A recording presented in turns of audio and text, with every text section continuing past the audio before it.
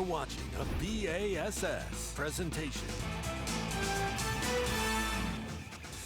Bassmaster Live, and welcome to it, the 2025 MAXAM Tire Bassmaster Elite at the Sabine River, 6th stop of the year. For the Progressive Bassmaster Elite Series, our live coverage is sponsored by Luz. We are glad you are here because this is one of the most interesting tournaments, one of the most unique playing fields we ever encounter in all the years of the Bassmaster Elite Series. That's why we are here for the 6th time here, and we'll tell you all the reasons why. We'll start by explaining this is our second week of the series, back-to-backers in the Lone Star State of Texas, and we go all the way down to the Texas Gulf Coast.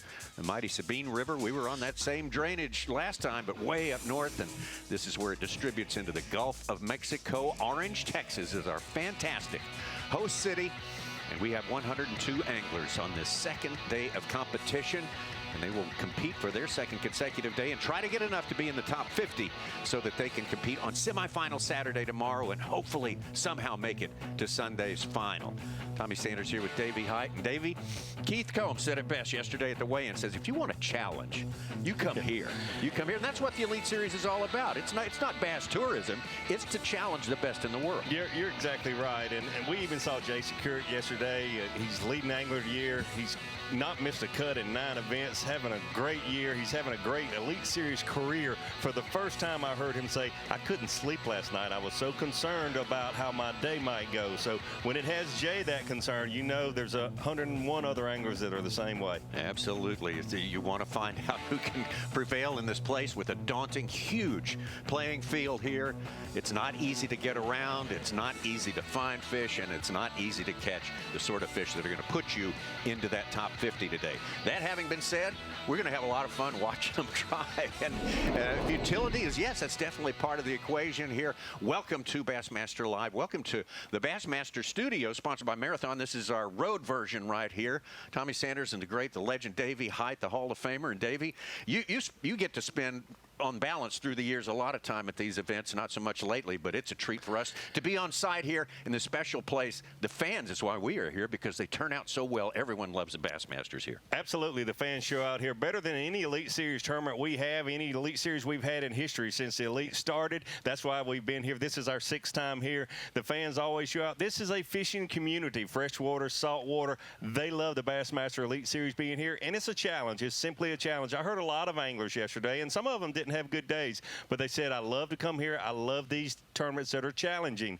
And, you know, we're not going to go somewhere every single event where it takes 120 pounds to win. It's cool to do that sometimes, but it's also good to see people like Jason Curry, the leader of Angler of the Year, midway through the season say, I couldn't sleep last night. I was so concerned about whether I could catch him tomorrow or not. Yeah, a lot of drama out there today. We are going to see some folks operating under pressure, that is for sure. And, of course, the pressure gets greater the deeper you go into the season. Every day is important. Every point here that you get counts as much as any point you got anywhere else so far or will get through the rest of the year.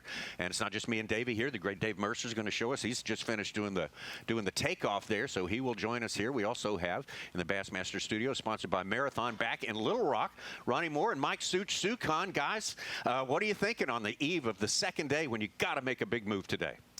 Well, I think my biggest takeaway, guys, from day one is our cut weight is about as expected. 7 pounds or so, give or take a half a pound was what people expected and what it normally is seemingly the norm here. But the biggest difference this year is the top weights. We obviously had 6 anglers over 10 pounds or so, but our leader being 12.2. In past years, that's 15 pounds, 14.5 pounds. So our leading weight's a little bit lower, but we still have almost just as many. The whole top 10 almost having 10 pounds is about on par from what past events have been like. We got 21 ties running. We had 69 guys had 5 fish limits. Average fish was 1.5 pounds. Last time here, there was 88 guys who had limits on day one. And at 21 ties, we have 5 anglers at 7.0 a cut. Last year, it was 13.4, I think, so it was about 6.10. So they're actually ahead of last time, but the guys are worried today that they may run out of fish. All right, fellas, we appreciate it. We will be leaning on you hard today to keep us up with what's going on. The size of the weights are changed for maybe some of our stops along the series this year, but the competition is the same. It is going to be hard fought out there, and Arkansas Stetson Blaylock coming off a hard week at Lake Fork. doing very much, turning things around here for sure. There's our Lowrance bird's eye view of where Stetson is set up right now, not too far from takeoff.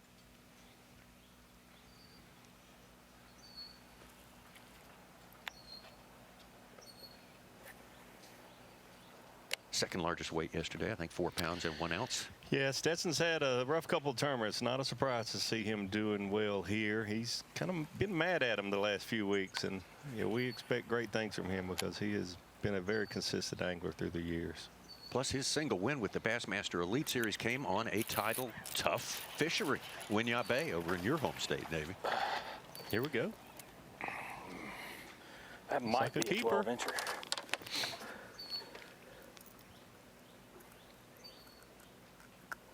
It might be a 12-incher.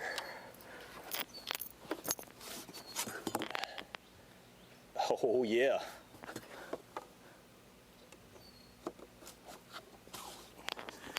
I mean, Sabine River, it ain't much, but we got to get a start and got to have 5 to to make the dance tomorrow, so that's a start.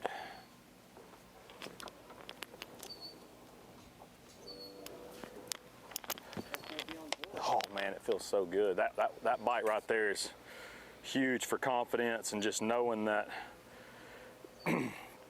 one less to make the cut. I mean, that's what we're looking at. We're looking at what it's going to take to make the cut, and we're one less away.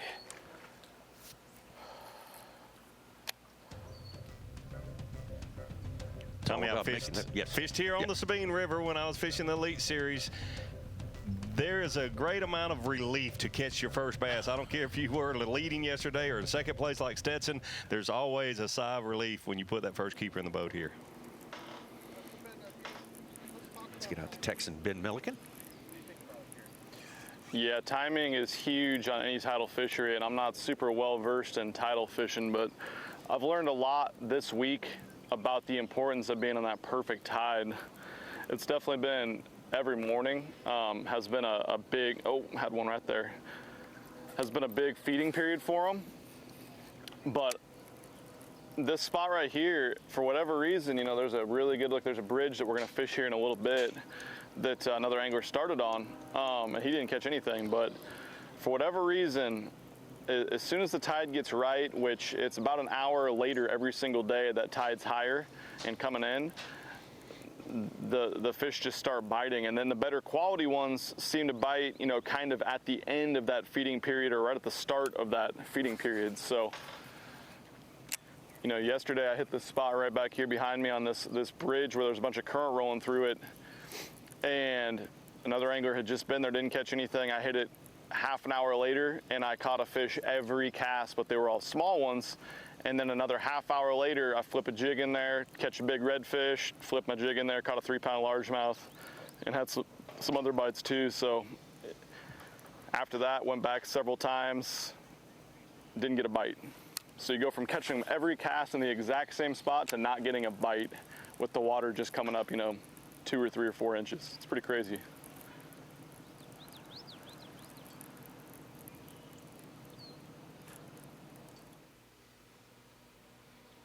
Ben Milliken, 10 pounds, 3 ounces yesterday, one of 7 anglers to be in double digits as far as weight goes. Weather-wise, it's, yeah, pretty much the same as yesterday, about a high of 86 degrees. A lot of humidity in the air, as you can imagine. We're at the Gulf Coast, and that's sort of the trademark around here. 15 miles an hour. That wind is, that's our air conditioning for today. Out here in the outdoors, it makes it a little more bearable. It's, bait on the surface and stuff, so probably has good and bad effects on the fishing, you know, in both ways. No chance of rain, just insignificant chance of rain. TH Marine Weather Watch. Well, I mean, it seemed like you would have to adjust. I mean, like your lure size, maybe even all your rods might have to downsize, right? I mean, yeah, for sure. And it's kind of weird. You know, I have a bunch of different presentations tied on. I got a couple different top waters, a couple different spinner baits, swim jig. Caught a bunch on a lipless already this morning. It's like as soon as you make a switch, you start catching them again.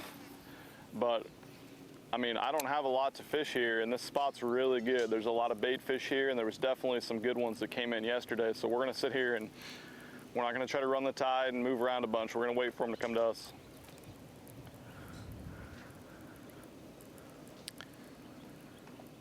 It just adds to the challenge when we're here on the Sabine River, it being a tidal fishery, and that's difficult in the best. You know, the Potomac River, gosh, there's been spans where it's been phenomenal, and it's always a challenge to decide whether you should stay in an area, should you run the tide, should you focus on high tide or low tide.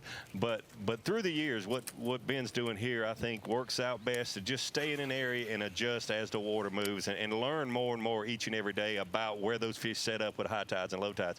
The wind coming out of the south changes things. There's just so many things, along with smaller fish than average, that make it difficult here. But the guys that'll make our top 10 on Sunday will be very, very proud of the choices they made, the decisions they made, and doing well here, just as much or more than anywhere we fish throughout the year. Well, Texas Gulf Coast is a busy place. You can see from this setting right here, a lot of commercial area, industrial area here. You'll see that. You'll see people so far into the backcountry, you can't imagine that we can get pictures of them, but we do. And all of that kind of stitches together to make an experience like regular people experience bass fishing all over these United States. Great point. We talked to Wes with the drone yesterday. Some of the anglers, he couldn't get the drone to where they were. They were in the woods so much, so that's unusual. Let's get back out to Stetson Blaylock.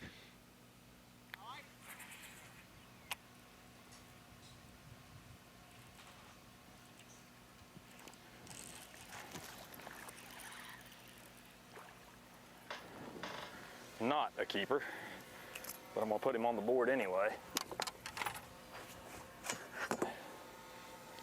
No.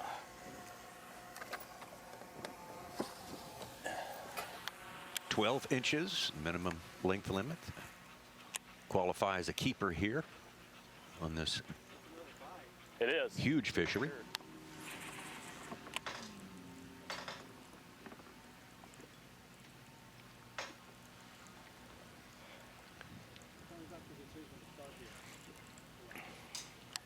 Well, I was literally one from the last boat out today. So no one started right here by the boat ramp, which is very odd to me because there's always fish right here. And made the decision just because we were so late of a number and we've got a long day today. I feel like it gives us an opportunity to still make our run and get our fish over there, but I wanted to kind of try to capitalize right here.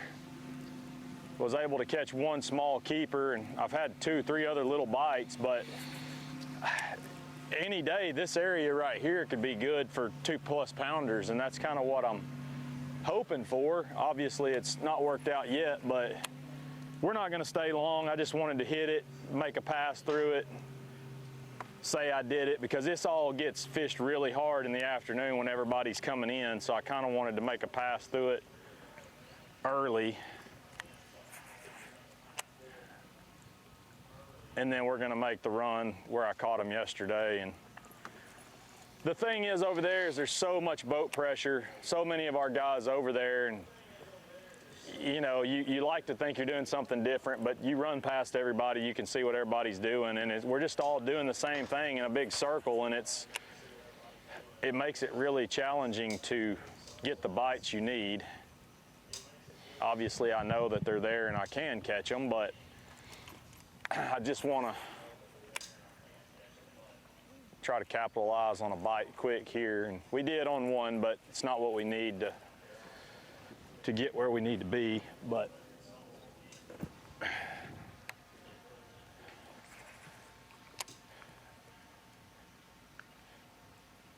you've got to make the Saturday cut to have a shot here, especially because you're going to eliminate a lot of the boats in those popular areas, and some of those bigger fish can settle down and can get some bites once there's less boat pressure.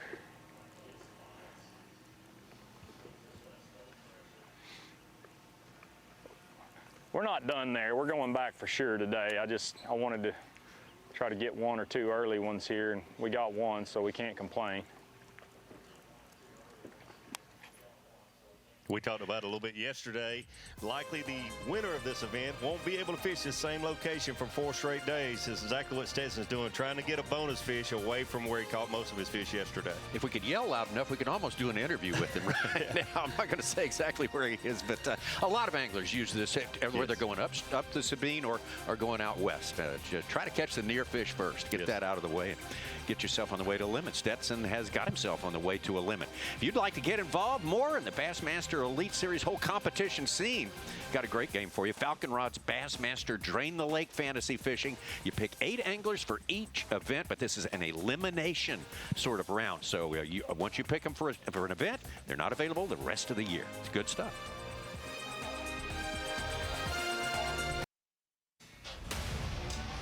The MAXAM Tires Bassmaster Elite at the Sabine River is sponsored by Ranger Boats, by Rapala, and by Yamaha. This is day 2. The imperative today, make it into the top 50. Got the full field out there, all 102 of them, trying to get something done. For a lot of guys, it means changing plans. Yesterday didn't get you close enough to that top 50. Got to do something a little different this time around. Stetson Blaylock getting a little insurance there before he gets out of the area, goes to his eventual destination. Turned out to be a pretty good call so far. Absolutely. These anglers are always thinking. He was one of the last boats to leave out this morning, and he kept an eye on the local area that we've seen a lot of fish caught here close to takeoff, and he was like, if no one else is going to take this little carrot, then I'm going to. I think it's certainly a good move on his part. It looks like he might be going over to the area where he caught him yesterday, making a little run here.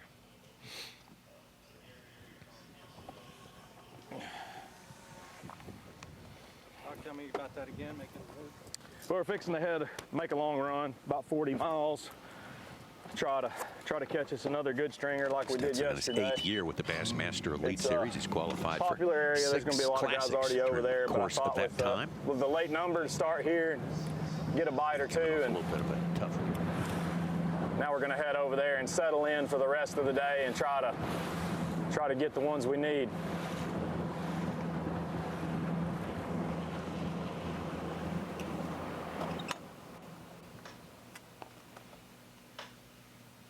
Hey, just leave it there. One's always. Yeah. That first one especially, we talked yesterday. Stetson Blaylock making a move, Such, and this is the deal. It's not just changing spots. We go from Lake Fork, where the whole body of water is 27,000 acres, maybe 15 to 20 minutes for your longest run. Here, if you leave the takeoff, you're either going 10 to 15 minutes north, or you're probably going 45 minutes to the south and southwest. And so seeing Stetson head south, he's in for a run now. He's now committed to this now south area. You've heard guys say once you get to a spot, there's not much moving around. You may have 2 or 3 or 5 different areas you want to hit, but you can't just relocate on the Sabine. That's why it's key to have, at least 2 or 3, maybe 4 high percentage areas you have confidence in within your area, that once you get 45 minutes to an hour away, you can bounce around just slightly, but not 30-minute moves here and there. That will cost you. You can't choose the Neches River and Taylor's plus the takeoff. You have to kind of pick one or the other. So we go out to Ben Milliken live. He is still in the general area just south of takeoff. Well, in 2023, we had a number of the top 10 just fishing circles around the launch site. Yeah. And competing well. Yeah, absolutely. We've seen it in past years where Aaron Martin's, made a comeback almost to win in 2015 across from takeoff. Seth Feider's done well. Brock Mosley. We had Matty Wong.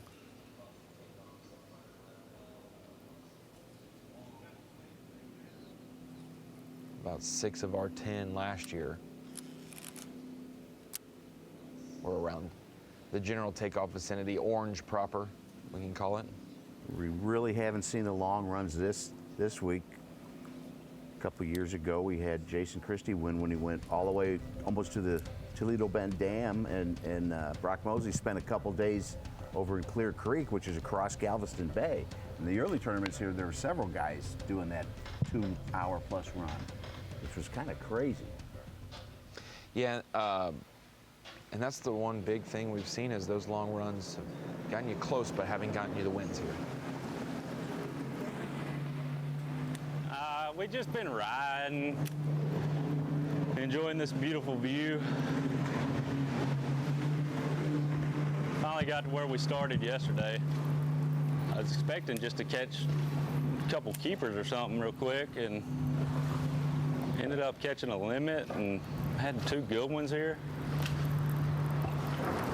This was not even my game plan. It was just a hope to get something started, so worked out good. See if we can't get a couple quick bites before we start flipping.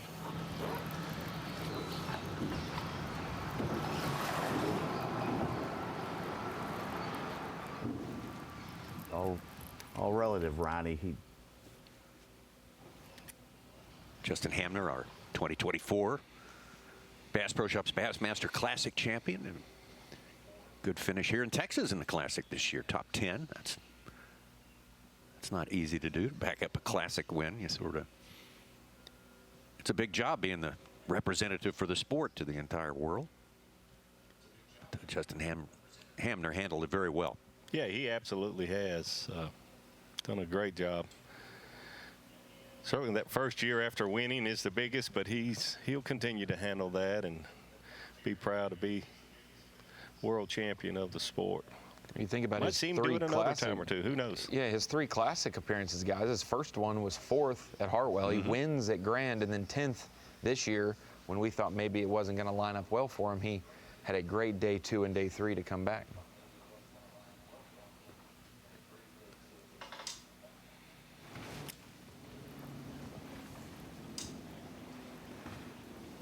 We saw some shad spawn last week at Lake Fork. I'm sure there's some bait fish spawning going on here. They're all different varieties. We're so close to the salt water. Oh, yeah. There might be real ocean dwelling herring run up here around these bridge pylons, but him throwing a spinnerbait in this shade of this bridge is certainly some of that's going on. Some bait fish spawning here early in the morning.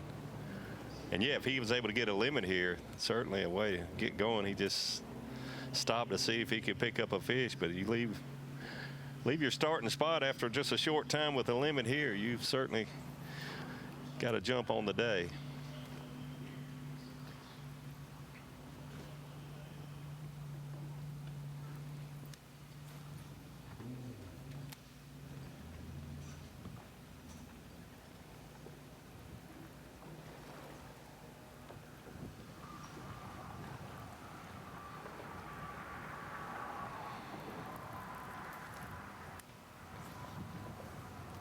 If you're just picking up with us, go ahead.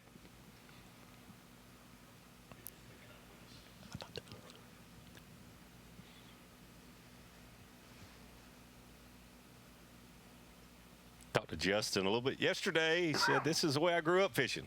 Tough tournaments, smaller fish. I can do this.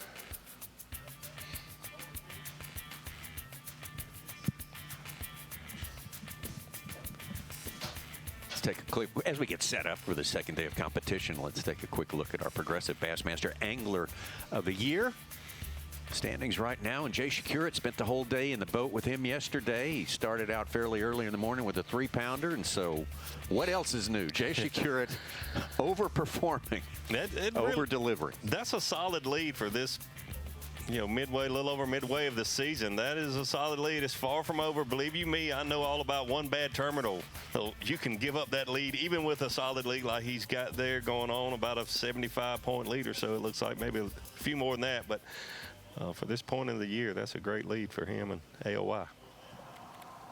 See, second place has been taken over by Trey McKinney. Will Davis now in 3rd place as it stands. Well, just started on a bridge here first thing. Caught a pretty decent fish off it actually, like a 140, which would have been not even my smallest one yesterday. So I'll take that for a start. And it's a little noisy under this bridge, but we're I caught it right off that mat right there on that back corner of that bridge. So hopefully we can do that 4 more times and then also set the hook on a 3-pounder. That'd be awesome. So for now I'm gonna fish these mats. There's a little bit of current coming in here actually. See if the fish are positioned on these little points like that right there. And go from there. I'm gonna hit the other side of that bridge too. I haven't done that yet. But yeah. Nice to catch one early, that's for sure.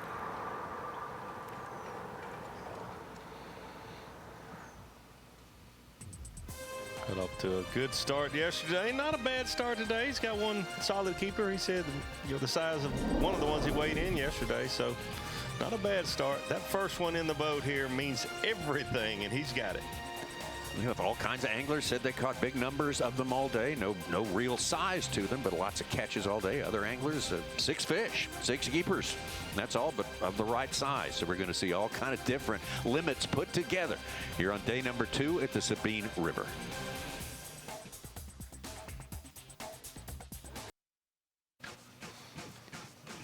The MAXAM Tire Bassmaster Elite at the Sabine River. There's some of the wilderness we talked about that you can get way back in there. Of course, we've got a lot of water coming down. Been a lot of rain in east central Texas out the last couple of weeks, and a lot of it's still filtering down to the Gulf. Big wind, steady wind for days now has sort of slows its travel to the Gulf. So we've got a lot of water in a lot of places. Our hard edges are hard to find sometimes, this kind of situation. Let's get out to Taku Ito, a great day. Day number 1, didn't think he was going to have one. Didn't have such a great practice, and the start of the day was slow. Yeah. Sabine River day 2, so I fish in the Tidal Bayou and the shallow cover at flipping.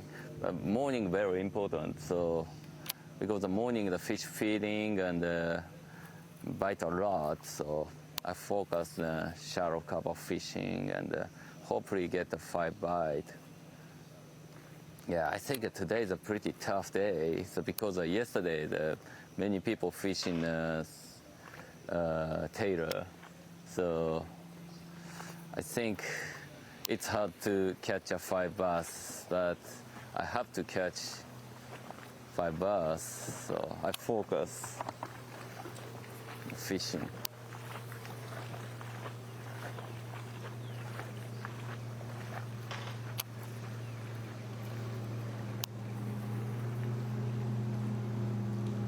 You called it, Tommy.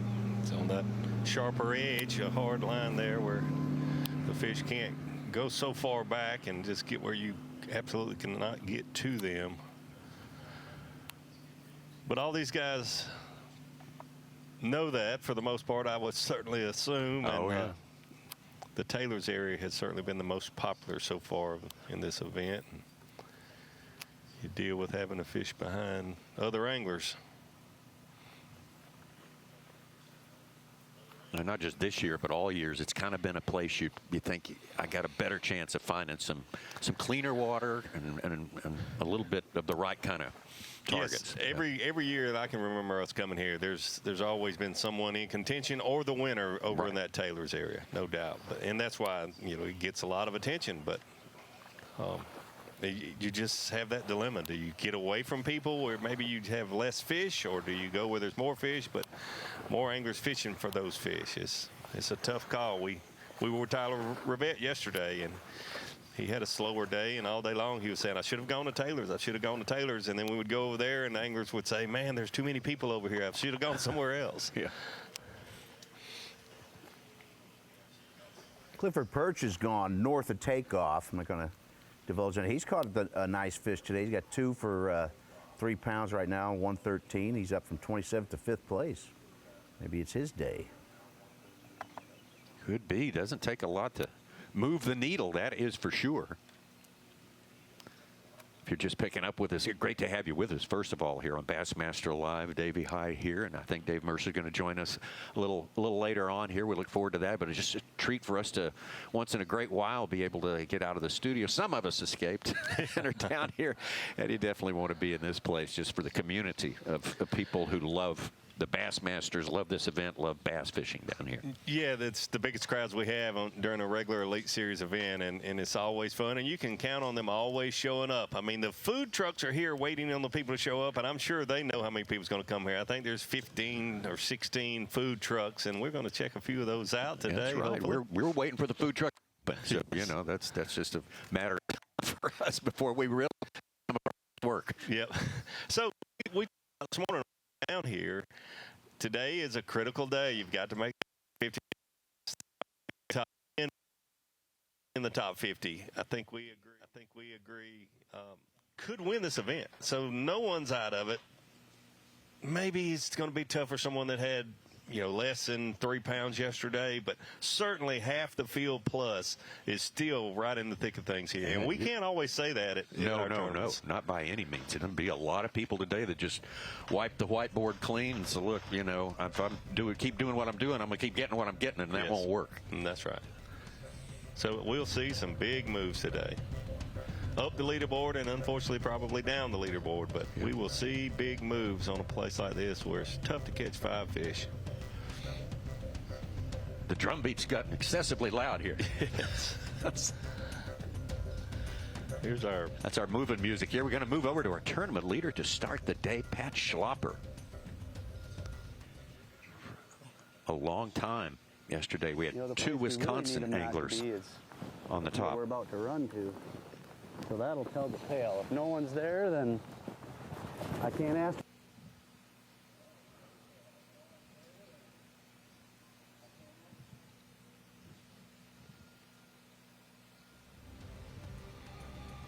Chad Pipkins is trying to make a move. He was our day 1 leader last time here. He's got 4 fish on the day. He was started like almost 90th, and he's inside the top 50 right now.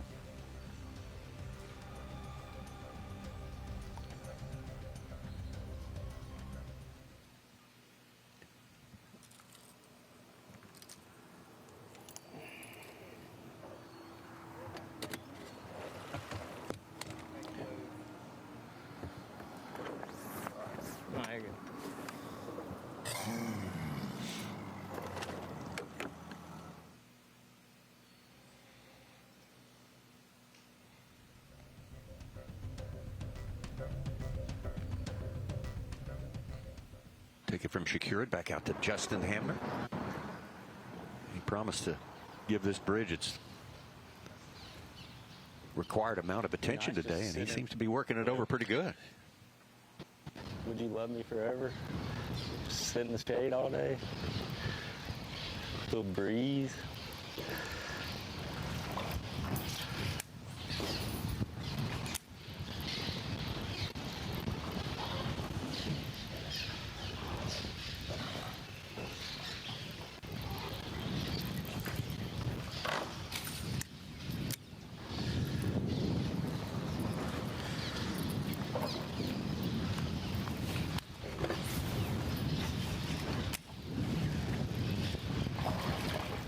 Heard Justin say to his cameraman, would you love me forever if I stay in the shade all day long? A little breeze going under here, and he's certainly not doing that just for the shade. Yesterday he was able to catch his limit there, but it is a nice place to check out here on the Sabine River in the shade with a little breeze, especially if you can catch a few keeper bass like you did yesterday. Yeah, you're going to get enough sun during the course of the day. You spend a little time in the shade, it's not going to be a sin.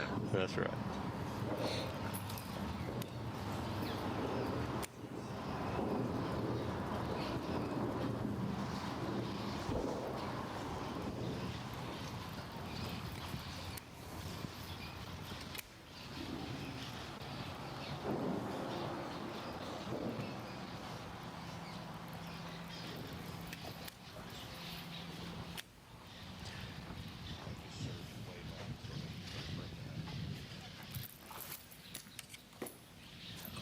There you went.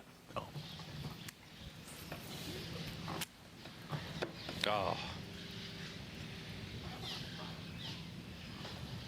Just lost one there.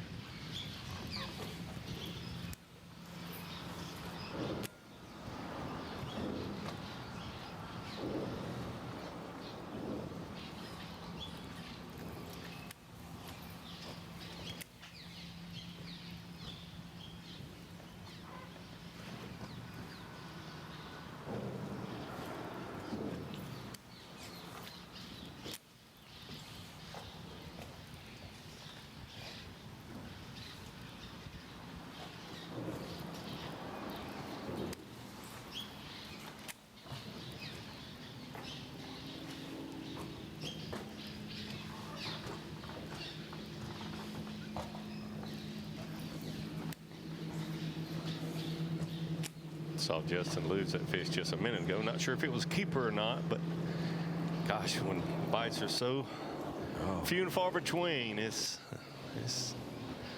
disappointing to lose one, especially if it was a keeper. Listening to weigh-in yesterday,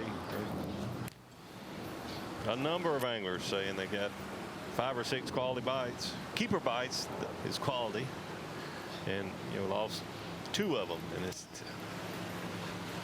tough when you're only getting a few bites and you lose a couple of them. Justin's best finish this year on the Elite Series has been on what, for 99% of the anglers, it was a pretty tough fishery, the Pasquotank River. And sure was. He managed a good result there. Fishing boat docks with a jerk bait and mixing it up, a jig a little, doing different things. But he's dialed in on his bridge this morning. Had a lot of success there yesterday. Said he caught his limit and a couple really nice ones. Pat Schlapper, we got Wisconsin on top again. Pat Schlapper and Jay Shakira, 1 and 2 as it stands right now. Stetson Blaylock on the board today. Clifford Perch, which formed us, caught a couple of good ones upstream.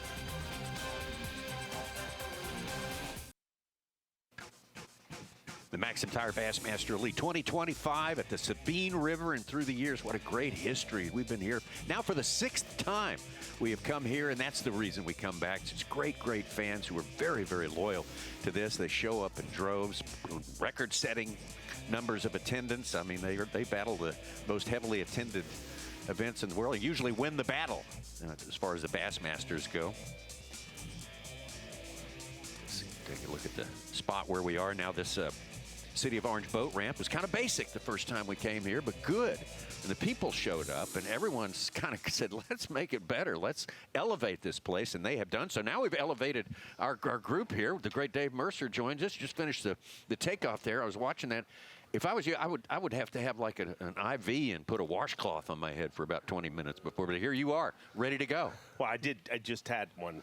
I mean, I'm a quick healer. Well, the hole closed up pretty fast. That's good. Great to have you with us. And boy, a lot of guys are nervous today. I'm nervous. I mean, this is a weird event. This is nothing is given here on this body of water. Everything is earned, and this is a different feeling. Where normally after day number 1. You've several anglers who feel comfortable in what they're doing. I don't think I talked to anybody who feels comfortable. This is an event where you have to be comfortable with being uncomfortable. And nothing, it changes day after day, and it's going to be interesting to see. I mean, I have no idea who our top 50 is going to be, but that makes it exciting, right? Right. We had a few guys on the weigh-in stage with you yesterday who said, I may be doing something different from everyone else, but they can't be sure. Everything's so spread out here, and everything is just, boy, it's hard to get a feel for what the rest of the world is doing out here. You get back in one of these corners. Yeah, and we've taken them, like, this is mental abuse, let's be honest. We went from Lake Fork, where it's like, I mean, we were at Disneyland. I mean, just giant fish, and to go here, it's just, I mean, it kind of explains what the Elite Series is all about. You want your anglers tested at the top level, at every different level. We talk about how technology is dominating this sport. Well, this week, not such a big player. More natural skills and hand-to-hand combat. But I'm here for it. Spinner baits, who doesn't like it? You're right. We got to challenge these guys. That's what it's all about. And we are getting plenty of challenge is being handed out to everyone here this week. 102 of them trying to make the top 50 spots on this day. And they're going to not leave anything on the table.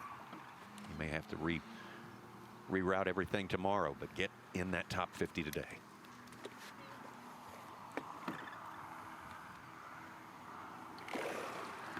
A lot of guys drinking Pedialyte and stuff at takeoff. I think we forget we've been very lucky here on the set. There's been a cross breeze and it's been hot, but the wind makes all the difference. Where these anglers are fishing, I mean, and this isn't a real good snapshot. You know, we're seeing guys in the main river by the looks of things, but you got a lot of guys way back in the jungle, and it is hot. Oh, it's steamy. It's the Gulf Coast after all, and that is the environment we're in. It gives us a lot and challenges us a lot. That and the fact that they've been on a steady diet of crawfish for the last 2 weeks, probably crawfish not and great drawn for butter. That'll kind of hydration. Get your metabolism going.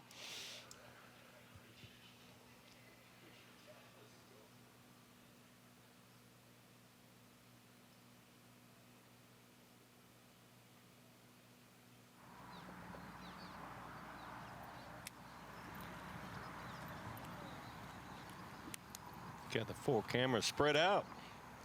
Anglers, different areas, different approaches.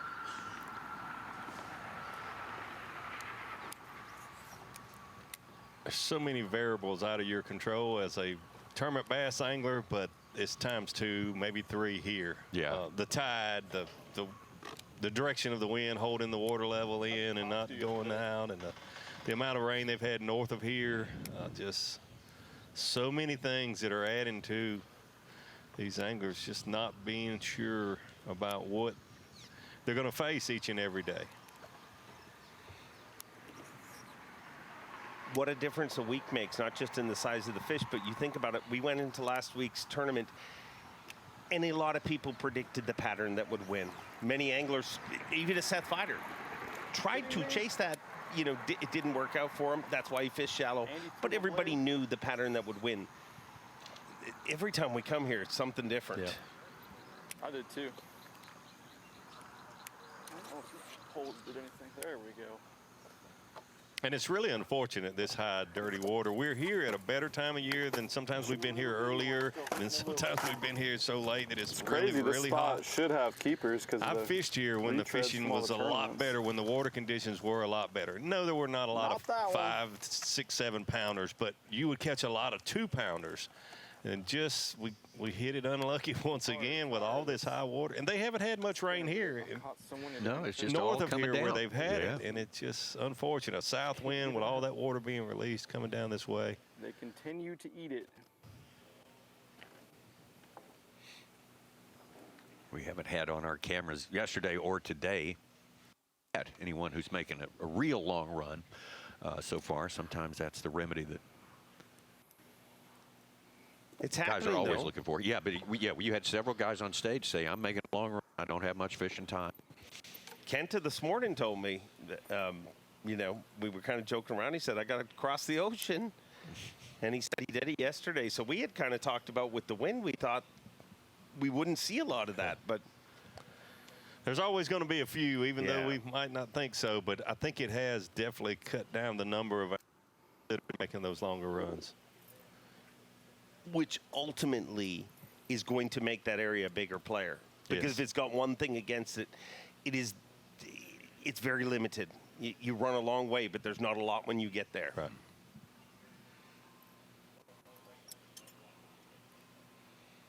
Excited about having a camera with Ben today. Totally caught 30 or 40 bass yesterday, he said. It'll work. Good thing we're not catching big ones.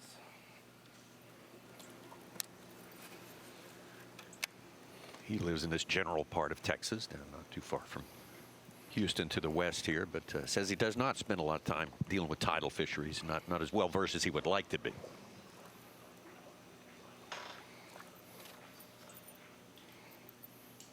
Yeah, and before that, spent his time in Nebraska, so tide not a big player for him.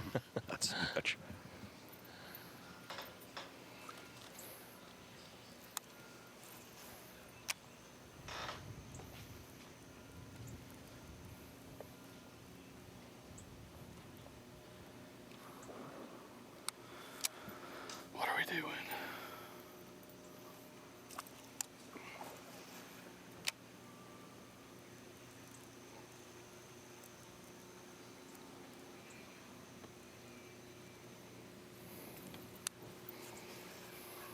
Just goes to show you how you can never write it down. You would have assumed Milliken to be a player on fork. Out of these two, going into the Texas swing, you would have said Milliken for sure, fork might struggle here. Exact opposite. He's won on the Sabine before, an open win at Toledo Bend. Yeah. And that's true. But But it we have feels a like new, I know it's the same, but not. no, exactly, no. Same but different. we have a new leader, Clifford Perch, with his 4th fish. He's got the biggest of the day, a 113. He's got 5 pounds, and he is taken over the lead from Pat Schlapper by about 3 ounces, 10 ounces.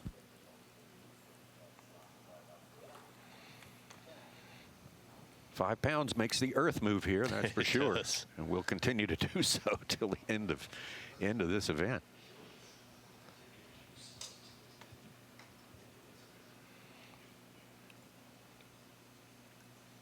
Started thinking about tough tournaments in my career that I've fished or kept up with. And last week we were talking about record-breaking catches, and we were in Orlando, Florida, Lake Toho. Yeah. Back in the early 2000s. And we had a February tournament, I think it was, late January, early February tournament, and they were record catches. And because we started in the fall of the year, it was the next season, but less than a year away. We were at the exact same fishery, and 10 pounds a day, you were a hero. I made the 10 cut after 3 days with 30 couple pounds on this same fishery, different conditions. So I'm not saying this is that different, but when you're unfortunate with water conditions, dirty water, high water, that sort of thing, it's just not a good look for this fishery. No. It's already tough. Be the first one to say that, but it's unfortunate the conditions we have here for these anglers. Well, we'll see which anglers are making big changes on the day, who's moving up the leaderboard. We've already got a Clifford Perch, and perched himself atop our standings right now.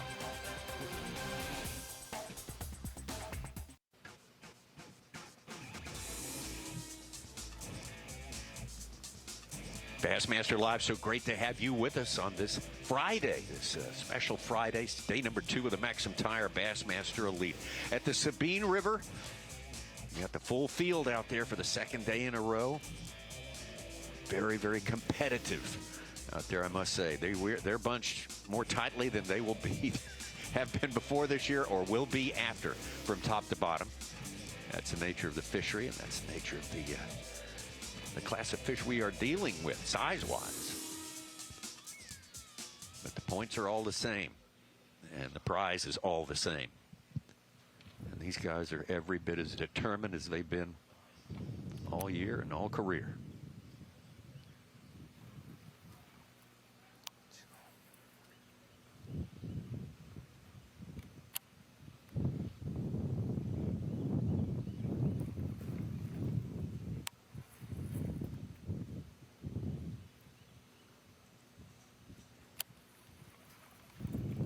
I think this is Takumi next generation. He is teased on stage.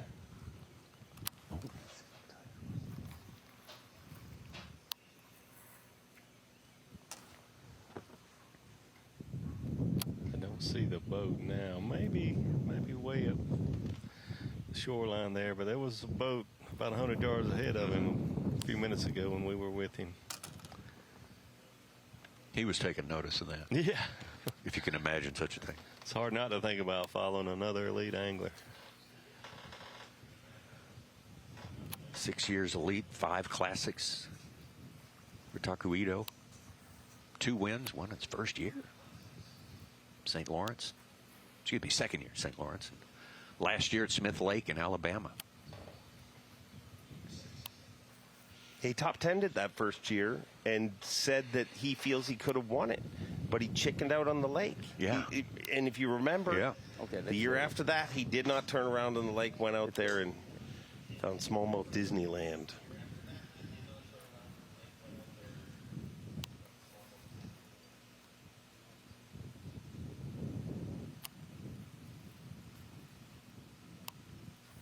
Got St. Clair coming up, that he's going to be a player there as well. Oh, sure. Always is.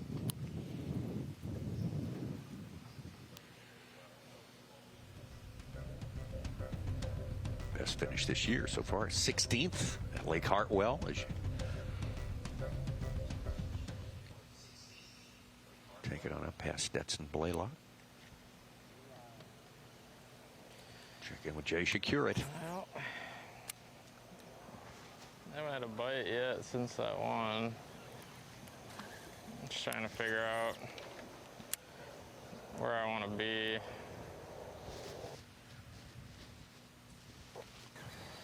But we're going to give it a little bit. Not up as far as I was yesterday yet. Isn't a bad thing. I caught some fish down here too, but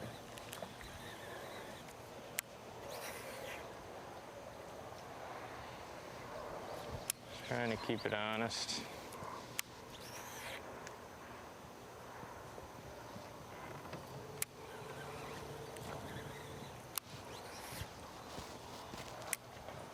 It's 8:08 local time here. It's 8:30 It yesterday. is. Skeeter Well, boats. hold on. Hold that BFA, thought. John Cruz. Temper your expectations. John Cruz, a 2 pound, 15 ounces, our Skeeter Boat's big fish of the day so far.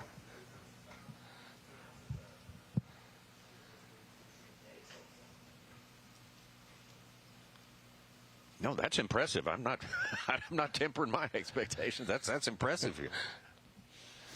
No need for the warning.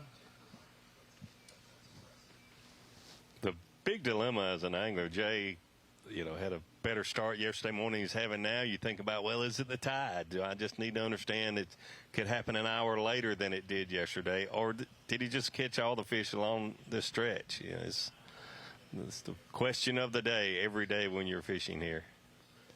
Really any tidal water, but especially here when you know the population's not the best. And that high water just spreads them out so much, and you wonder if, man, I just hit it at the right time, and I'm going to have to wait an hour longer today for it to be the right time. He caught that 3-pounder at 8:30 yesterday.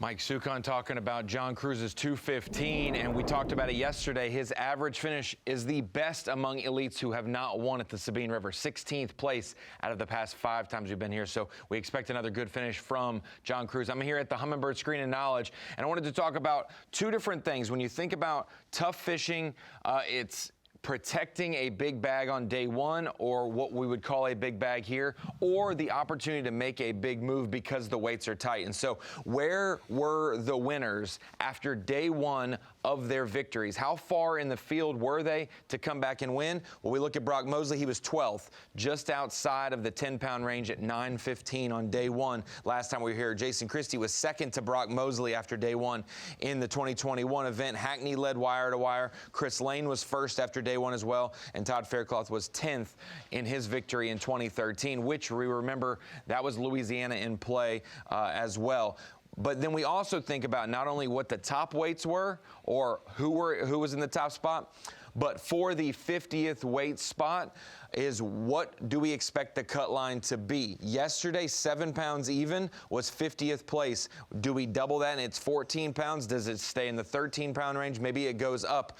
We will keep an eye on that. But looking at the top 50 weights after day 2 in past events, 13-4, 14-9, 15-11, 12-0, and 10-0. So even though the winning weights were higher in these 2 events than all the other times we've been at the Sabine, the cut weights were the lowest of those events. Obviously, these anglers have figured out the key areas, but we'll see. Will we fall? Maybe the 2nd highest cut weight, maybe the 3rd highest cut weight we've seen at the Sabine. So fishing's tough, fishing's tight. Guys in the top 12 certainly still have a shot to win this event based on past history.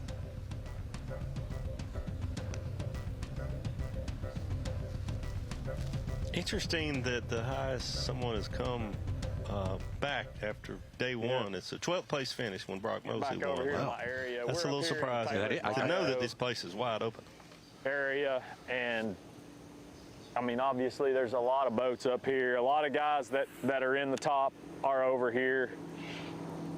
I just felt like, I mean, there's a lot of guys that fished over here that didn't catch them that are back again today, and more power to them, because it's obviously you see everybody that's running in and out of these areas, and you know, you always want to find something by yourself, but the first day of practice over here, I kind of I didn't get a ton of bites, but the bites I got were the ones that you're like, okay, well, if you catch 5 of these, you're going to be doing really good. And I didn't practice over here anymore because I didn't want to, number one, show my bait to any more fish, because this, as many as are in here, it's still tough. It's still hard to get them to bite and get good bites. So, but we made the run back this morning.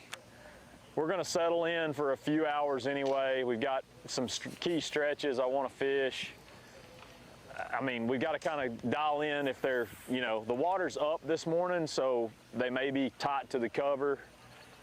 Kind of got to figure that out and then go from there. But just got to get some bites. I mean, we got to let the fish tell us what they want, and if they're going to be against the banks shallow, or if they're going to be out. I caught several down this stretch yesterday out, kind of out off the stuff, but the water had already kind of dropped a little bit. It's really hard to tell what's going on with the water this time because we've got a lot of rain water and flood conditions from the past few weeks coming down these rivers and bayous, but then you've got the wind blowing the tide back up against it, so it's making the water level do weird things, and it's hard to keep up with it and really know what you need to be doing at what times. But a bite will fix a lot. If we can just settle in here and get us a bite or two and start dialing it in a little bit, we'll be okay. We've got a lot of confidence, though. That's the main thing. We just got to get a bite to put that confidence to work.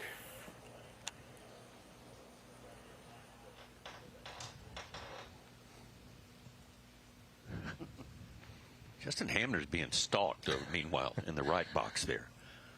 I think, he's had issues with wildlife. Several run-ins with geese. Yeah, that's right. Now he's decided to step it up a little bit and take on the Brahma bull. Yeah, that's good. 2 things happening here. Cow has a calf, or the cow recognizes that that's a former world champion bass angler. One of the two is going on. Never seen one.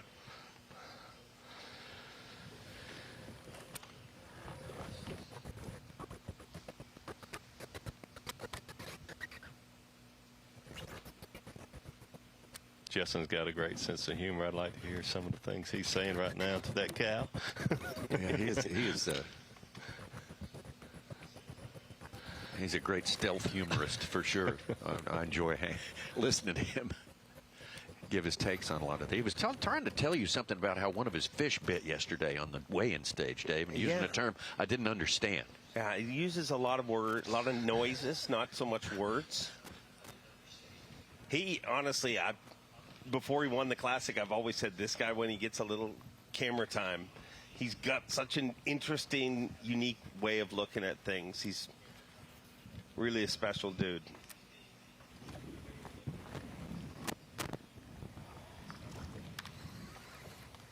Justin checking in. How's it going? Oh, it ain't going nowhere yet. Started out on that bridge, and the current ain't coming through like it was yesterday, so just got started doing a little flipping. There's somebody on every stretch I want to start on or stop on, so we're gonna work our way up and try to find some new stuff. I figured out a little deal yesterday. I was hoping this bank was like it, but it's not, so I'm probably about to go up and fish that stretch where I caught them at yesterday afternoon and hopefully find some new little areas. Let all these boats get out of here. And yesterday when everybody started leaving, all the banks really started to like actually clean up, and oh my gosh, that sucker was getting gone. You got a good fan base over here, though. That cow, I don't know if that's a fan or a hater.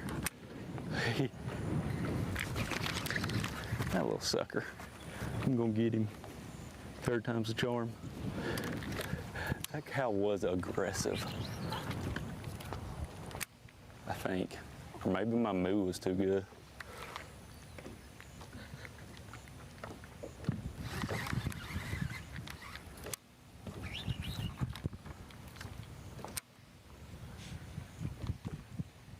We need to hear his move. Might have had a little hamburger on his breath, too. That can get him kind of fired up. Bet he's got a strong move. Oh, yeah. Look at that guy. That's a cow for the boat. It looks ornery. We heard that. Yeah, he did hear that. And for the record, he's not in Cow Bayou. No, he's not. He's not. Or Little Cow Bayou, either one. Justin Hamner hanging in there in the top 10. As we move on through the morning here, Stetson Blaylock's got one in the bow. Jay Shakeup, same story there. Clifford Perch, though, the man on top of the leaderboard with 13-13. You want to get off that number pretty quick. Probably will.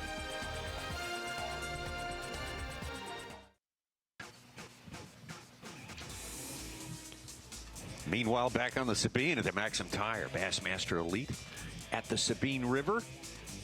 We got anglers on the move. We got anglers spreading out a little bit.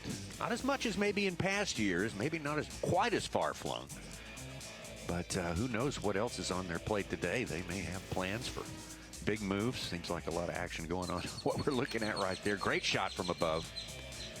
At this one of the main waterways in the eastern part of Texas, the state of Texas here. Second week in a row for the Bassmaster Elite Series. Legendary, amazing Toledo Bend was last time around. And totally unique, fascinating Sabine River this time.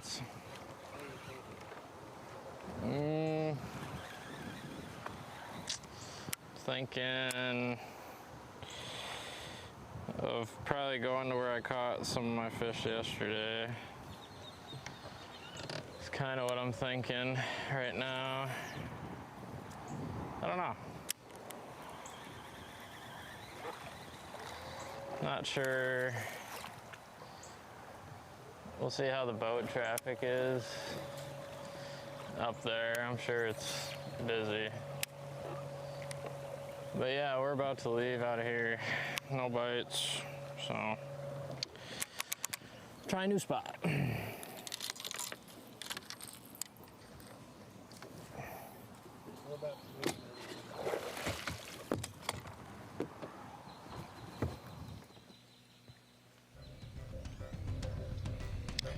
Seeing him contemplate what to do more this morning than he did last week, the whole event. We had a camera with him from start to finish. He did so well.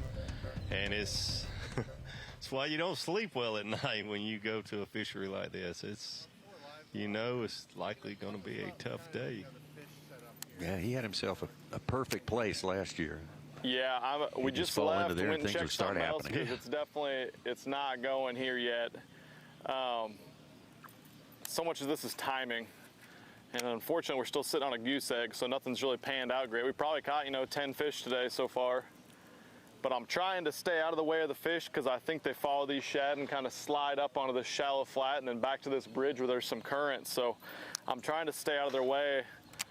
I think the little ones will be back there and get back there no matter what, but the big ones here are definitely, they're older, smarter fish. So I'm trying to make as little known presence in the water as possible and let them get back there and get active.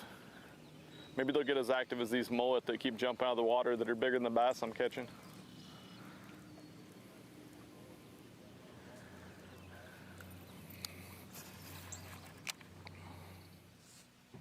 Good strategy there for Ben. Shallow water. You can see there just to the left of him, that little opening there is a bridge there that there's some current. He caught a lot of his fish there yesterday and said there's shad there. If you stay between where the shad are moving through and the fish, it'll disturb the fish and they not move back there. He caught a lot of his fish there yesterday. You want to move away from it and give it a chance to all happen.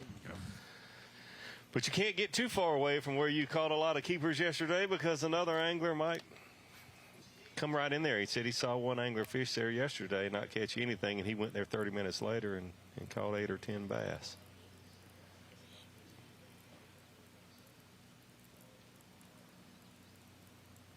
He's talked about how important timing is every time we've been able to hear him talk this morning. It's certainly on his mind.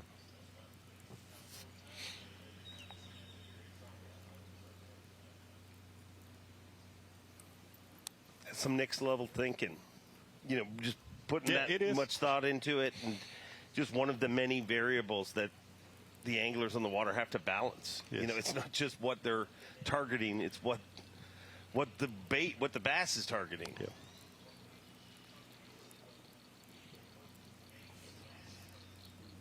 You hear him talk about got to give them a break and let them set up a lot, but usually that's just moving off of them, you know, one cast away. But what Ben's saying is, I need to get 100 yards away and let these shad come in and these bass to follow them.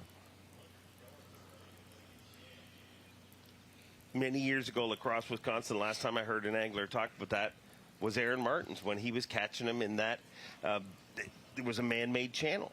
And me and Overstreet went in to cover him the day before, and Tommy was in the boat with us that day, and we couldn't really get in. There was a lot of spectator boats. But the next morning I said to Aaron, where do you want us to be to cover you? We need a better shot of you. We were doing bass cams back in the day. Aaron said, right across from me, just pull down right across from me. An hour and a half into the day, Aaron had not caught anything, and he'd been blasting them there the day before. And he just kept looking at us. And he looks at us, he's like, bro, you got to move. You're ruining everything. And I remember turning to Overstreet, and I'm like, what is he talking about? And he goes, you're interrupting the shad. The shad come in around the bay. And he said, if your boat's there, you're interrupting them. And if you interrupt them, they can't get to me, and I'm not catching any bass. And I remember turning to Overstreet thinking, what is this guy? What's up? Well, we pulled out, and 20 minutes later, guess what? He started catching. Oh, yeah. Got a begging. I felt bad. You're ruining everything, bro. Come on.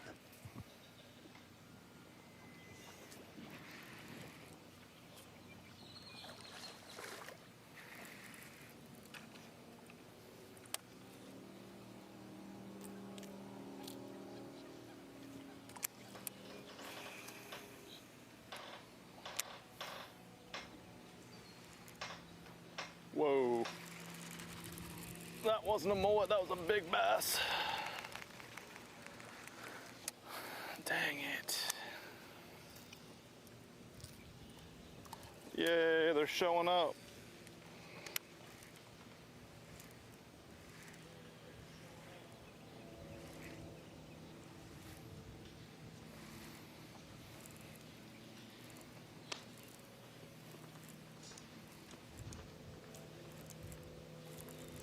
Been milking the only angler that I talked to. I heard talk about fish blowing up on shad yesterday. Didn't hear a lot of talk about that.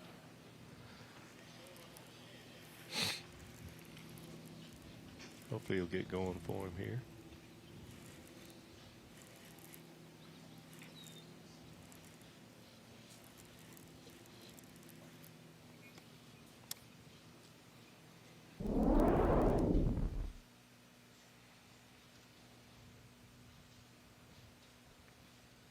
Hours in, we only have 2 limits. Clifford Perch, he caught his 5th a little bit ago, 5:14. He's leading with 13 pounds, 13 ounces.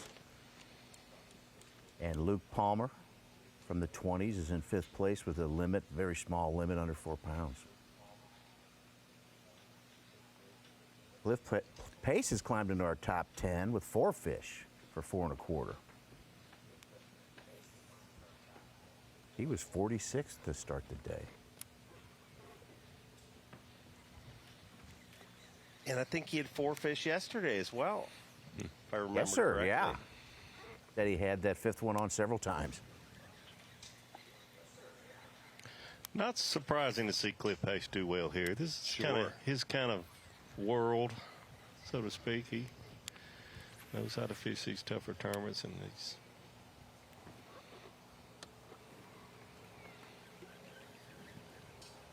Yeah, he compared it to Pascagoula. River, you know, yesterday on stage. I didn't hear very that, but similar. I can certainly, certainly You've been see there. a lot of similarities. Yep.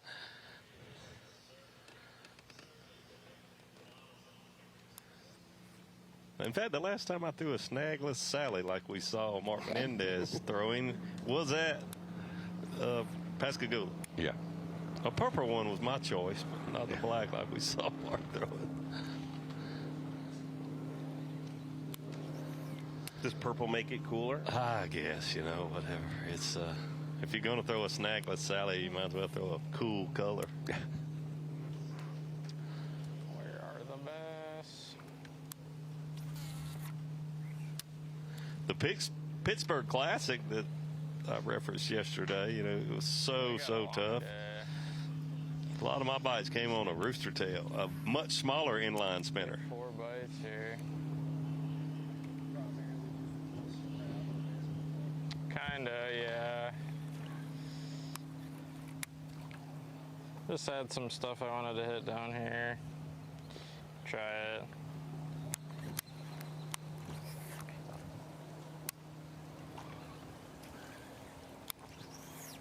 Give it a good hour, you know.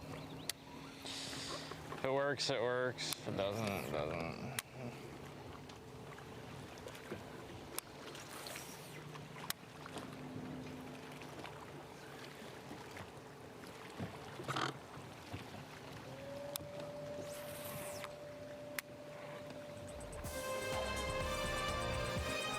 He's struggling, but something tells me he's gonna find them. I mean, that's what he does. Yeah, he's a problem solver. Obviously, you wouldn't be in the position he's in if you couldn't solve some of the toughest problems out here. And these guys, for this special week, are being confronted with a very tough assignment. And Pat Schlapper has responded to Clifford Perch's little onslaught that happened earlier. Back on top with 16 pounds. Have to investigate that and much more when we come back to the MAXAM Tire Bassmaster Elite at the Sabine River Day number 2.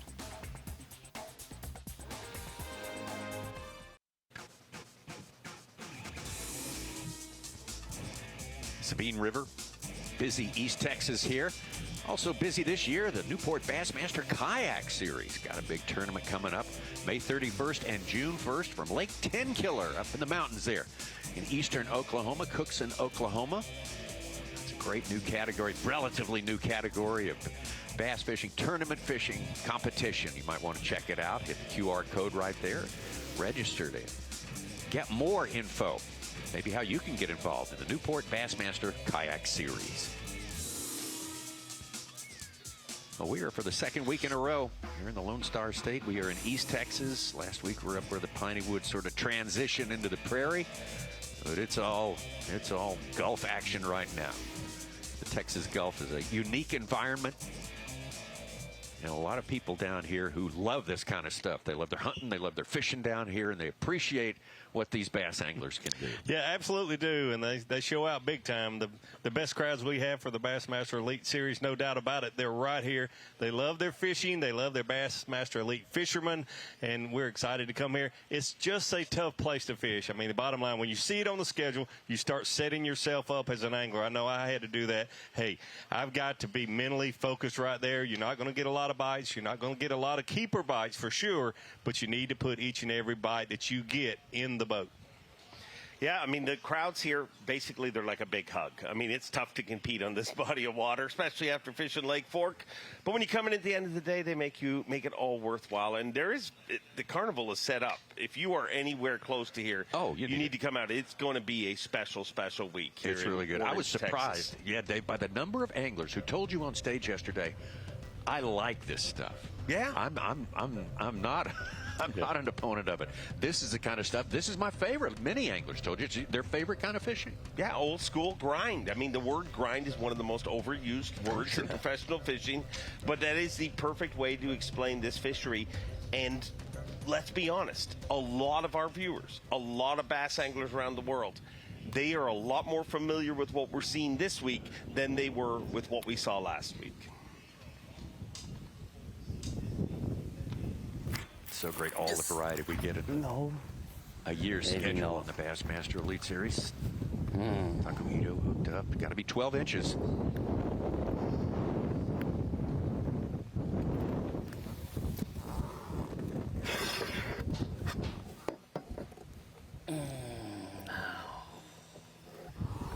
Thank you.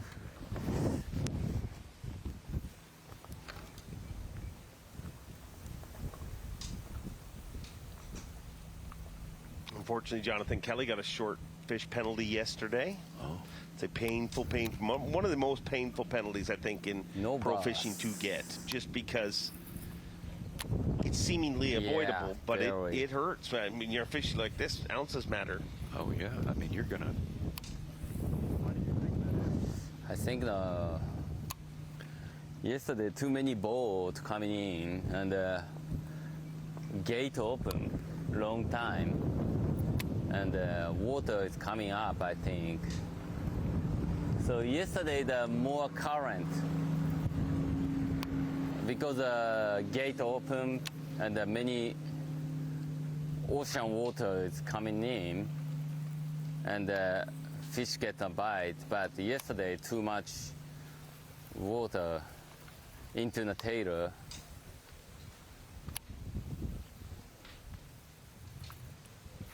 Today was not so much current, and yesterday too many bass feeding.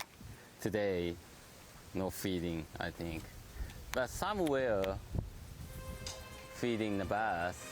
So.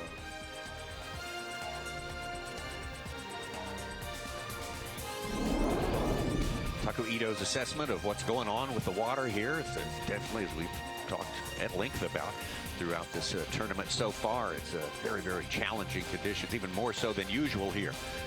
So these guys are putting together a plan. They talk about this, but they're also thinking about how am I going to remedy the situation and turn things around on this important day.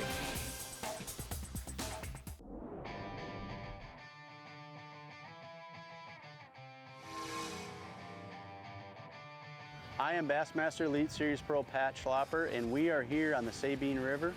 And this is the bait that I've been catching most of my fish on. It is a 3/8 ounce Do-It Molds compact finesse jig. I actually made it myself specifically for this tournament with the hook, the fine cut skirt material, and then I'm putting a Big Bite Baits sapphire blue chunk on there. So real good bait, super compact, downsized, special for the Sabine.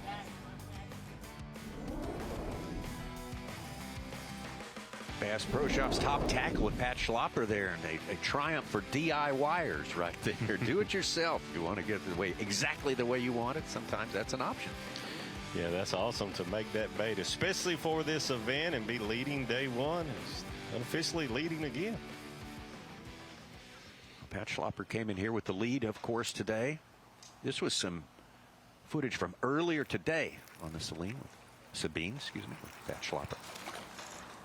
And we might have one.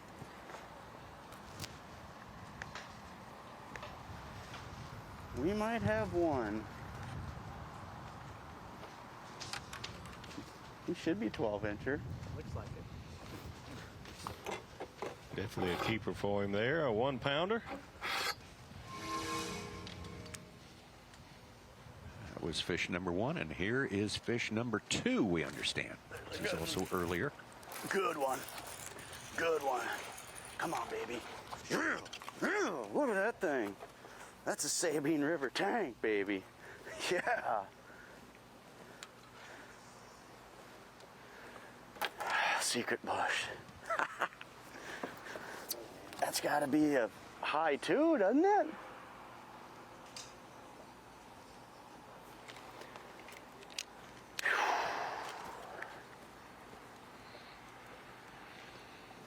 Oh yeah. Oh, it don't really matter, but I mean he's close to 3. Look at that. Yeah, baby. That's one of the ones we need. That's like 3 fish right there. Secret bush, baby. That's why you got to be so meticulous. Just like pick stuff apart. But I feel like I figured out there's like 3 or 4 kind of key little deals here that seems like when they want to feed, they set up on. I lost a nice one out of that bush yesterday. It wasn't that big, but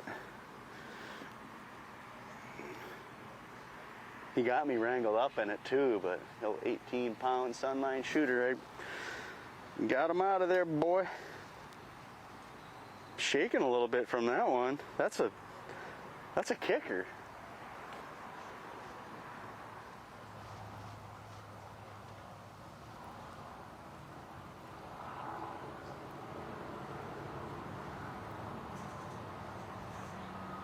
That was all earlier today. Now let's get out to Pat Schlapper live. Well, I mean, I got a good start. It's definitely a little slower, but that's kind of how it was yesterday morning. But I already got one really good one and one keeper, so. But I could definitely tell that they're feeling the pressure because I've had a few other ones, you know, pick it up and drop it, and I caught one real small one. But I mean, I got one almost 3 pounds. I got a 1-pounder, and I mean, you can't ask for a much better start than that after only being here for a little while. So, and yesterday it was, I just kept fishing through here, and there's a few little key spots it seems like they pull up on, and I don't know, just keep fishing the same stuff, but all of a sudden you get a bite. So, but I can definitely tell it's tougher today, which I expected it to be. I don't think there's a bunch of new fish coming here. I think kind of what's here is what here. But I still think there's some other good ones in here. I know there is. So I just got to catch them. I mean, I feel like with what I got right now, I made the day 3 cut. Now I'll just grind away on them and try to get what I can get. And yesterday it was like 9:30, about 9:30, 10 o'clock when they really started biting. So I'm hoping that's the same today.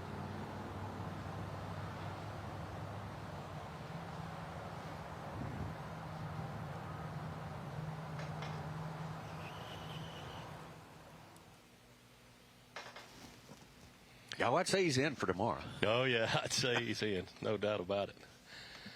So it's interesting what he just said. The day 2 leader unofficially just caught a 3-pounder, almost a 3-pounder, and he said, it's got me shaking. We didn't hear that last week. No. Not one time. Not on a 3-pounder. But here's the thing. If you're shaking, that means you're excited. That means you're enjoying a bass tournament if you're a bass angler. So it is all relative.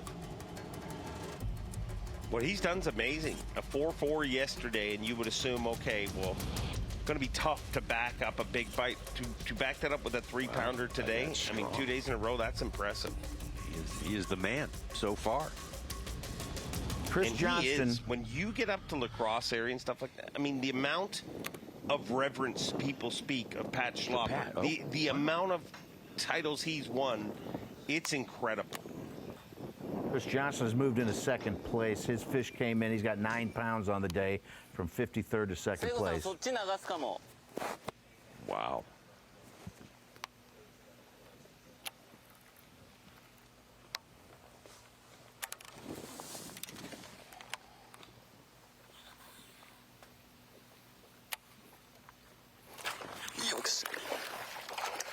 Got it. Yes.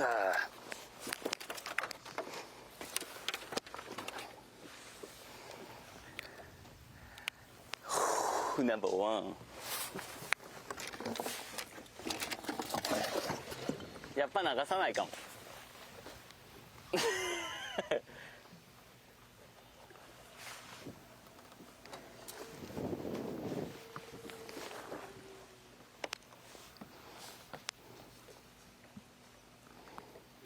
Thank you.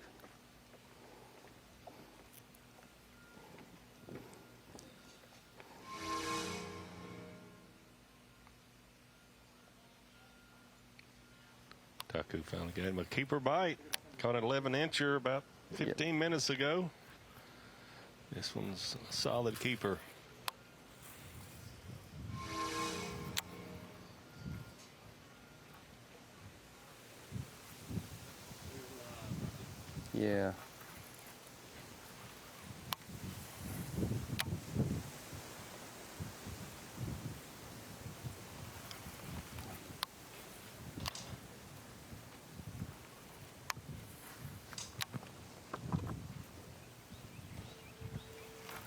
We don't see Taku on Bassmaster Live with a flipping stick in his hand very often, but you can watch him. He's done this before. Pretty nifty. He can do it all. Takumi next generation. He's talked about it on stage. He's worked hard at this, rounding out his game. Yes. It's a reset, huh? Sort of. Says Takumi next generation is not as consistent, though. He will warn you. Sabine River.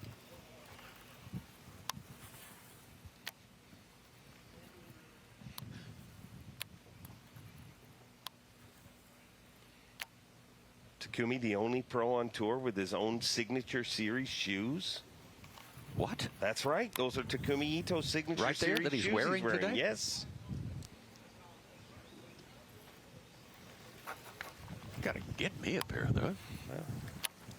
He offered me one on stage at Fork, but wanted me to give him my shoe. He's a size 8, and I couldn't do that exchange with him. Plus, I will guarantee you one thing. His size 8 smelt a lot better than my size 12s. Skeeter Boats, BFA, big fish alert for Bo Browning. Same region as the leaders, a 4-pounder. He's at 4th place right now with 612 on 3 fish.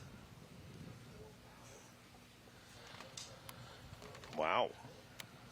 Yeah, I spent the day with Bo in the boat yesterday. Worked hard all day long to catch his 5-fish limit. No 4-pounders, though. No. Well, he stayed after it, head down. Said, I'm going to keep my cricket wet. What's his little saying of the day?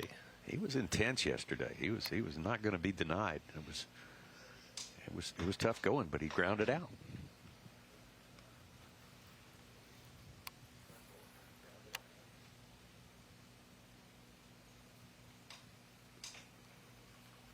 Do you think that changes at all this week? Do you think we have an angler on camera by the end of this tournament that it seems like it's easy? It's just easy for? I don't know. It depends on what you call easy. There again, that's relative. Yeah, easy for Sabine River. I think if you catch a limit before 10 or 11 o'clock, you've had a fortunate and blessed. Yeah. Whether it's easy or not, but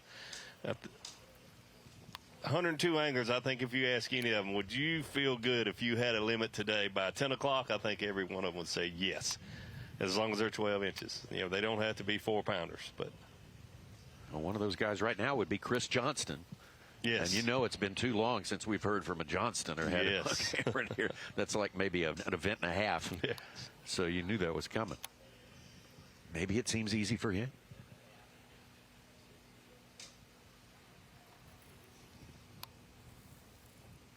Talked to Pat last night.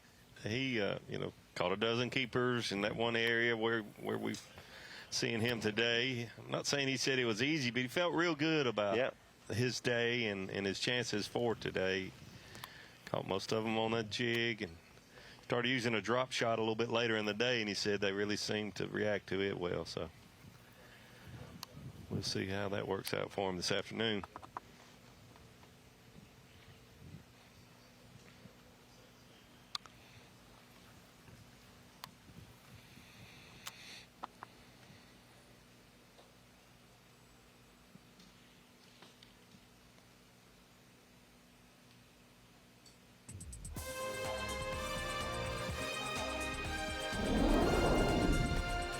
Moving on through the morning now. Right now is about the time we have to sign out from the Roku Sports Channel, but you can continue watching on the Roku Bass feed and also on Bassmaster.com. Pat Schlapper really adding to his yesterday's total in a big way. And Chris Johnston, how about that? Jumping into 2nd place. So things are starting. The stories are developing.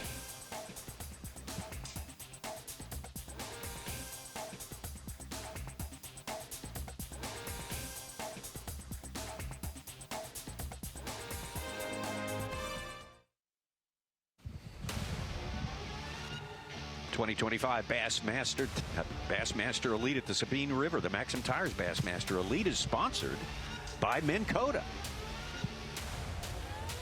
by Bass Pro Shops, and by Skeeter Boats. Kind of cruising down I-10. There's a lot of fishing areas very close to I-10 as part of this fishery here that we're dealing with. This fishery goes everywhere. It really does. There's a lot of fishable water. But boy, the big puzzle is where is the best fishable water? And the best fishable water that you're not crowded around other anglers. But Ben Milken's got him a special place right here. Yeah, he's found a little corner for an individual to fish this week.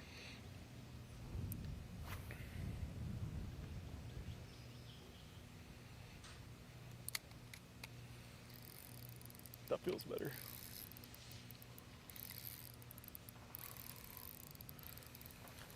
Keeper maybe. Stay out of the tree here. Come on, be long, buddy. You're not. Felt like a freaking 8-pounder compared to these other ones. That's a little guy. I don't think he's gonna make it. Why is he gotta be so chubby?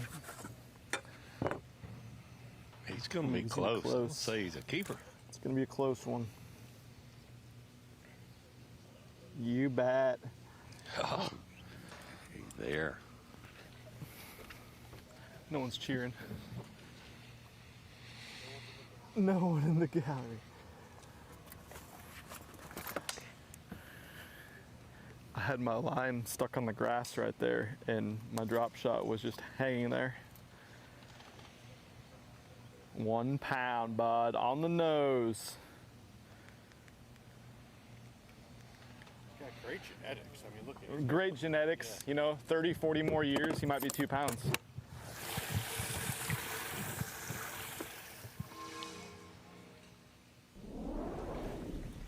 Milliken on the board. We saw Taku get on the board not too long ago. A little bigger than that, actually. No, it's about the same, actually, as I think of it. Yes. Maybe no.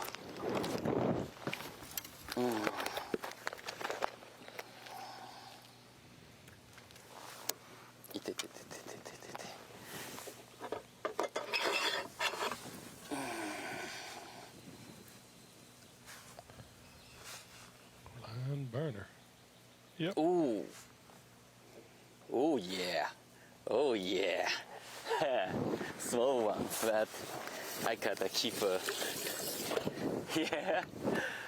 Yes.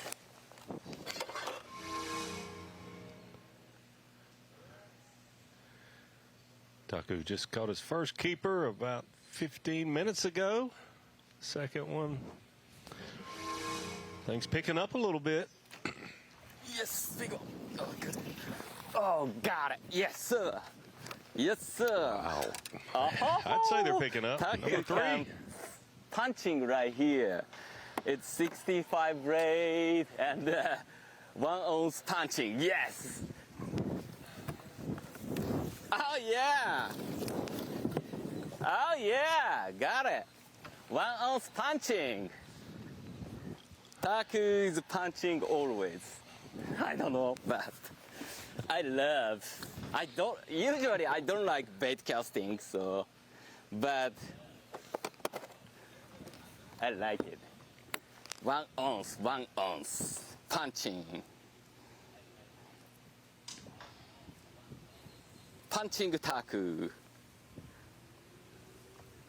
Welcome to Punching Taku. Taku show.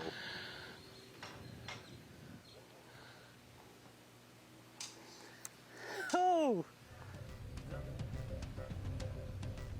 Catch one more punching and we'll do a segment on Taku punching. That's awesome.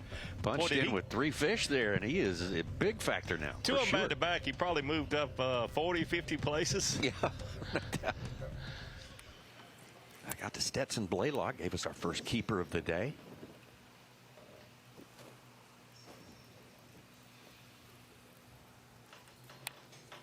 Stetson does real well in these stingy fisheries, obviously. Took his win on Winyah Bay.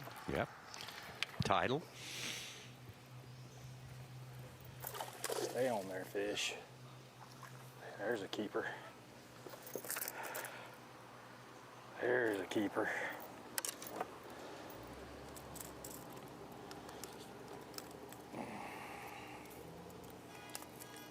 Caught him on the booyah. Square bill, XCS 100. Maybe that's gonna be the player today.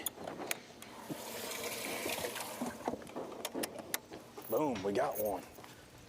Just gotta stay focused and stay with it and keep hustling.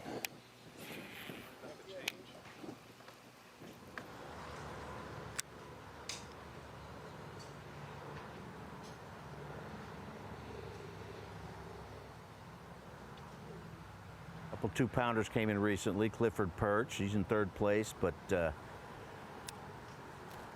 John Cruz with his second 2-pounder. He's got 2 fish for 5.4, and he's up to 12th place from 72nd.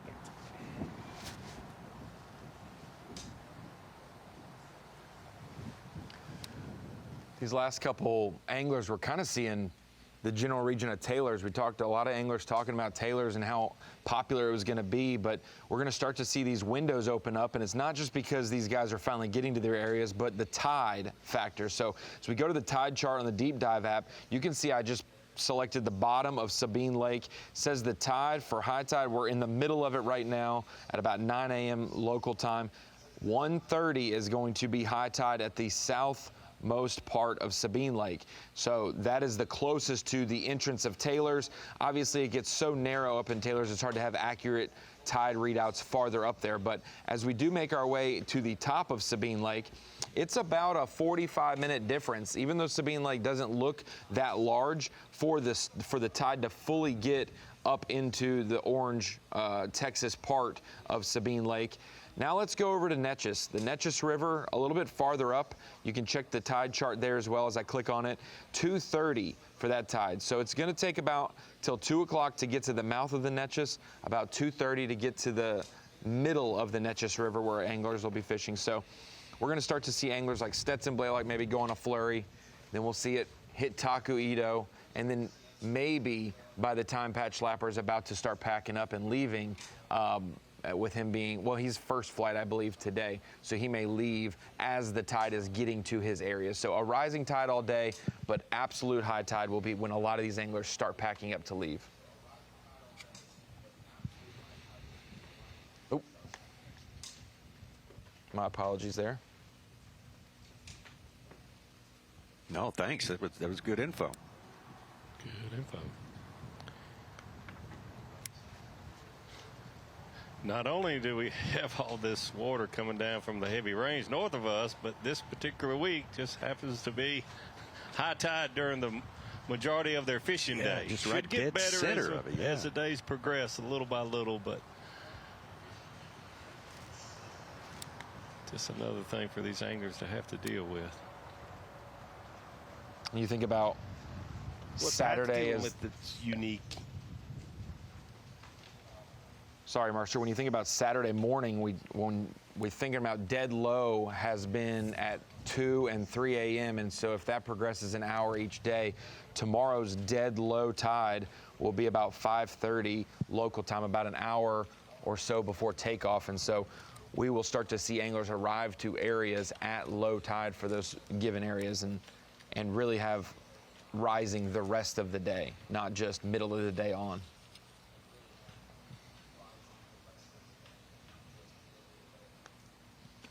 What Pat's dealing with that's unique is an area to himself. And over the years, historically, that has played big here. Splitting fish when you're in a fishery that has not a lot of fish. I mean, we're already seeing what one day's worth of pressure has done. Having something to yourself is key in this tournament. Yep. Well, and you would think as much water as they have available that there would be more than 1 or 2 people that has a good area to themselves, but these anglers are so good at breaking down a fishery, even if it is as big as this fishery is here for them. It's really amazing. If you're looking for something non-traditional, I mean, why not pick a place with about 7 ancient transmission lines bridged over the canal there? You know, it's not like, boy, that looks fishy. Yeah. You know, but everyone knows to try those. Sure.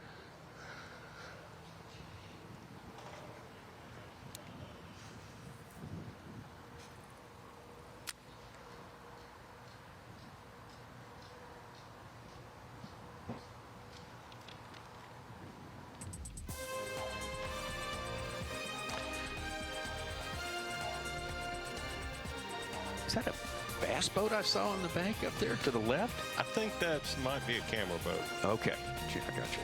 Pat Schlapper on top. Man, he is just continuing to stay ahead of the curve here. That is for sure. You got a Chris Johnston pulling in behind him. They're very, very close, very near him. Cliff Perch, Taku Ito, Bo Browning, and Stetson Blaylock in our top 6.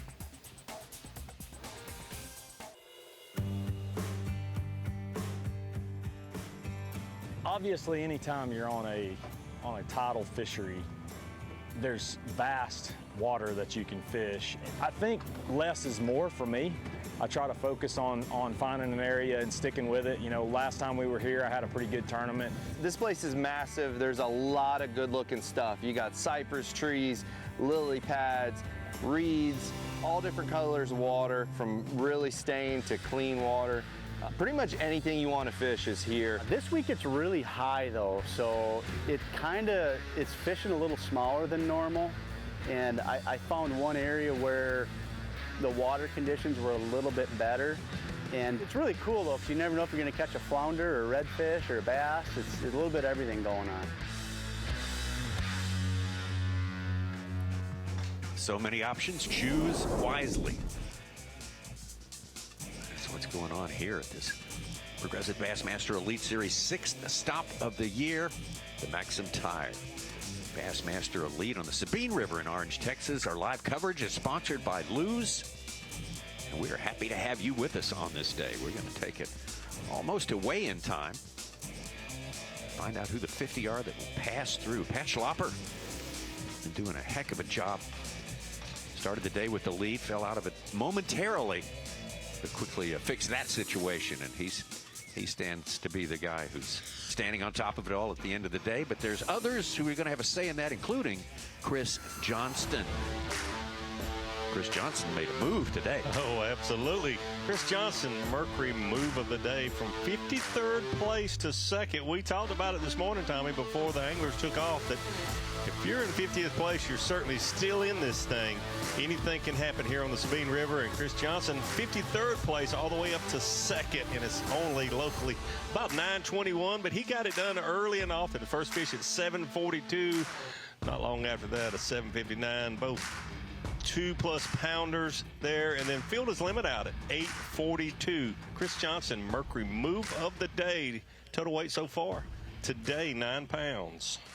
Coming up from the 50s, he's also moved into 2nd place in the Angler of the Year. He's our reigning Angler of the Year champion. I actually just missed two real good bites. They're not eating this jig as good today. Both bites I've had on it, I think were nice fish, and they didn't get it. So I still only got 2 fish. I'm starting to get a little bit worried. I figured I'd have at least a few small ones, at least a few more than what I got. But I mean, I do have one really good one, so that helps. But in my mind, I'm starting to contemplate pulling the pin and just running some other stuff just to try to get 5. But I know there's still fish here. I just think they're getting really smart. And just even when they bite it, they just aren't biting it good. So we're just going to keep at it here for at least another hour, and then kind of decide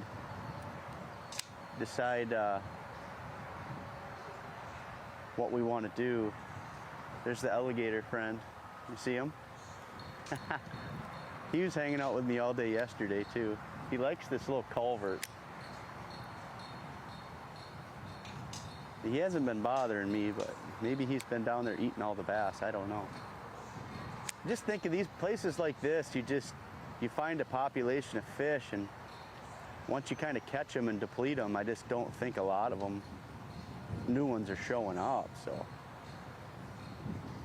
But I know there's some more good ones here, and I know there's more keepers here. I mean, I let go 10, 11 keepers yesterday, so. Bagging for any of them right now.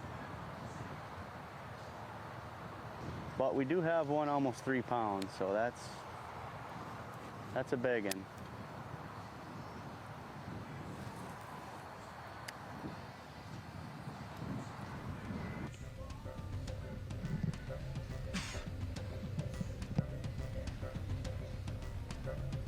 Pat Schlapper, let's take a pretty good little run. We can do it real quickly here.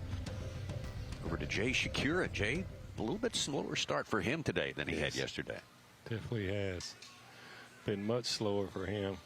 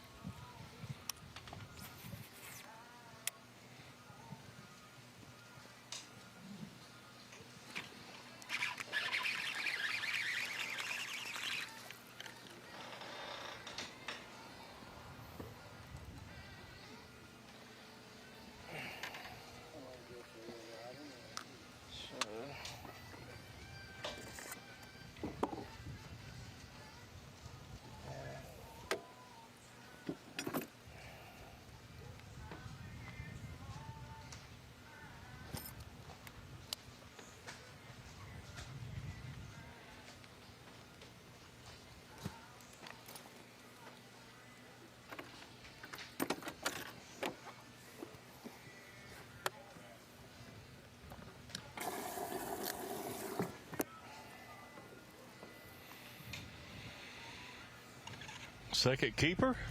Keeper just under 2.5 pounds total for Jay Shakura on this day. He's got him in 7th place as it stands.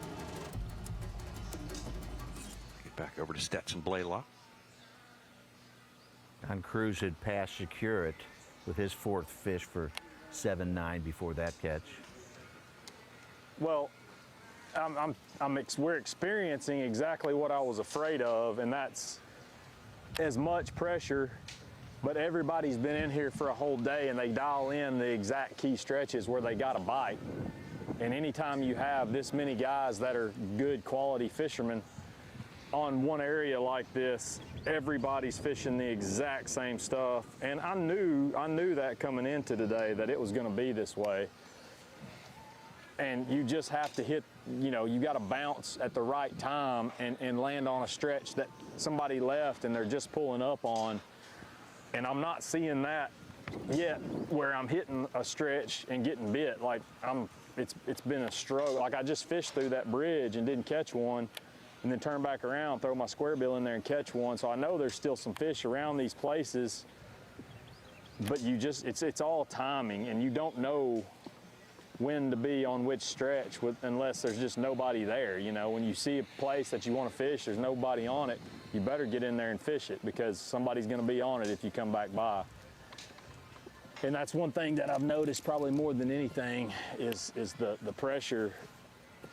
And it was like this yesterday, but day one you have a lot of fresh fish and they're moving up and out and in. And I think on day two, we caught a lot of quality bass out of here, and I already have in my mind where do I go if I can't get bit here. In the next little while, you kind of got to start thinking about how do I go get 5 keepers, and that's what we're going to have to do, is just try to get 5. We're on track. I mean, it's still early, and we've got 2 bass, which I know they're tiny, but every ounce goes a long ways if you catch a 4-pounder like I did yesterday. And that's the key here is hunker down, put it in front of a big one, get a good bite, and it'll carry you a long way. And that's what we've got to do. I've just got to get comfortable with what they want to eat. Yesterday, I think I caught my 5 keepers on 5 different baits. So it's not like I can say, well, I need to just keep this in my hand. That's more about timing on where you're at. I think, than anything else. Just like right here, the mill went under that bridge out of sight that way, so I came over here and was going to go down this stretch, and I turned around and he's already fished it right to me. He spun back around and came down in here. You know, it's just the way it is. There's just so many of us in here, there's not enough room for everybody. If we can just make the cut, the better ones that are still left in here may actually bite tomorrow with less boats. Of course, you say less boats, but a lot of the guys that are going to be in that top 50 are going to be in this area, so there may not be that many less, but we just have to stay focused, try to stay in the groove, get that 1-2 key bites. We'll be just fine. It don't take a lot to get to 10 pounds with a couple key bites.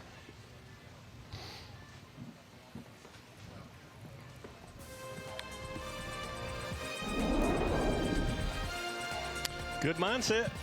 Good mindset. Slower start for him today also, but still a good mindset. Chris Johnson, biggest move of the last hour for sure. Going up there right under Pat Schlapper for second place. Clifford Perch, the early move today. Taku Ito went on a little flurry for us there, and Bo Browning hanging in at 5th place as it stands right now with a big one.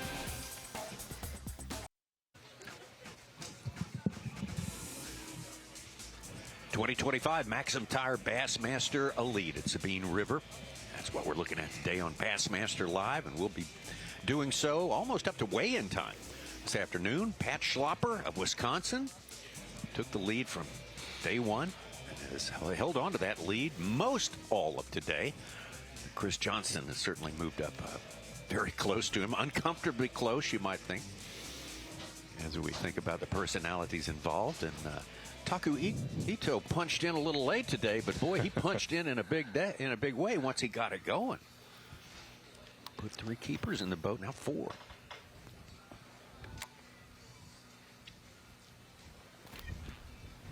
Yes, yes, yes, yes. Punching. Got it.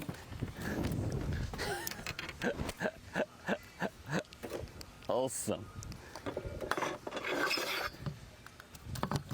Yeah. Super inside. Got it. Thank you.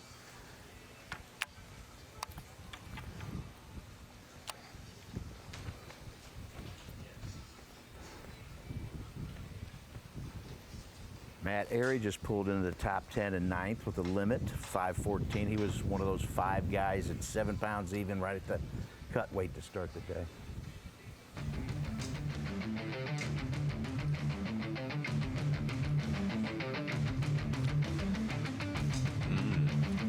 Music. We don't get to do this very often, but I feel a punching power pole replay of the day coming. Yep. I don't think we've had a punching power pole replay of the day this year, 2025. No. What better place to do it than Orange, Texas?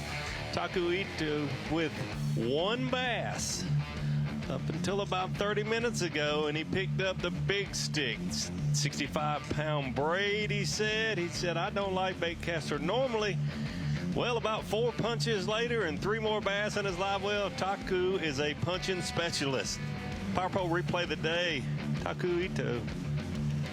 Getting it done punching, using the big stick. Taku. Be a punching machine before this week is over if that keeps up. Had 1 bass. Yeah. Up until about 30 minutes ago.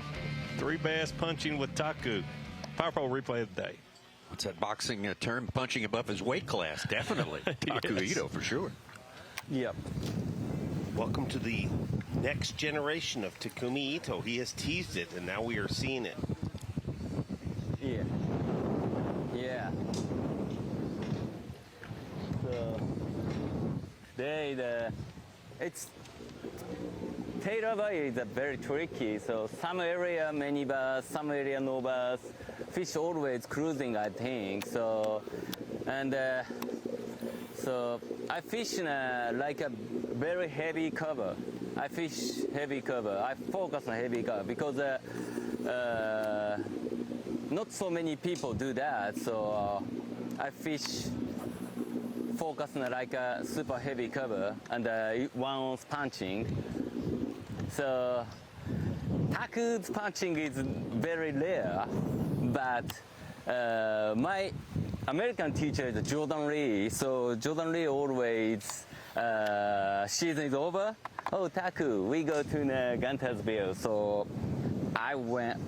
every year I went Guntersville with Jordan, and always so teaching, punching, frogging. It's fun, but so I learn many things. So right now I can so fishing like a punching, heavy cover fishing, but every year I go to the fishing with Jordan. So Jordan catch 10 bass, punching, flipping, Taku no catch. So he fish everything. So I'm backsheet. I can get the bass every year. So Jordan is a professional puncher. So every year I cannot catch a bass. So, but it's okay. I learned many techniques, many fishing. So like a punching, frogging. Yeah, I'm happy. So my teacher is Jordan Lee.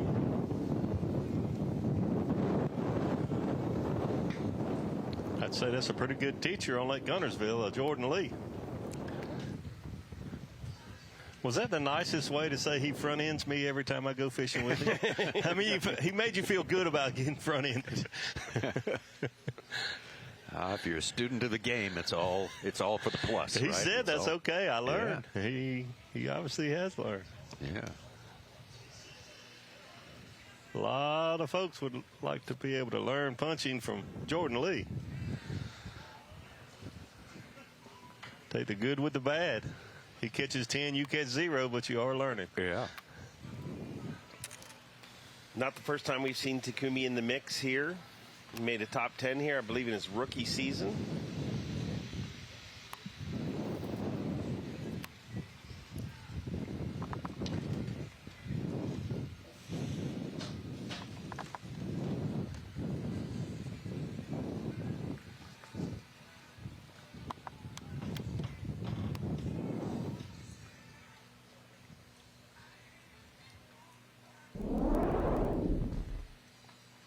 Well, it was really slow to start this morning. I mean, it was like nobody had woken up yet, especially the fish. But we've had a few flurries. We've had some guys really make moves up and down the leaderboard. Doesn't take a lot to move way up and down the leaderboard here, but things are getting more interesting as we go through the morning. Yeah, absolutely. We saw Chris Johnson make a jump from 53rd to 2nd place. I don't know exactly how far Taku moved up with those 3 punching fish, but I'm sure it was probably 40 to 60 places. So things can certainly happen that quickly here, and they will continue to happen in the afternoon. Not really sure why we got off to a slower start today. The tide was lower for the anglers early on, but it seems like maybe they've just figured out where to be when that water is higher. The key for the rest of the week, I think, will be somebody can start out in the lower water conditions and put a limit of fish in the boat.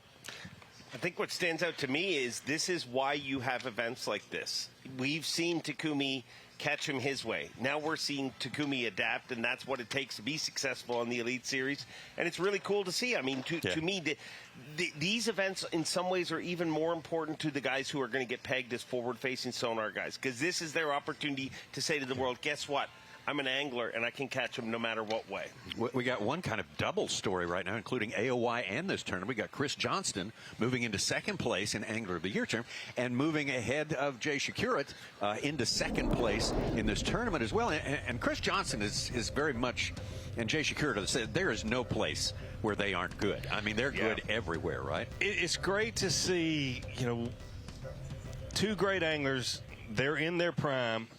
in great shape for AOY, and you come to a very different fishery, and there they are at the top again. It's not all up, folks. I promise you, it's not all up. No, that's great evidence to that. And it didn't start here. I mean, there are two anglers that have battled it out in the Sturgeon Bay event over the years, and now they're just both up here, the top level of the sport.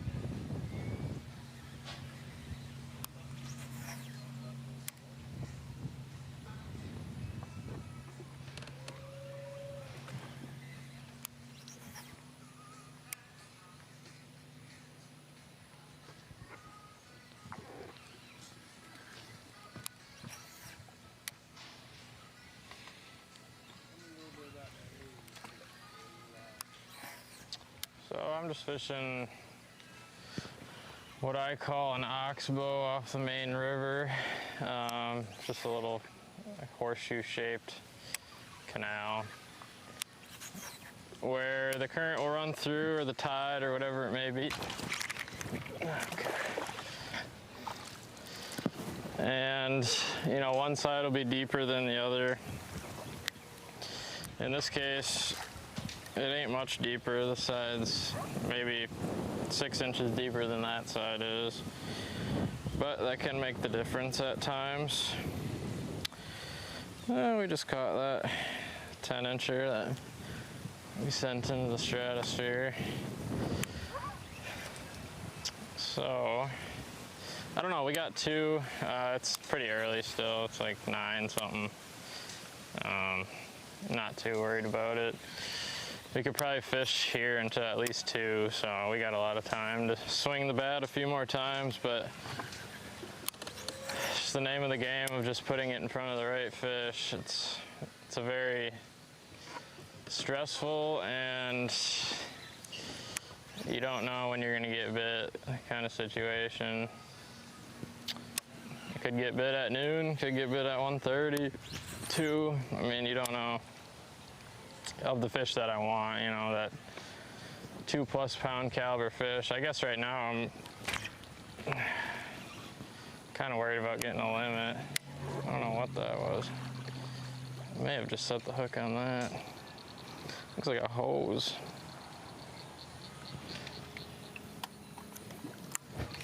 Oh, that was a fish. Dang it. Well, I've got my bait.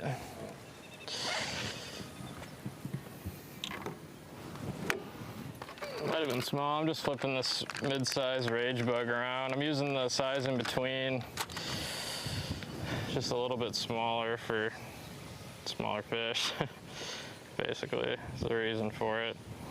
Just so those 12-inchers can really get it, because they do matter this week, and they would be nice to have in the boat right now. So that is what's going on out here on the mighty Sabine today, on this beautiful day. Beautiful, windy, hot day out here. I'm actually glad there's a breeze, because it would be warm.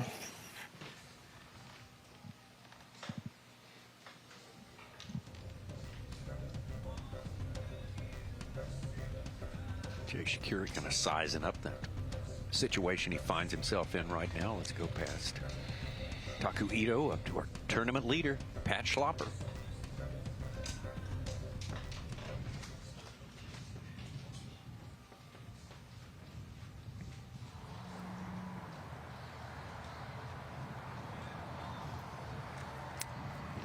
You've talked about the Pittsburgh Classic. It feels like he's competing in it right now. Look at where he's fishing.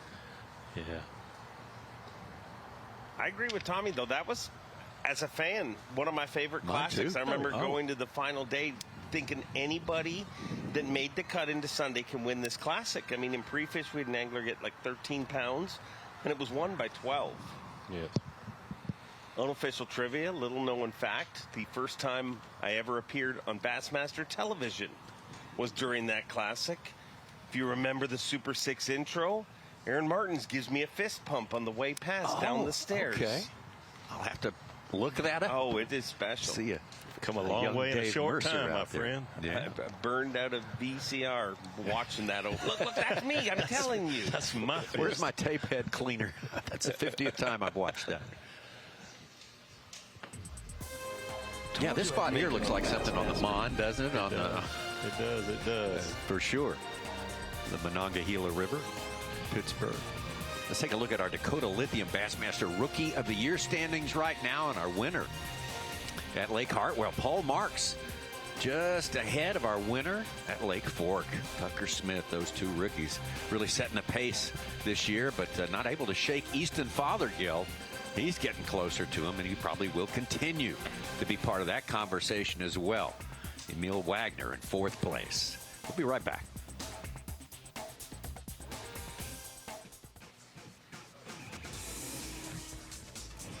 Welcome back to the Sabine River. You know, B.A.S.S. has 3 fantasy fishing games you can play. One of them's brand new this year, but the old original, the OG game right here, the original game is Rapala Bassmaster Fantasy Fishing. You pick your anglers, 5 angler team out of 5 different buckets. Buckets divided by the standings points-wise of the anglers and who occupies which level of points, and put that together as your team and see how you match up against everyone around the world who's looking to play some Rapala Bassmaster Fantasy Fishing. Hit the QR code. Visit Bassmaster.com and build your fantasy team today. Got a tournament coming up next in Oklahoma you may want to check out. I find it hard to pick a favorite for that one. Like I found it hard to pick a favorite for this one. Yeah, Carl Jacobson, Jason Christie certainly come to mind. Right there. Jason Christie is never not on that body of water. It's incredible the amount of time he spends there. Up in the Cookson Mountains of Oklahoma.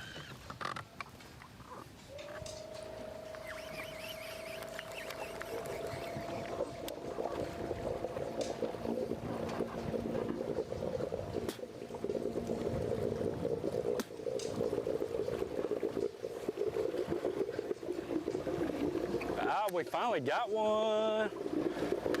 We were just now pulling up to what was my best stuff yesterday. I don't know why, but this was my little stretch that pretty much caught everything besides one, I think. So, been trying to find a bunch of stuff like it, but I don't know what it is that makes it so good. It looks terrible. It's like a little undercut bank, but fished a bunch of them, and they have not been good. But it's like 2 foot right at the bank. Just dropped straight off. That's the only difference I can find, and it's so hard to find something else like that.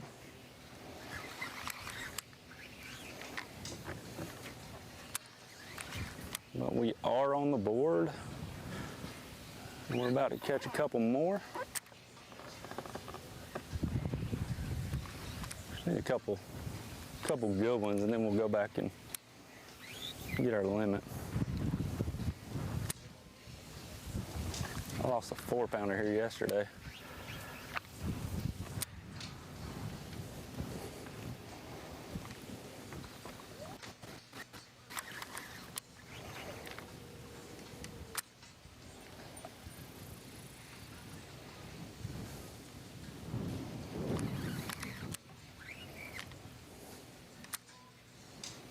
Justin Hamner, one of our proud double-digit guys yesterday. There were only 7 of them. He had 10 pounds, 5 ounces, but his good spot where he started today just really wasn't happening.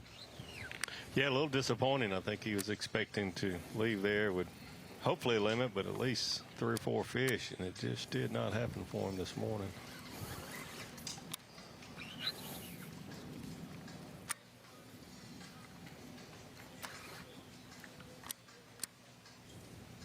But the good news is he's just getting to where he said he caught most of the fish he weighed in.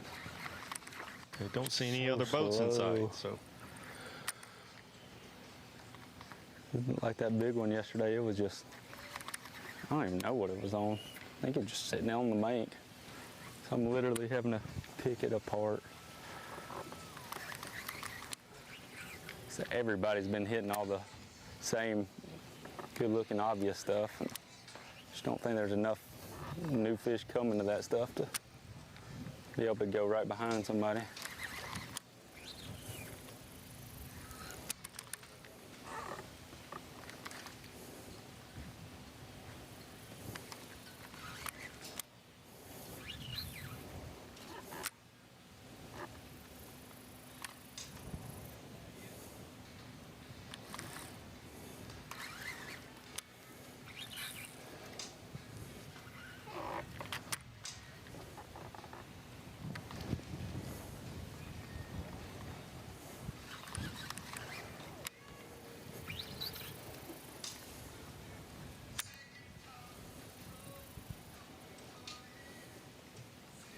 Got a lot of experience working through grinder kind of fisheries, some of the tough Alabama fisheries. He fishes tournaments right through the heat of the summer and pretty comfortable fishing that way. Yeah, you mentioned it earlier watching Taku. Same deal with watching Justin Hamner. A lot of people say, well, he just throws a jerkbait and uses forward facing, but you can see this is not his first day of pitching a soft plastic bait to the bank. Does it a lot. Grew up doing this. Yeah.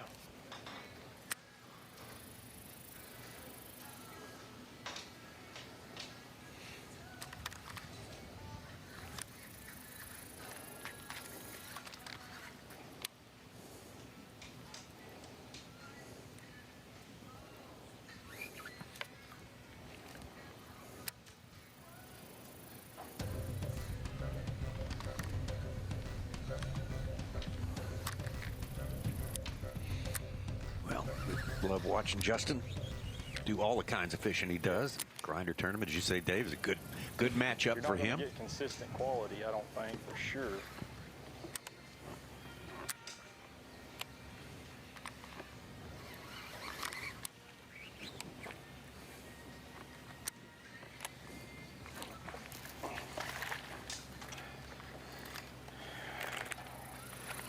I don't know, it might be close.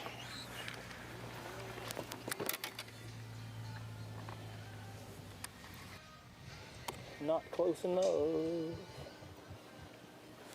Nope.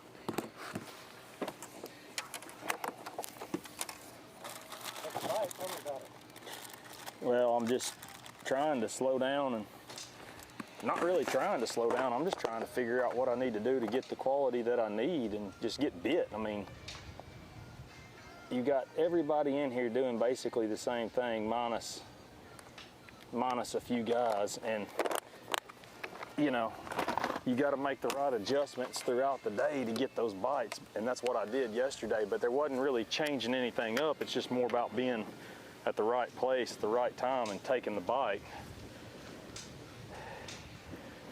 And today, so far, it's like pulling teeth just to get any kind of a nibble. I mean, getting a bite is very good, very positive. But we need to get those keepers, those quality keepers, to start getting back in the groove of the day. You know, we're still on time, on par to do well. We just got to get a keeper bite in the boat.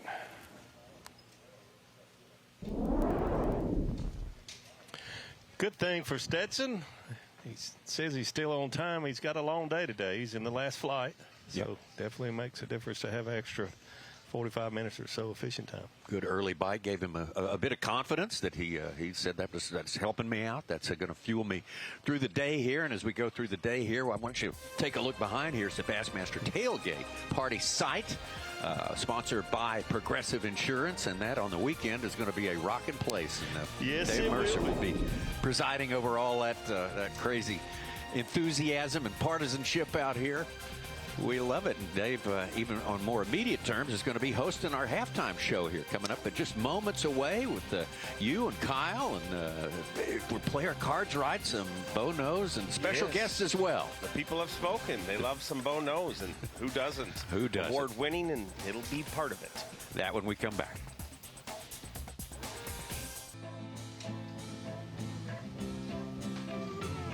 The Sabine River, it is day number 2, stop number 6, and welcome into the Bassmaster Halftime Show presented by Bass Cat Boats. We are in Orange, Texas for the second week in a row. We hang out here in the Lone Star State. Last week, Lake Fork, obviously. This week, we're down at the Gulf Shore, and we are hanging out on the Sabine River, a winding, twisting maze of a fishery that is a challenge for our anglers, but many of our anglers showing up, they are up for the challenge. We had 7 bags in double digits yesterday, and they seemed downright greedy during weigh-in. Kyle, Jesse, this is a much different tournament, but we got to cut it down to our 50 like we do week after week. No question. At the end of this tournament, somebody's still going to win $100,000 and hoist a Elite Series trophy over their head. Like you said, obviously a much different tournament as far as the weights are concerned, the style of fishing is concerned, as you guys talked about this morning. But it's always a lot of fun. You know, the crowds are massive. You know, the tournament itself is always intriguing, making the run, staying close, maximizing areas. A lot of fun here at Sabine. One thing that doesn't change is the Bassmaster Halftime Show will catch you up and keep you up, and let's catch you up with everything that's been going on out on the water of the Sabine River. A challenge for our anglers, but our Yamaha Midday Report will make it less challenging for you to follow what's going on. Here's something different.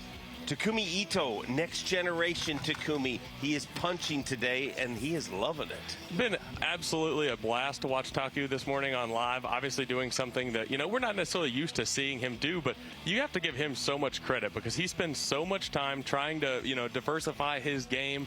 You know, he spends a lot of time fishing with other elite anglers, Jordan Lee, one of them, you know, learning new techniques. And again, it's paying off for him here at the Sabine River, fishing around other anglers and just, you know, doing a better job to this point in the tournament of getting bites. And again, you know, Taku with a flipping stick, not something we see a ton, but by the end of this, he might just be a flipper. That might be what we categorize him from here on out.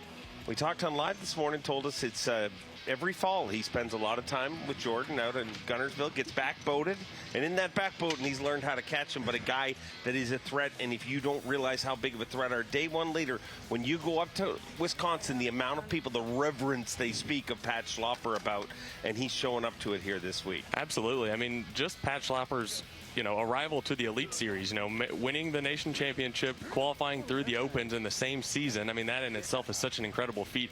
We've seen him have some ups and downs through his Elite Series career so far, but when he's in contention, he's going to be up there. Obviously, we saw him last year at Toledo Bend have a real shot to win that tournament, and so far things are working out extremely, extremely well for Pat, maximizing that area. You know, we talk about that a lot. Very similar to, you know, you hear people talk about Florida, not the same weights, but when you get in an area where you see those better than average size fish, you really have to make it work. And, you know, we've seen him fish the same general area most of this tournament. Flipping the stretch that I had caught a keeper on yesterday, had some keepers in practice. I think I kind of, I don't know, I'm not feeling it where I started. I mean, I got those 2, and I did have 2 other good bites, but I just think they're getting pretty smart. So I might fish this stretch, go back and give it a little bit longer, and then we're gonna have to go run some other stuff and just try to get a limit.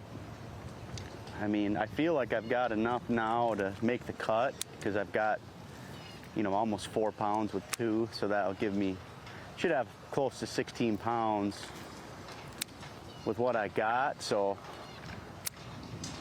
but I'm still trying to, I want to win this tournament. And to do that, I got to bring in 5 fish today to at least keep alive. So I got a lot of other stuff to run. I know other guys are fishing it, but I think once you get out on the main run, there's obviously a lot more fish, and I think they'll kind of replenish more than that little zone I got back there. So I'm really hoping I can pick up a couple on this stretch, but it's not looking good right now. But that's how it's been. Like even in practice, you would just kind of keep going down the bank, and then all of a sudden you'd get a bite or two. So I need 3 more bites and get them in the boat. Go from there. But as of now, it's not looking great.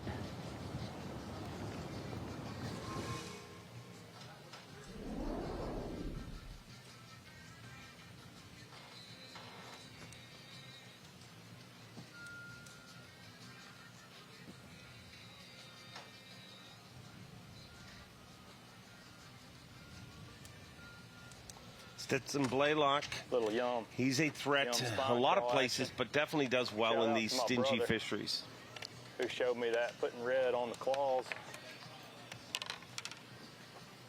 There you go. That one's for the family watching back home.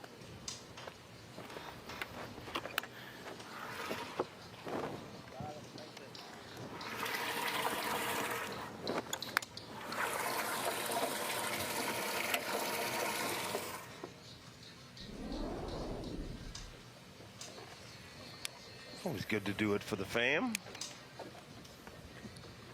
Good to see Stetson having a good tournament here. You know, we had him on the live cast show after Lake Fork, a place everybody expected him to do extremely well.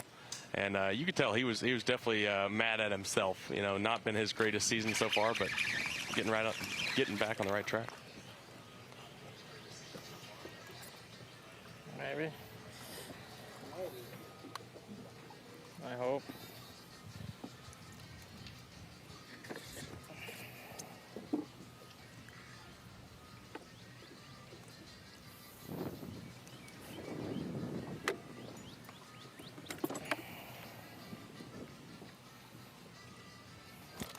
Slow going for me right now. Yeah, he's like just under a pound. We get 5 in the boat and then we start upgrading. Yeah. We gotta get 5 first.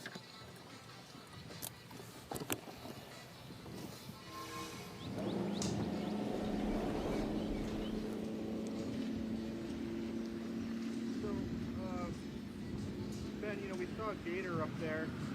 You know, we got a predator up there. So you have some competition here. Talk to me a little bit about the fishing in this area compared to where we were this morning.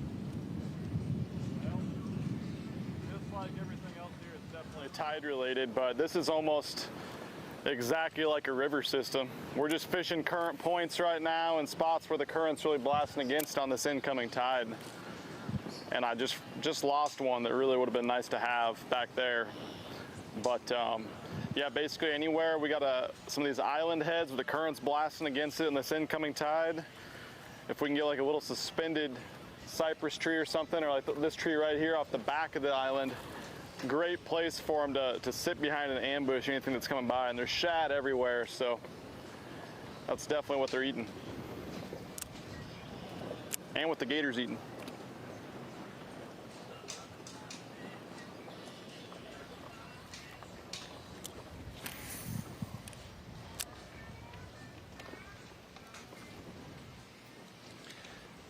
Ben Milliken having a good week after what many would have expected a big week for him last week. No question about it. I mean, it's super interesting watching these guys dissect this water because there's so much available water to fish.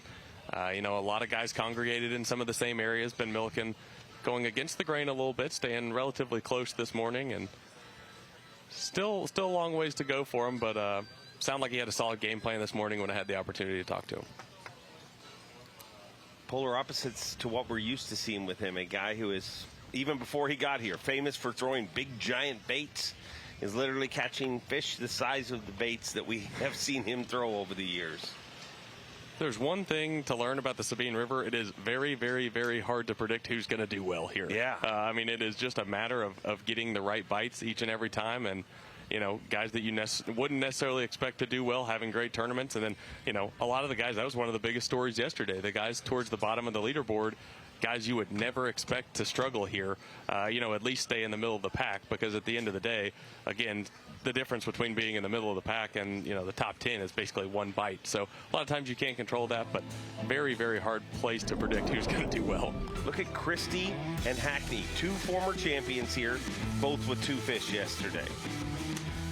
I'm sure there was some fantasy fishing fans that were a little disgruntled with that, but me. Oh, okay. Well, none more disgruntled than the actual people who were in the tournament. I know it messed up your fantasy team, but it really affected them in real life. Speaking of real life, we're going to be joined by a real life guest, T-Roy Bassard, going to join us right after this. Local hotshot Opens Pro. Here.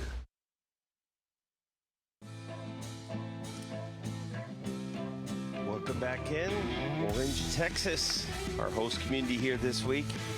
Bassmaster halftime show presented by Bass Cat Boats and the body of water that they're competing on. A long, mysterious, winding maze of a fishery, the Sabine River, with all sorts of different critters in the water. We have heard stories of dolphins, we've seen gators, we've heard of every single type of species, and let's bring in another type of species, and that is T-Roy. Well, I guarantee you, I've eaten every type of species too, being a Cajun. Well, I mean, that's kind of part of that. You have to, right? That's on brand for you. Absolutely. Yesterday's weigh-in, you know a lot about this fishery. Did anything stand out to you? It actually folded out just like I said it would. I mentioned yesterday about whoever caught a big one is going to move the top, and I think the 3 guys that caught 4-pounders all were right in the top 10. And a thing that stood out to me is the guys that typically do really well scoping, they're doing good here. Yeah. So that kind of tells everybody watching that those guys are in the elites for a reason. They're not one-dimensional. They're all-dimensional. I mean, it was amazing to see everybody catch fish yesterday, and a lot of people didn't think some guys were, and they did. Are you trying to tell me the internet is wrong? No, anything you believe on the internet has to be true until you get off the internet. It's been a fun tournament to cover. We've got this guy right here is a puncher, and I mean, he's getting in thicker and thicker stuff every single time we see him. I think these guys are adapting, and they're getting the fish that other baits aren't getting to. There's only so many pieces of pie at the table, and it's going to be really tough this evening. Once told me that if he wasn't a professional angler, his dream would be to be a bee fighter. I guess they have some very deadly bees in Japan, and takes some very tough people to fight them, and he was game for the fight, according to Takumi. Absolutely. I want no piece of that. No.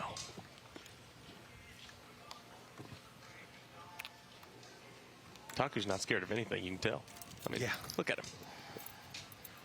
He was scared of something once, only once, and that was Lake Ontario. He turned around, but he exercised that demon the next year, won that tournament. And it is incredible what he has accomplished in a short period of time here in the Elite Series. T-Roy, is this going to get easier on our anglers? It seems like they're splitting a lot of fish. When we cut the field in half, is that a big help here? I think that from what I've seen, when you take this is just a small, very minuscule portion of the Sabine River system, and all of these guys are in a 3 or 4 mile stretch, and it's not that wide. And you take, they just came from a big place like Lake Fork, where everybody can get some room. These guys are literally, it's like a merry-go-round. I mean, I saw them yesterday evening, and they know that they're going to have to batten down the hatches and really, I mean, just like we talked about the bee fighter guy, which makes me nervous, but I'm allergic to bees. But, these guys, they're going to adapt, and I have a feeling a lot of these guys are going to vacate this area, or they're going to try to move around to water they haven't fished yet, because right now, today, watching, they're starting to realize that there's not amount of fish there to sustain that kind of pressure. And the boat wakes that are coming through are mudding up the banks, and these fish are trying to go, but they want to be in the clear water. And the Hillebrand area has some real good water, but it's getting cloudy from the boat traffic. T-Roy, I'll ask you this as well. You know, it's something we talked a little bit about off camera yesterday. You know, you look back to 2023 when Mosley won this tournament, obviously had multiple areas, didn't rely on just one single area.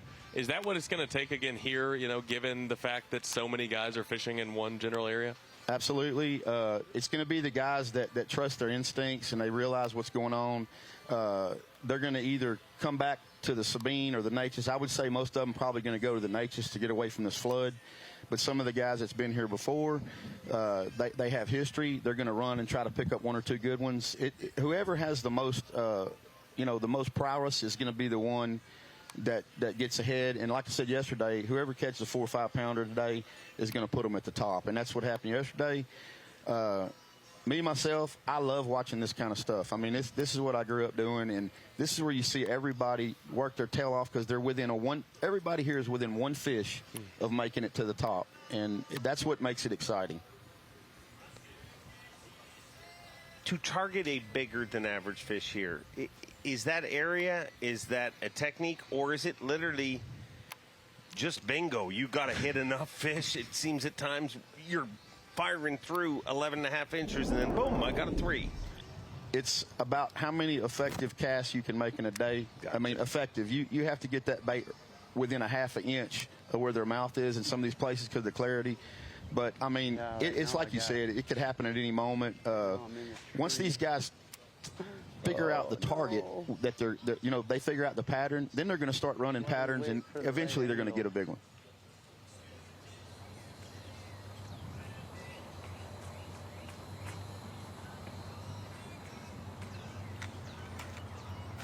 He just said that's why you wait for the right angle. Yep. Probably rushed to cast and put himself in a bad position. B country. I'm still blown away that a guy that deals with alligators and snakes and all sorts of other... Don't be any snakes. A bee Don't is your be any nemesis. snakes. See, you thought that was a snake, didn't you? All right, no more of that. Just makes him a wise man.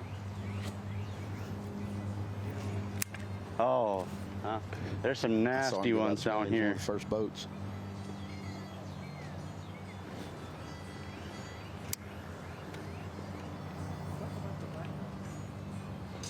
The bite is non-existent for me. I mean,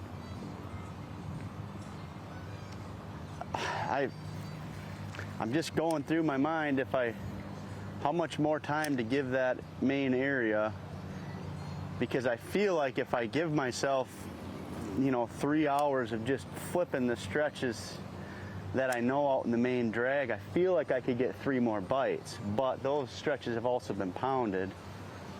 So, I mean, right now it's just, I can't get much for bites. I just did catch a tiny one, but like that was probably a little one right there. Did you figure out the pattern yet, or is it just... Well, I mean, like in practice, I was just getting them on the main drag here, just flipping down the bank, and you'd find little stretches of kind of little undercut bank, little isolated pieces of wood, little points, just typical flipping stuff. And that was my plan until I found that area that I have been fishing the last day. Like I was, catching them decent out on that main drag, and I'd get like 1 or maybe 2 2-pound bites a day, but that was all day. So in reality, I thought, well, maybe I can get 8-9 pounds is what I felt like I could get out there, unless I got a couple of those fortunate bites. And if you look at, like a lot of the people that were up here yesterday, that's kind of what they had, was that 7 to 9 pounds. So I don't know. I mean, when we go out there and start doing that, I'm going to be confident doing it, because I know how it's been like in practice. It's like you just got to keep going, and you're going to be fishing behind people, but we were fishing behind each other all the practice too. And I think those fish just shift around, and I mean, you get someone flipping a bank, they're not going to be able to flip every single piece of cover. You know, and then I flip left-handed, which might not sound like a big deal, but to me, you know, if I'm going down the bank flipping with my left hand versus someone with their right hand, there's going to be some angles that are easier for me to reach than someone flipping with their right hand. So I kind of feel like when I go behind somebody, I feel like I'm maybe going to pitch to some stuff that they wouldn't get to, other than the obvious stuff. So we'll see. I mean, I'm going to go back there. So you're hanging on to that stick for a special reason? Where is it? Oh, that was my lucky stick. How did I not know that was there? So that whole spiel had a stick in my pocket. Perfect. Somebody will make a good video out of that. You got a stick in your pocket? I brought that stick. For you fishing the Sabine River. It's for the bees. Better than a snake. Great commentary. I guess it's called commentary. Freaking sticking. How did that even happen? Oh no, I guess you got in there.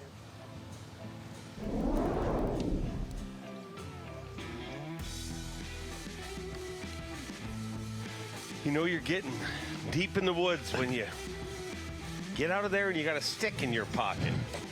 Don't even know it. You know he's not from here because we carry a pistol in our pocket down here. Oh boy, there you go.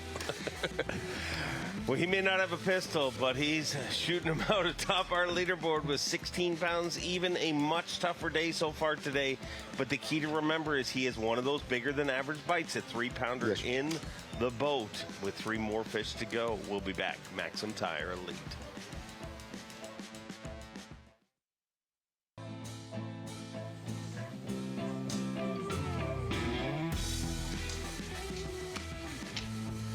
Bassmaster Halftime Show presented by Bass Cat Boats. Sabine River, a challenging playing field here this week, but it is moving day, as Tommy Sanders always says. Got to cut it down to the top 50. Atop our leaderboard, our day 1 leader, Pat Schlapper, a big mover, moved into second place. Greg DePalma, 15 pounds, 13 ounces. And Chris Johnson making up some big points in our Progressive Bassmaster Angler of the Year race. He's moved into third place in this tournament. Perch, Ito, Browning, Blaylock, Shakeup, rounding out our top 8. But those of you that were with us throughout the commercial break, you got a sneak peek of this moments ago. There, huh? Oh, that's a solid one, dude. That's rock solid. That's Sabine gold, baby. Because he's just built. You know? I mean, he's just a 13-inch chubbling, boy. We're going to check him for sure. But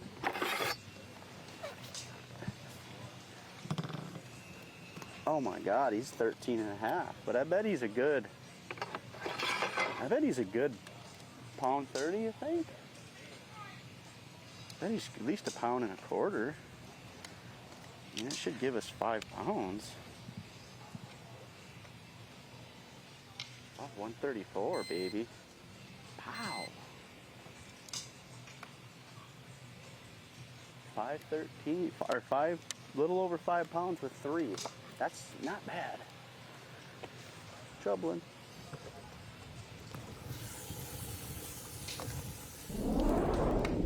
Not bad at all. Great attitude, Pat Schlapper, your day 1 leader.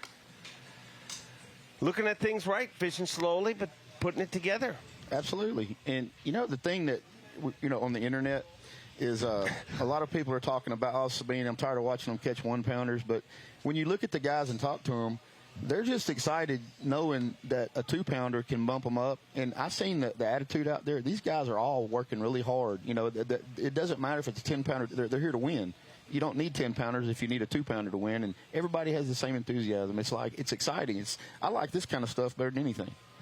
Pat Schlapper said this morning when he caught that 3-pounder, he said, I'm shaking. I'm physically shaking. And we've made the point a few times, but realistically, if you look what we had last week, as incredible as Fork was, a lot more anglers across the country are familiar with tough days like this Absolutely. than what we saw at Lake Fork. Out with our 2024 Bassmaster Classic champion, Justin Hamner.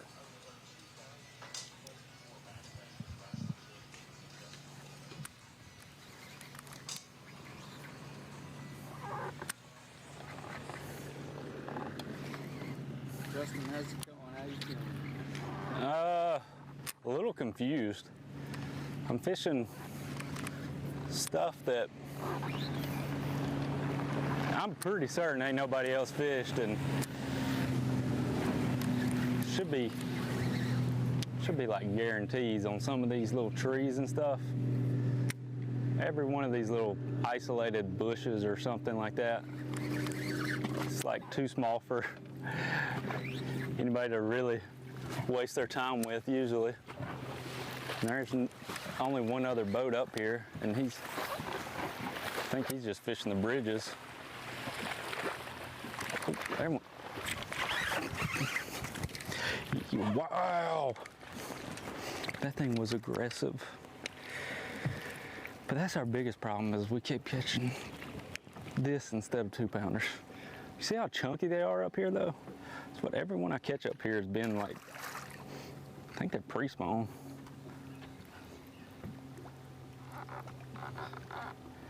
All the ones further down, seems like they've already done their deal. These are little fatties.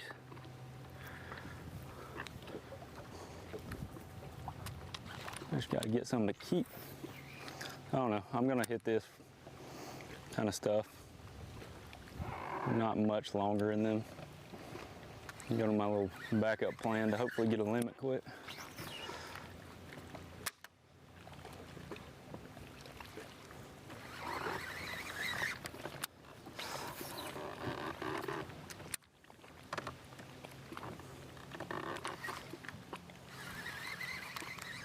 Hamner talking about guarantees. Is anything guaranteed on the Sabine River? Guaranteed it's going to be a tough one. Heard him talking about it there, but I mean, when you watch these guys on camera, there is no lack of cover to fish, and everything looks good. So I mean, when you go down a stretch like Justin said, where not many guys have been fishing, it looks right, everything looks right, and you're not catching those fish. That's a tough hurdle to to climb mentally. It is, and there's a subtle difference. If what you can't see is under the water. The way they said, this is basically a canal that he's in, and the good thing is one side of it's a straight, slick clay bank, and the other side's got some structure. But if you find laydowns on those slick sides, one branch like he was just saying, you stop and fish it. Now over to Takumi Ito. Punching Takumi.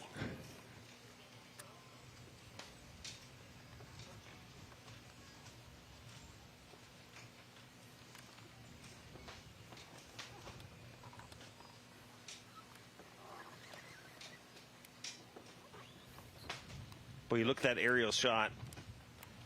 Kyle, you just talked about how target-rich this environment is, and you just look at every single point where a fish can be, and that's just what you see, like you said, T-Roy, from above the water. There's right. So much below it.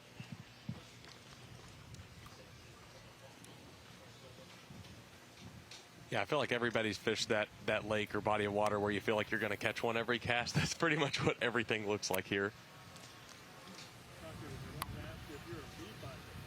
What do you mean? Bee fighter? Yeah. What bee fighter? What bee fighter? I don't know bee fighter.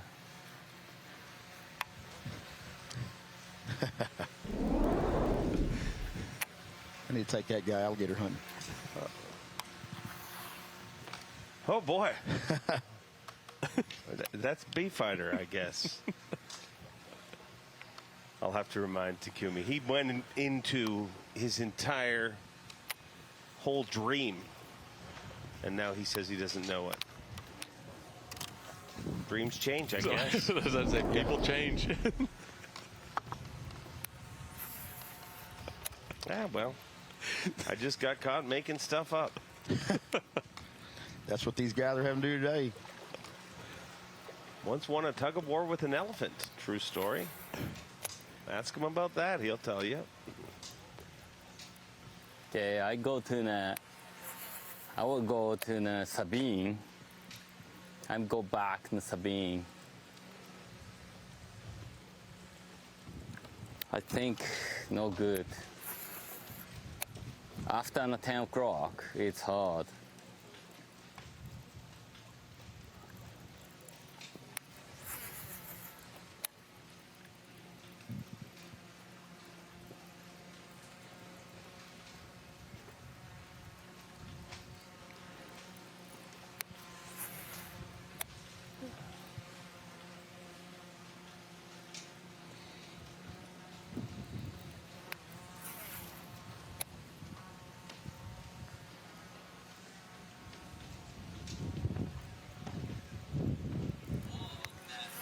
You know the killer bee nest hunting. Killer bee nest hunting. Yeah, so I want to walk killer bee nest hunting. Right. See, I proved my point.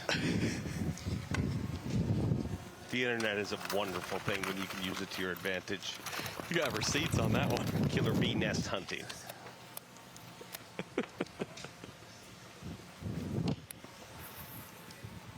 T-Roy sounded like, you know, he might make a move, you know, back closer to takeoff. That's something you suggested would probably see a lot more of today. Yeah, I mean, we were just talking about that off camera.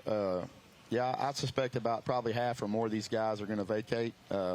Some of them might get the urge to run up one of the other arms of Taylor's. Like I said, the dirtier water has been keeping them out of a lot of good areas, but I feel like a lot of them are going to run back, like we said, the Sabine or the Natchez. You know, there's some areas that this is a vast place, and there are going to be some fish trapped in the back of one of them arms that's flooded. They're going to have to find them. They're moving around. And the best thing that could happen is the sun could come out, and the wind might lay down and let some of this water out into the Sabine Lake to meet the salt water, and that'll start drawing some of these fish back into the river. Well, T-Roy, that's great stuff. We're early in the tournament, but I'm going to let you, if you pin your bet on somebody, who's going to win this tournament? I mean, I told Bowman the other day who I thought would make the top 10 on day one, and none of them did. But I'll say this, that they're in contention, but the only thing I can tell you is that I initially thought the winning weight was going to be 12 pounds a day, and the top 10 cut would be 10. I'm going to say winning weight is going to be about 33.5 pounds. Top 10, they're going to have to average 8.5 a day. 33.5 pounds, which would be the all-time lowest winning weight ever. Absolutely. And records are cool. Yeah. I would really, I hope that it gets a lot better, but from what I'm seeing, just the fish are depleted. They've pretty much wiped them out so far. Had it been split up on normal conditions where everybody was going everywhere, it'd be a different ball game. Yeah. Great stuff, T-Roy. That's your opinion, but guess what? We're going to learn some stuff because we got Bo Knows coming up with some bold predictions and some great stuff happening on the Sabine River, Orange, Texas. The crowd already starting to build here. It's going to be a fun weigh-in this afternoon where we cut it down to our top 50 anglers moving into semifinals Saturday.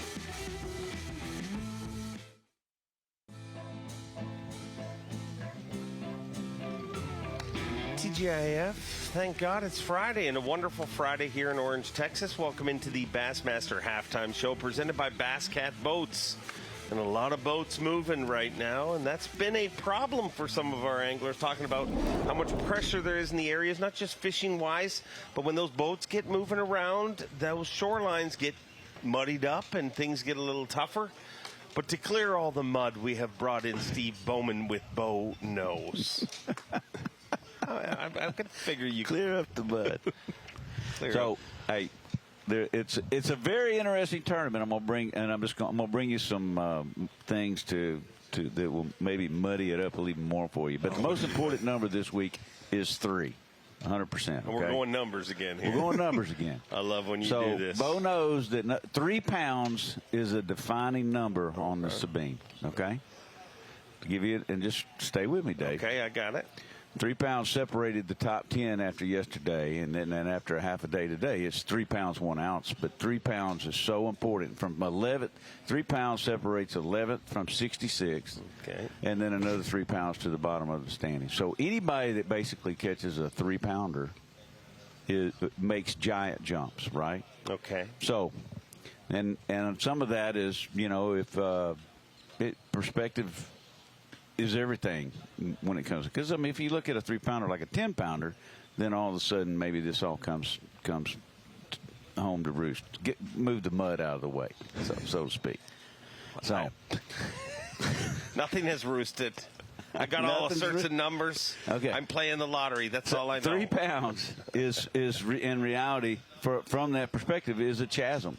So why is that so big at Lake Fork? Let me give you some things. Every fish caught by every angler on every day at Lake Fork, every fish caught averaged 3.25 pounds. Okay.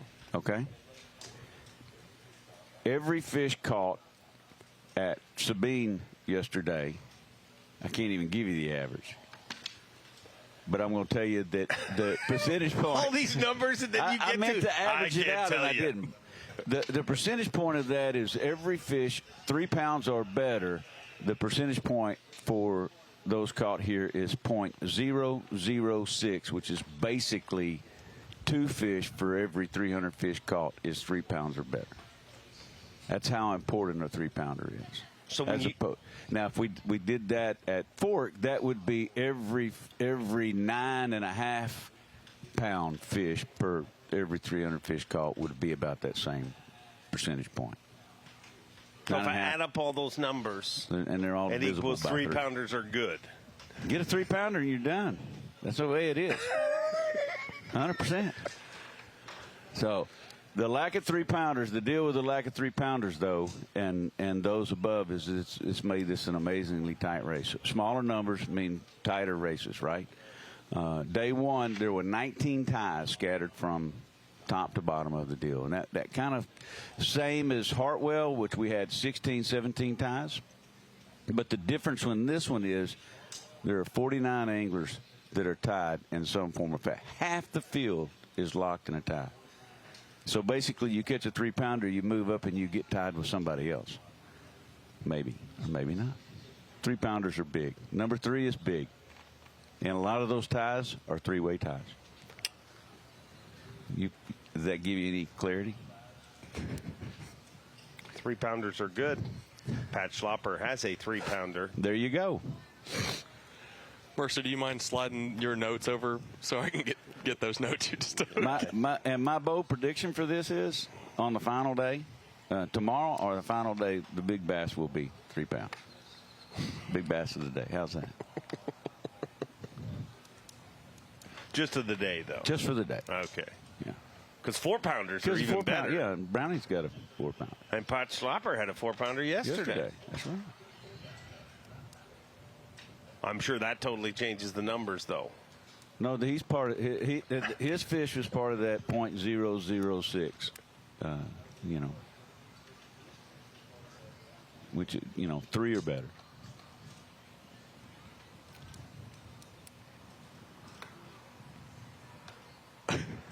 Yeah, the bold prediction here this week, or the least bold prediction, you having confused the entire bass fishing world, Steve Coleman. That's what makes it so cool.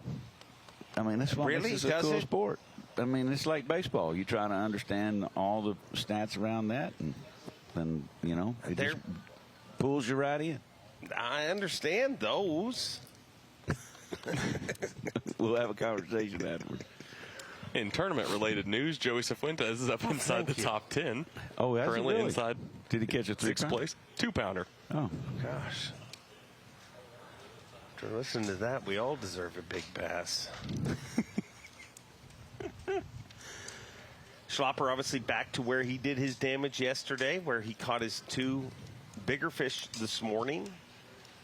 Obviously gave that a bit of time to rest. But when he was fishing that this morning, watch how much time he spent on each piling. He is totally picking this area apart. Yeah, certainly not a big area. We had the opportunity to look through some of his catches yesterday and make a highlight video, and that was the one thing, you know, through all of his best 5 he caught yesterday, we're all in the same general area. So it's going to be interesting to see how long this spot will hold out. Mm-hmm. I know, you know, we're having fun with numbers and stuff, but just that one fish. He's only got 3. He's only got 3 in his live well, but that one fish yesterday was 4 pounds, which was one of those 2 out of a 300. Is basically keeping him there. Yeah. That's how important those better, heavier 3 to 4 pound fish are. And we're giving Bowman a hard time, but I mean, in all seriousness, though, I mean, 1 3 or 4 pounder can take you from well outside the cut to well inside the cut, because the middle weights are so stacked that I mean, that's an absolute game changer. Basically, if you catch a limit in a 3 pounder, you're guaranteed to fish the next day of every day you're fishing. I mean, it's just the way it is. Why not just tap it in? Huh? Just tap it in. Tap Peru. Yeah, there you go.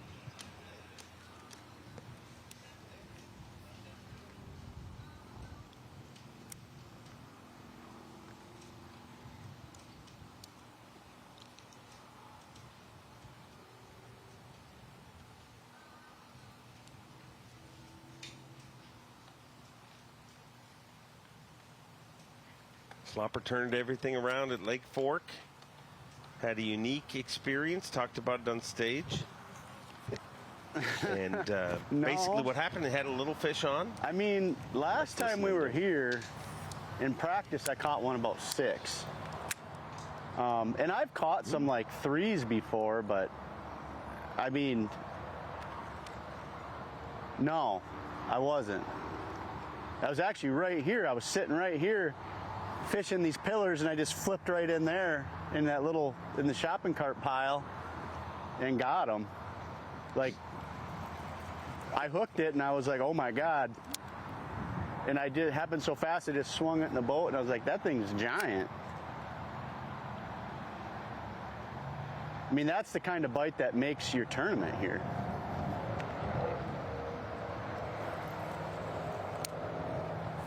Like, you take that out and I still got a good bag, but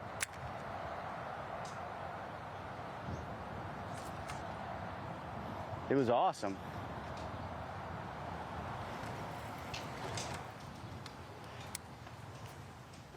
Need to get Bubbles here to clean up them shopping carts normally.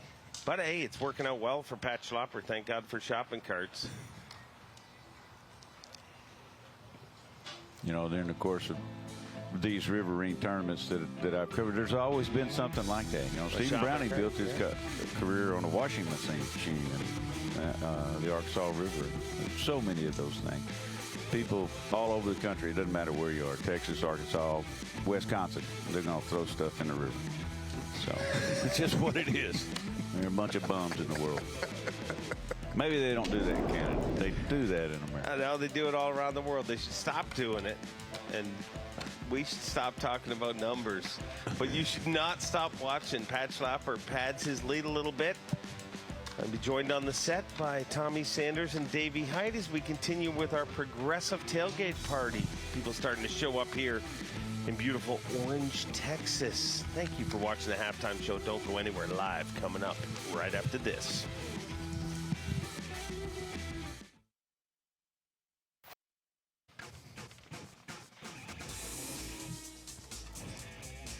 Progressive Bassmaster Elite Series 6 Stop of the Year. MAXAM Tire Bassmaster Elite from Orange, Texas. And we are definitely into the afternoon part of our session today. Our live coverage sponsored by Luz on this day in 3.5 hours until weigh-in time for the 102 anglers who are out there desperately trying to make it into the top 50. That's the imperative for today. You got to get there. We got a bit of a development on the leaderboard there. Pat Schlapper, that's the same as it's been pretty much all day. But Greg DePalma moving up, 3.5 pounder, I think 3.5 plus, to put himself right in the middle of the conversation there. In second place, ahead of Chris Johnston. That's our top 3. Let's get out to Stetson Blaylock. This is while we're in break just moments ago. Show you something from the man from Benton, Arkansas. Been Yeah, that knocks. I don't think it's a keeper, though. God, I just can't stop here.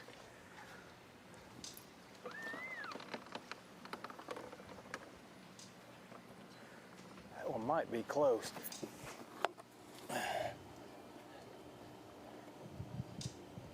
Holy cow. It's a keeper.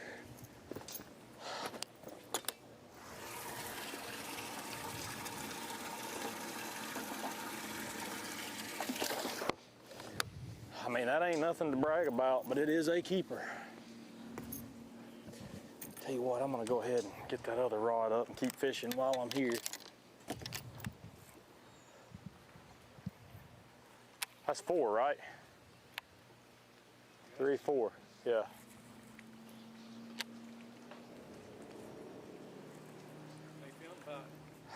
I mean, not great. Not great. We need bigger ones, I mean, but we got to get 5 fish.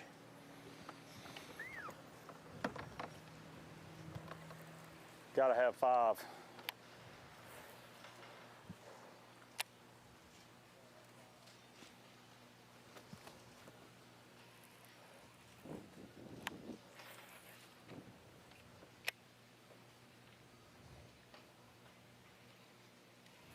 What about it?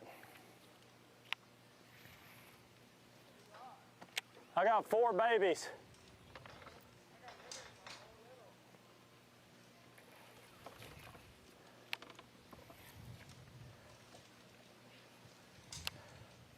Stetson started the day in second place behind Pat Schlapper. He's in 5th with Clifford Perch, Chris Johnson, and Greg DePalma having passed him during the course of the morning session.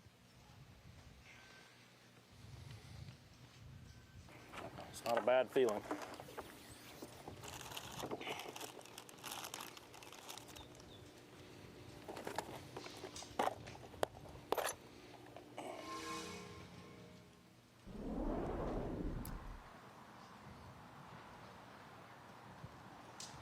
Let's get back out to Pat Schlapper.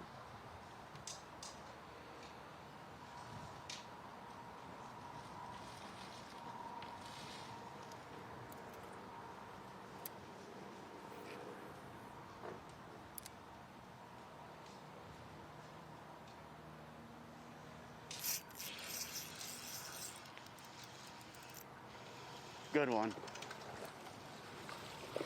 Yeah, baby. Ew. Look at that chunkling.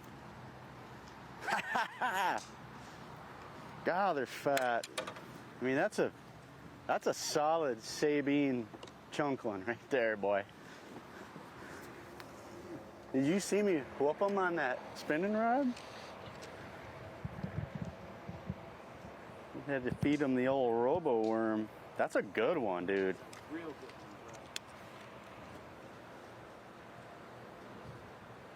one, 152. We're calling that a real good one. Grinding away, baby. Nice. All right, need one more bite. Yeah. Look at that look at how healthy he is. He's been eating snacks. He's been eating snackies. Get in there, buddy. Okay. Gotta take my time. That's what you wanted to happen, That's man. what we want. Just let them get set up.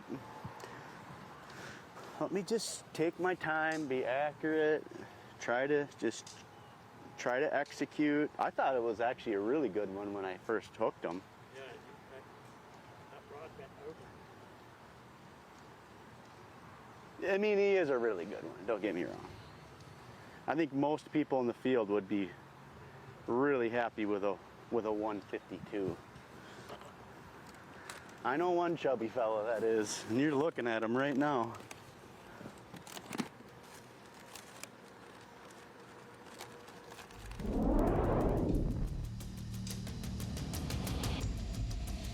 Pound and a half. I'm surprised he didn't go more than that.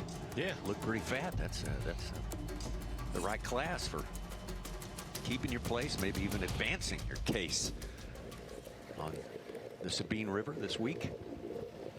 Let's keep it number 4. Maybe just after almost 2 days of competition, they're starting to seem bigger. I think you're right. Gradually it takes hold. Suddenly we're not in the land of the giants anymore. We have been transported to regular people world.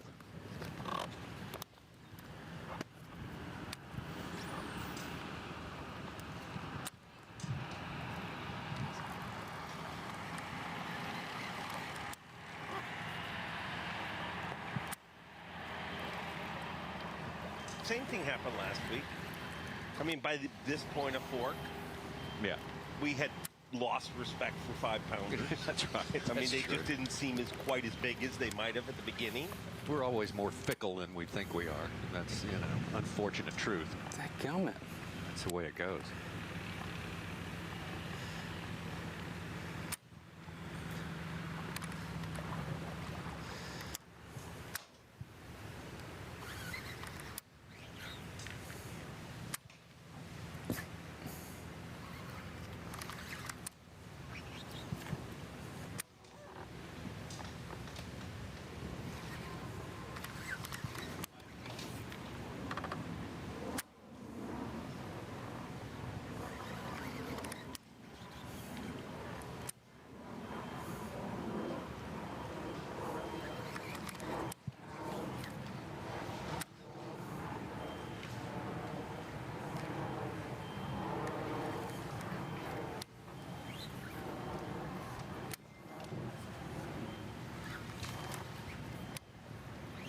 Watching Justin Hamner here in a 2-box. We got the Lowrance bird's eye view over top.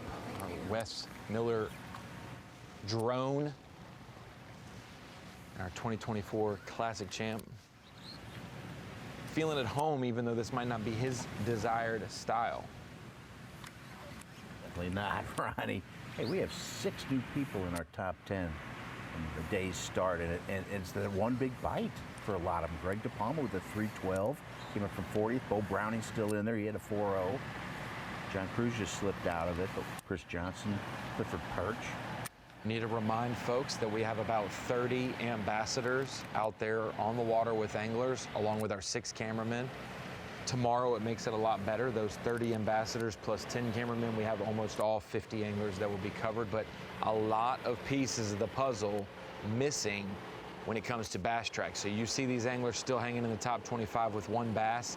They may not be far off, but we will have some people come to the weigh-in with bigger bags that fill in those gaps as we check out a mowing crew. Look at we got a whole crew of mowers. Making it a little loud by Justin Hamner. Startle the fish into biting, Ronnie.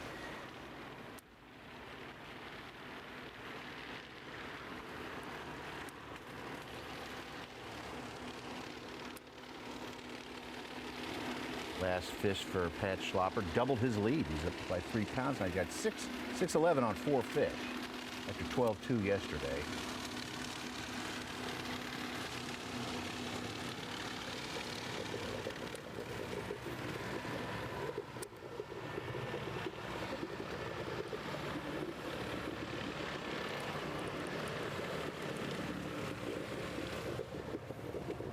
Hamner's gonna go across to the other side.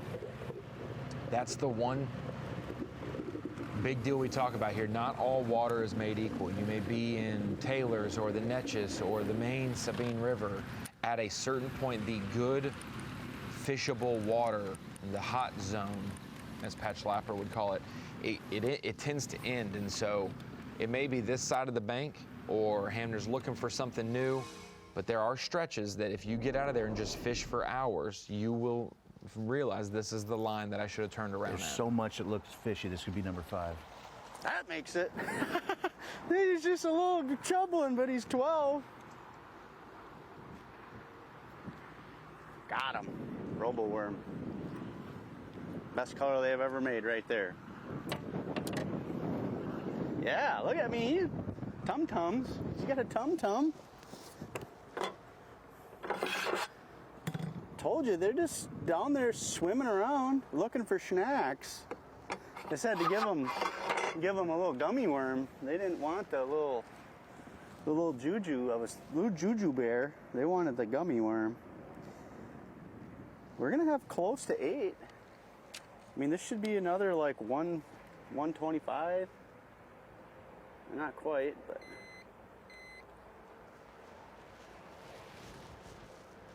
Yeah, I mean, we're close to 8 pounds. That's solid. That's solid. That is. Yeah, look at him. Just nice looking fish. Just under a pound and a quarter, but I mean, healthy looking fish for sure. big And that is a boys, but- limit for Pat Schlapper. All right, that's 5, right? Just double check everything, make sure I don't do something dumb. There's 2 in there. We have 7 anglers who broke double digits yesterday, Such, that had 10 pounds or more. 7 anglers. So Pat Schlapper getting his limit. It may not be a big limit, but he is averaging out to 10 pounds a day. That will keep you in the top 5 all day, every day this week. If he ends his tournament with 40 pounds and doesn't win, he will certainly be close. So halfway through day 2, he's already getting to the 10-pound average per day. Schlapper sponsored by Shields, looking for fish, looking for bigger snacks. On the Sabine. Such is going to come up with more alliteration during the break. Giving Tommy and Davey a break. We'll be right back.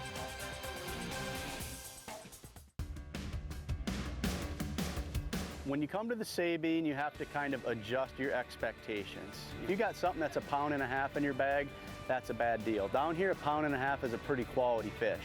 And 2 pounds is a really, really good fish. And anything over 2 pounds is like a blessing. So you just, once you get in that mindset, downsize your tackle a little bit, little lighter line. And we might have one. It's pretty fun once you adjust your mindset. Good one. Good one. Come on, baby. Secret bush.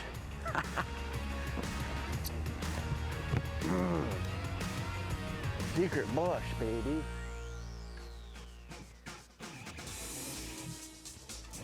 Pat Schlapper having a day. And staying put, stay where you're at. Dance with who brung you. Certainly worked out for him so far. It'll be interesting to see if he stays here much longer. Said he caught about 12 keepers there yesterday.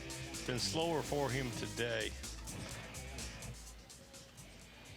But still, our unofficial leader. He did move and rest it for a little while, and that move paid off. Came back and.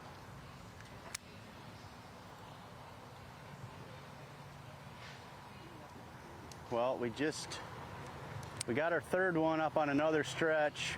I kind of left my primary zone, and then I came back now that it's been sunny out, and they started biting, and I caught 2 more keepers pretty quick and a short, missed a couple other ones.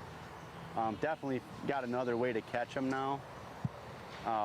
So I'm just gonna fish through here a little bit longer, and then I'm actually going to leave and go explore another area and then just kind of fish my way back. I got close to 8 pounds, which is, you know, not crazy, but it's a good day. Good day so far. And I mean, I'm still super confident I could catch another good one on any of these key pieces of cover because it's been sunny for a while now, and I think that really helps position them. That's what it seemed like yesterday too. So there's still a good amount of fish here. I mean, I literally just had 5 or 6 bites in a couple minutes span once I switched my lure up. So I'd like to get one more of them good ones, but I'm honestly pretty happy with what I got with how the day went. But one more 2-pluser would be real good. I really want to win this tournament, and I'm going to need more than 8 pounds to do that, but at least that'll keep me in the mix, I feel like. So we'll see. I'm still confident I might get another big one here, so.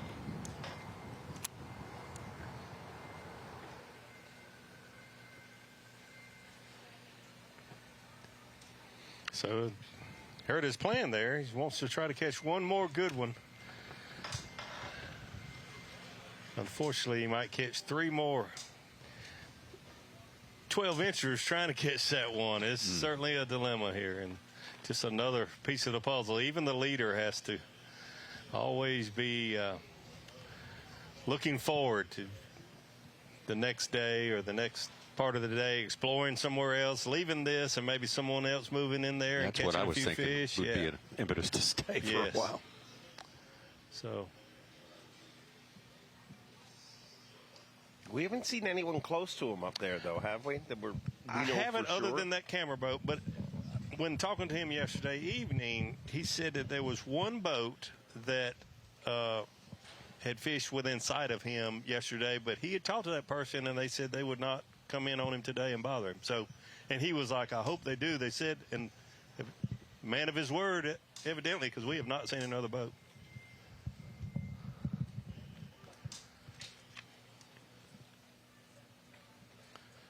Pat Schlapper in his 5th year as an elite. He's made 4 classics. Got a little work to do to make the classic this year, but it's a possibility for sure.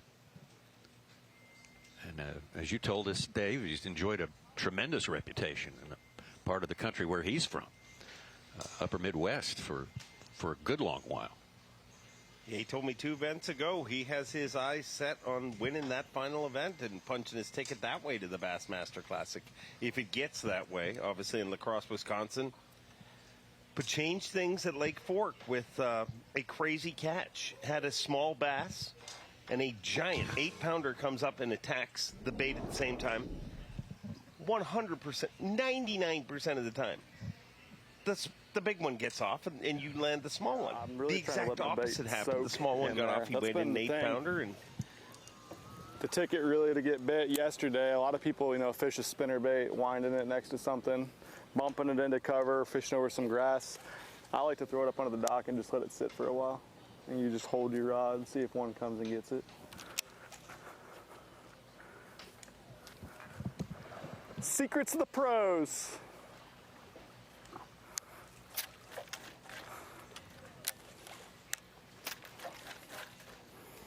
And this is called How You Get Tetanus.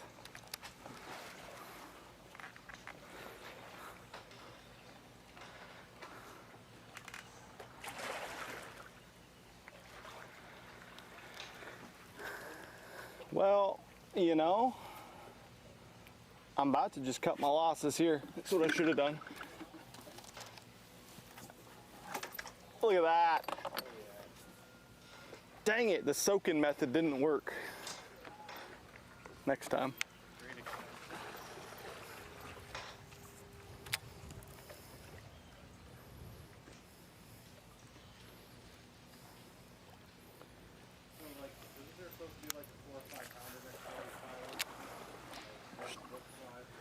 I mean, I promise you there's a 4 or 5 pounder next to several of them, but they're redfish or, drum, carp, gar. There's a gar right there. There's another one. Good thing I got live scope.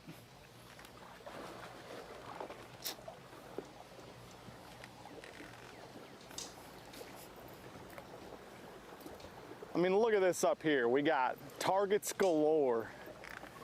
If I don't catch one here, we're going in. And I'm retiring.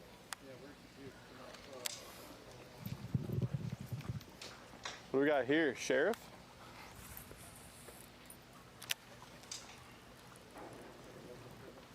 Oh yeah, there was one spot where it was like the country's correctional facility of sorts. Maybe yeah. I think it was up Bayou. So that means it can only be like 10 minutes from here. So if you see anyone running around in orange, let's pick them up. Treat them to a good day on the water. Bring them to this place. Yep.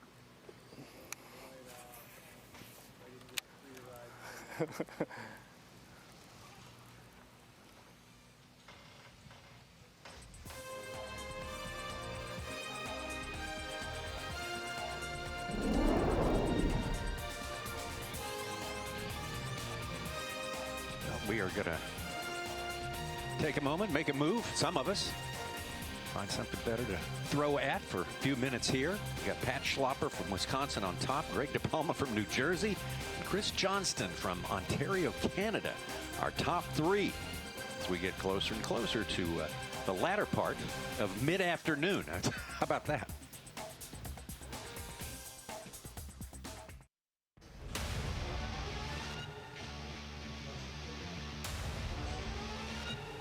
The 2025 MAXAM Tires Bassmaster Elite at Sabine River is sponsored by Mercury,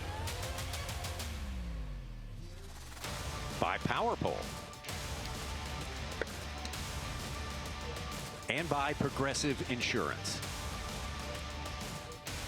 Great to have you with us here on Bassmaster Live.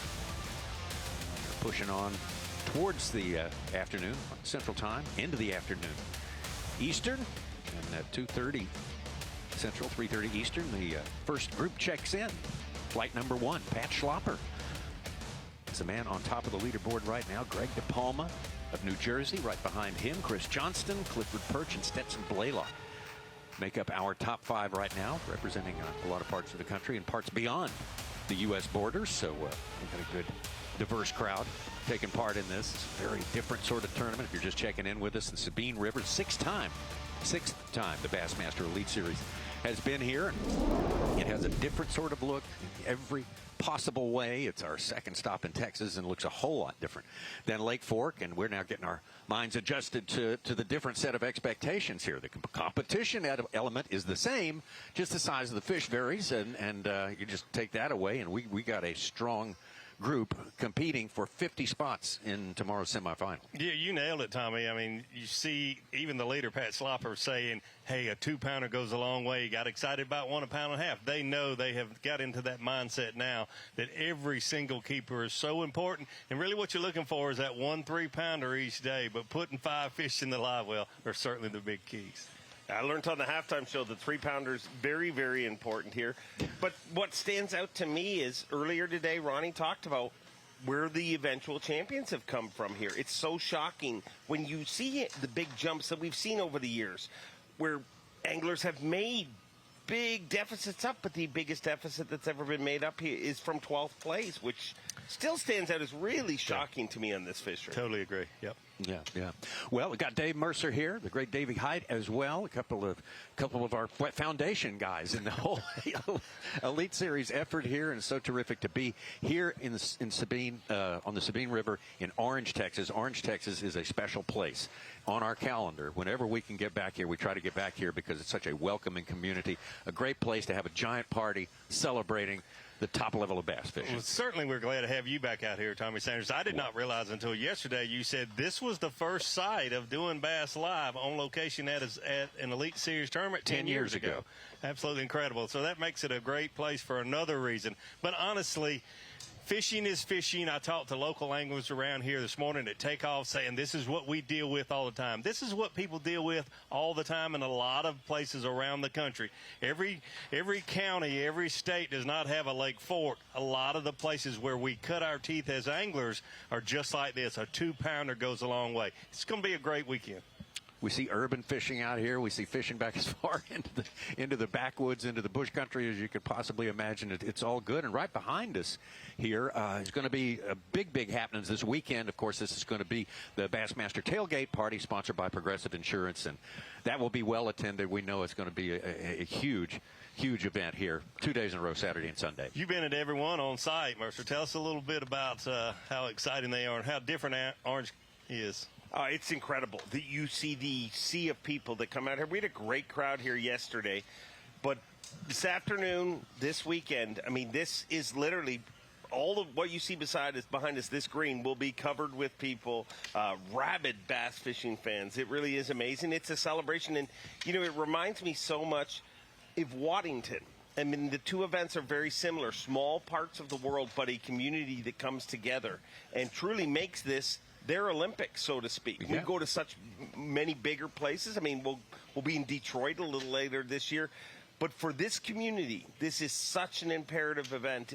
It's so much more than a bass fishing event. We're just a very cool part of this, but I mean, it is the carnival. It is the state fair. I mean, there is pogo dogs. There is all sorts of treats and rides and things. I mean, it's going to be a lot of fun. It's always great when you're the only game in town. Yeah, That's yeah. a We're great very exciting when there's nothing else to do. Yes, that's right. I got the Stetson Blaylock. Stetson, he needs a couple of 2-pounders by his own admission here to make himself feel great about his chances. I think he's a good bet to make it into tomorrow's round, but you're always positioning yourself for the final day too, and that's important. These guys can think beyond the next weigh in, of course.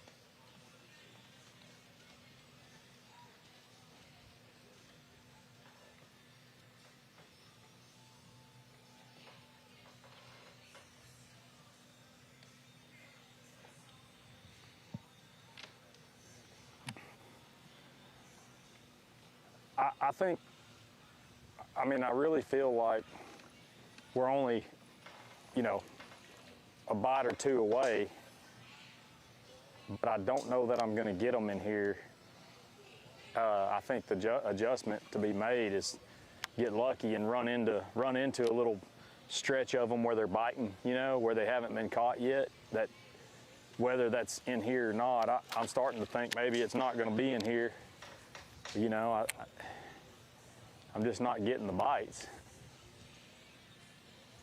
at all, like not even little guys or nothing like that. So to me, that just is kind of confirming that we're going to have to spend the afternoon running some different water, and we're going to. We got a long day, so we have extra time that we didn't have yesterday. But I still want to be getting bites, and it's just not happening. I don't know. The only thing I can think of is just the pressure of the boats. Finally starting to get to it.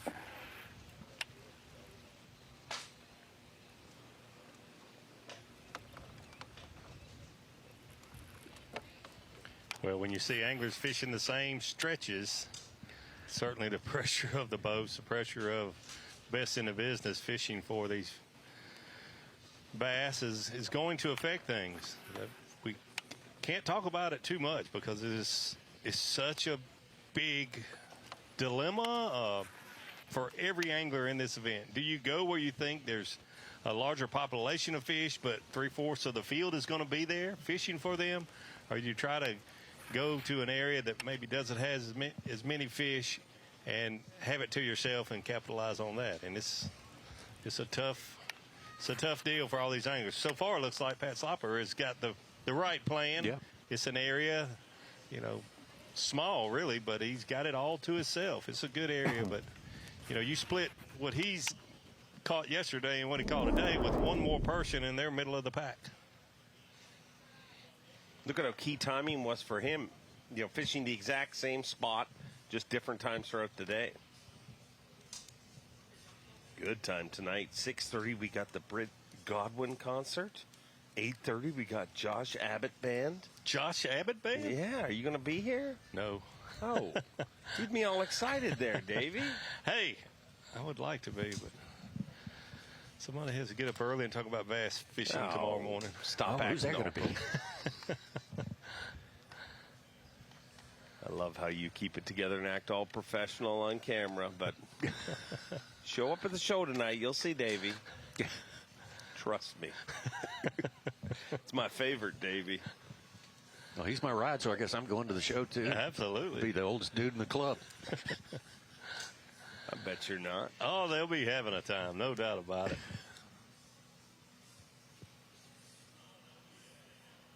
This might be where having a TIME was first spoken of. Yeah, it might have been invented here. Gosh, where do you think Zone is right now? Somewhere reeling in a fish. Yeah. I hate him. No doubt of that.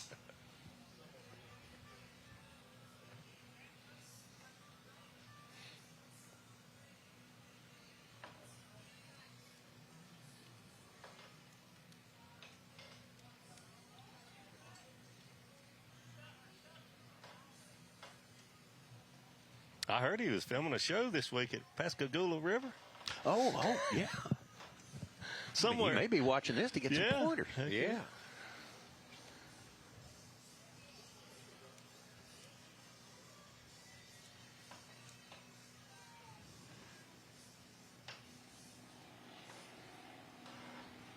Jay Shakira, believe it or not, is out of the top 10 at this point, in 11th place.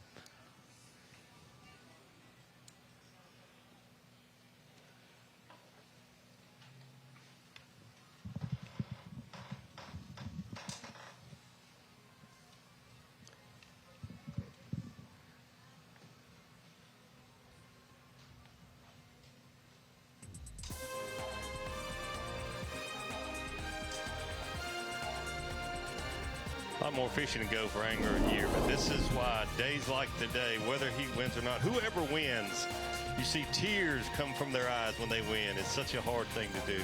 Days like this make you say, wow. Don't forget the TH Marine Bassmaster Pick'em Challenge. That's the newest of the games.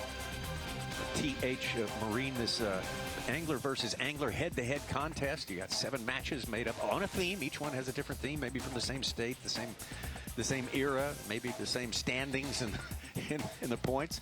And you get to pick the winner of each one. Very simple. Just pick 7 winners. Maybe you win them all. Hit the QR code.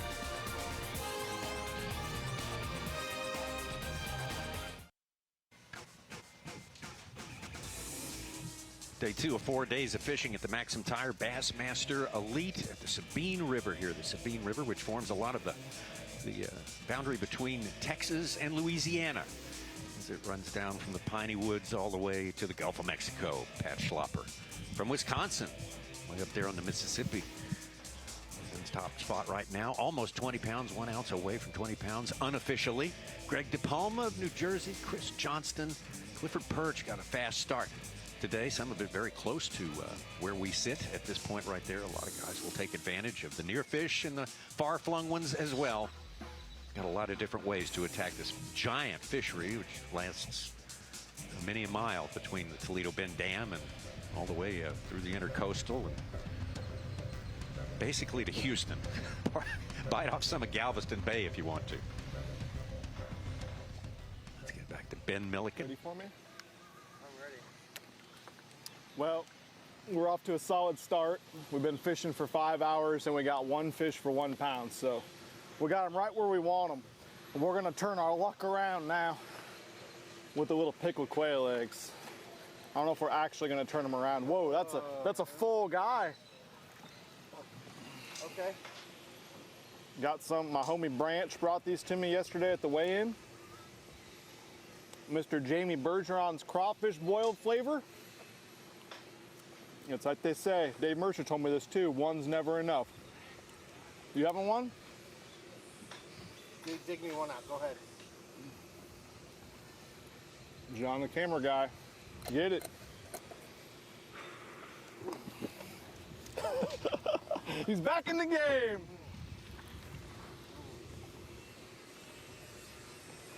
Okay. All right. I mean, definitely a little gamey. Yeah, I don't like that flavor. I've had those before. Definitely the worst flavor, but you know, it is what it is. All right, big fish bound to come. What had happened? Looks like Schlapper's made a move. Yep. I mean, you know, you're a true friend when you tell I them seen that's him when not I was the driving flavor I in. like I thought after you make them eat I it. had to come explore, but the water clarity's not good. It's pretty stagnant. I don't even think I'm going to try to get up to them next pipes as it starts. It's looking like it's pretty dang shallow up there. But looks like there might be some current. Like if you can see some tubes way up there. So I don't know. I don't think I'm going to risk it though. I don't think I could even get up there. Just based on what I'm seeing on my live scope right now, it's looks like it turns to rock, which makes sense because it's concrete drainage.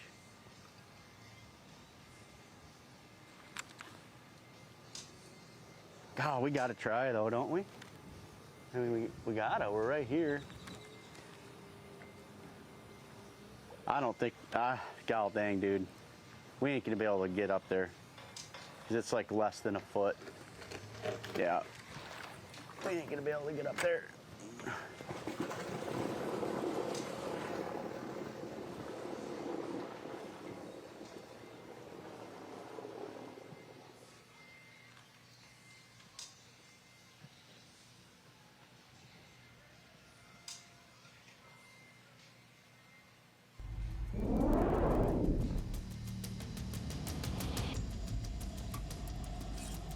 Schlapper not going to risk it. We're going to head on over to Taku Ito.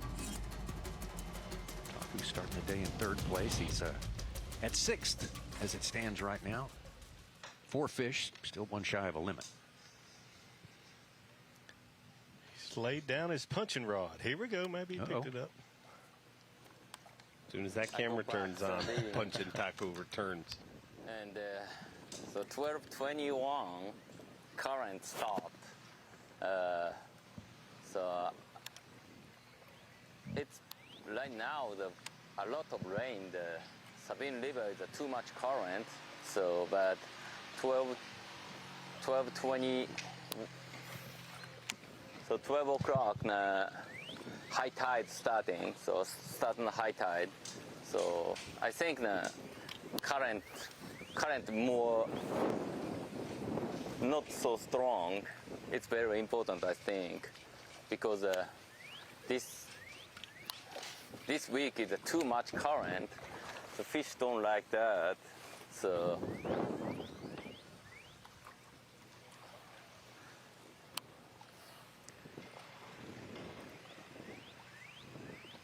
this is the time, 12 o'clock.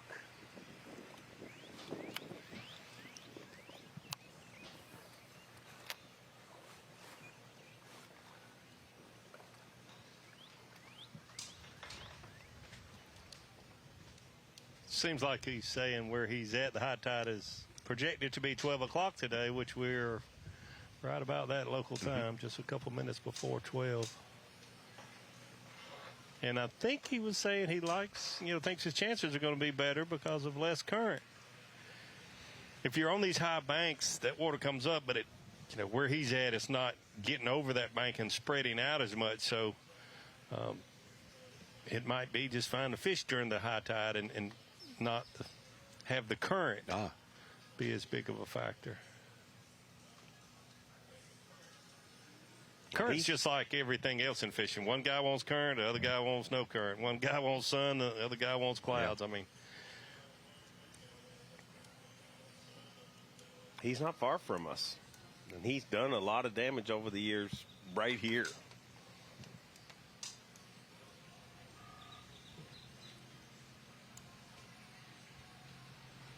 We've been getting real used to this line. Correctly, there's a boat dock just down from where he's at now that during high tide, he's done real well. Yeah. That's when he famously spent 15 minutes with a bait under the dock. And it was almost like he was using some kind of sonar, and he knew that there was one under that dock way back then. Yeah. Remember we thought he was a wizard? Yeah. It's like he knows there's one there.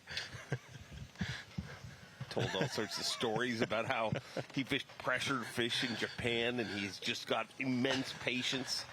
Really, he just has X-ray vision. I was convinced it was the super powder. The secret super powder.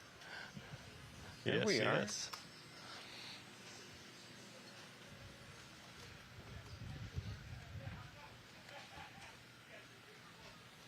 But trust me, that powder is super.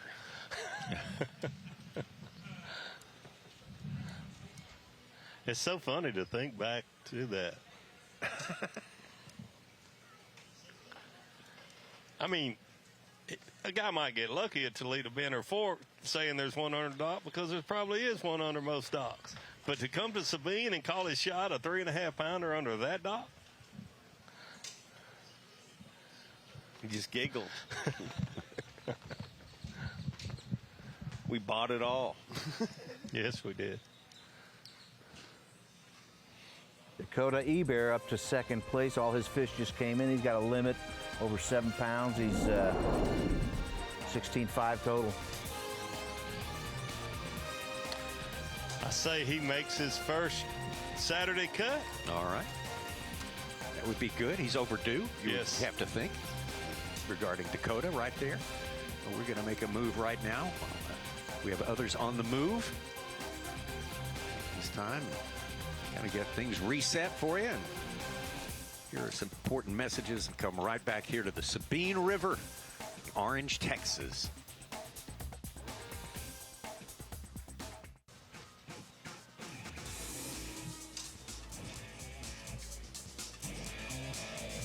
Bassmaster Live continuing on with the MAXAM Tire Bassmaster Elite on the Sabine River in Orange, Texas here. Really a beautiful day, absolutely. A little bit on the warm side, but a good breeze blowing to sort of alleviate that depending on where you are on the territory, on the playing field here, our live coverage. Sponsored by Lose on this day. And we are watching some tight competition. A tournament where it's unlike so many of the others we go to, where just a tiny, what would be considered a small move in a regular tournament, maybe a fish of 1.5 pounds can make a big difference in your standing. And there's our base of operations, the City of Orange boat ramp. And so great to be down here and actually on location with all the anglers and all the fans in this great town. And Davey Hype here as well. Davey spent many more weeks here than I have in the past, but I've cherished each week I've spent here and all the 6 visits of the Bassmasters to this place. Absolutely. I mean, it's a great area to be around. Good food, good people. They love fishing, fresh and salt water. You know, just a great area to be in. They appreciate the Bassmaster Elite Series coming here. They've added to this. I mean, you mentioned this was the site of the first on scene live with you and Mark Zona. Yeah, back 10 years ago. Yeah. 10 years ago. So they've added a pavilion back here. They've added a lot of things to help make this better. We had about 8 inches of rain one year during the tournament, and they have added drainage here and all that stuff. So they have continued to make this a better venue. And the fishing is what the fishing is. It's tough. The fish are smaller, but hey, it's great. Watch But hey, out, we got guys. some. We got some watch people out. We got joining the us Paw here now. Patrol back there. How about that? Yeah, give them away. Yeah. You know, if I was a member of the Paw Patrol, I might want to invest a couple of minutes here Absolutely. in something that's important to us, and that's our Lose Midday Report. How else are we going to get you caught up on what's going on today if you're just checking in with us on this Friday?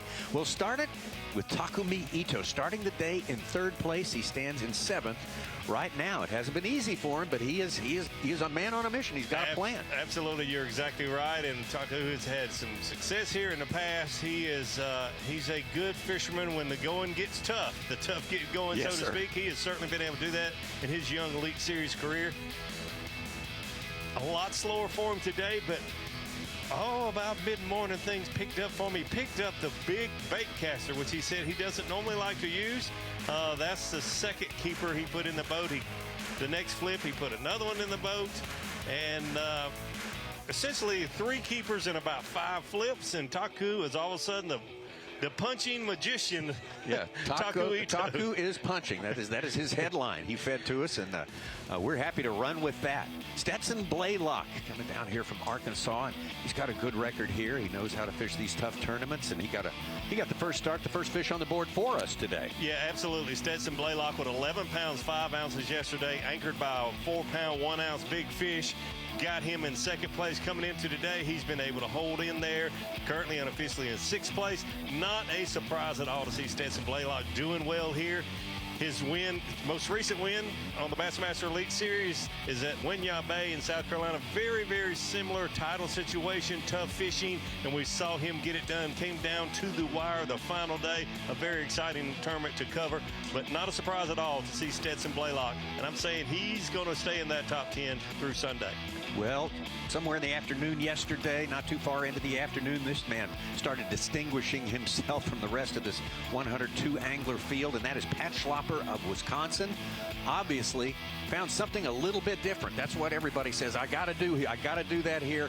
It is. It's just essential to have any success here. Yeah, it really is. And those different places are the ones like you saw that right there. To hold those 2.5 to 4 pound bass. He weighed in one yesterday, about 4 pounds and 5 ounces, I think it was, for the big fish. Had a total of 12.2 yesterday.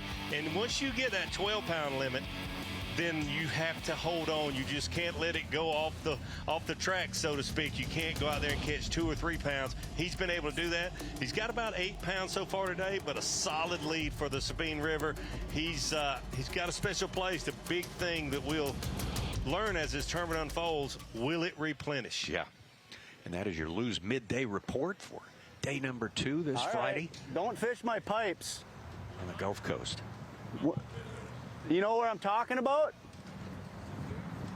Well, there's all the stuff going over the river. Like when you get past that bridge there, you'll see them.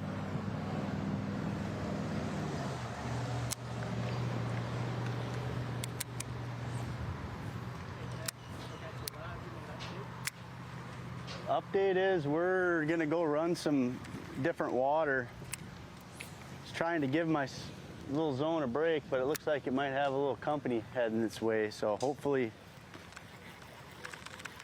whatever, it is what it is. So, I mean, got 5.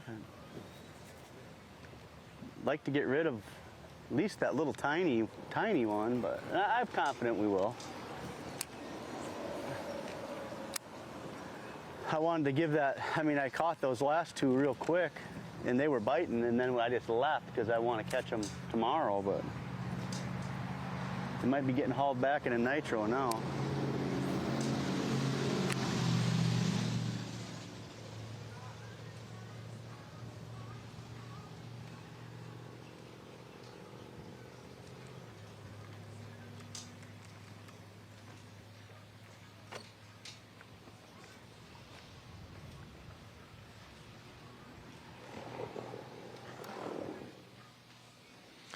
Well, we talked about it a little earlier, whether he should stay in that area and maybe catch a few fish that he would need so bad tomorrow, or should he leave and give it a break? And you heard him say he thought he would leave and give it a break, and about that time he's concerned that someone else is going there. I mean, it's just it's part of the game that we love to play. So many decisions that really don't have a lot to do with catching a bass. You're protecting a bass at this point, trying to keep someone else from catching that bass. You play offense, you play defense, all in a day's work on the Bassmaster Elite Series. Yeah, a lot of moving parts out there that you have to, and a lot of things have to come together to win one of these tournaments here. Not too far away is Justin Hamner, former world champion. Gosh. Cow encounters already today. Yeah. There's a thought you could put a guard dog around your best place. Maybe. That's a great idea. I love that. One that can swim, preferably. Yay. Here we go. Another fish. Holy crap. Ah, don't do that. 2.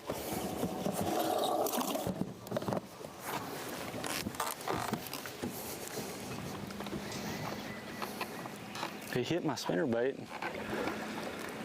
Flipped the echo crawl in there. Can't believe he actually bit it.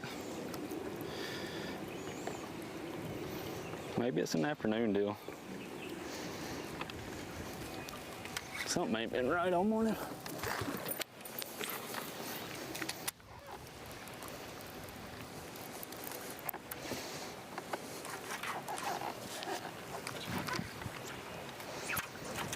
Justin Hamner say that he caught a small limit starting out yesterday morning with a spinnerbait around that bridge area. Yep. That did not pan out for him this morning, but he did say later in the day he caught a lot of what he actually weighed in. So hopefully he'll have a repeat of that part of his day yesterday. Hunter Shrike, the latest angler to get in our top 10. He caught a 2.5 pounder. He's up to 7 pounds today. He had 8 yesterday.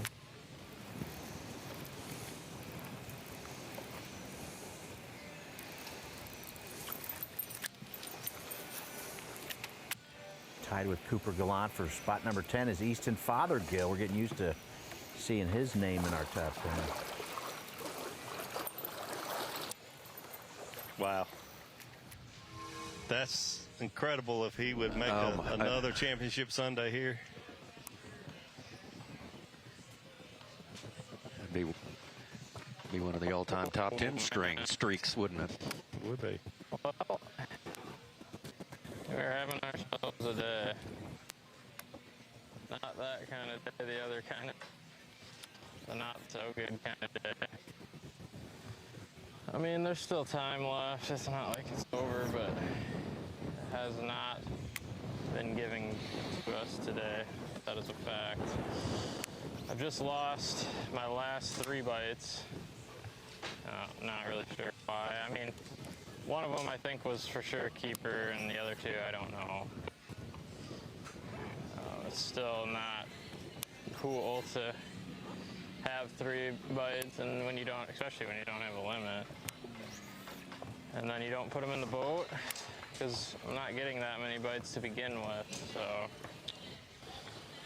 yeah, anyways, probably I'm gonna have to leave here at 2 at least. So I got an hour 45 to figure out how to catch 2 pounders, which is very, very doable. Just got to get on the right stretch. I think half the problem today is I've been fishing a lot of used water.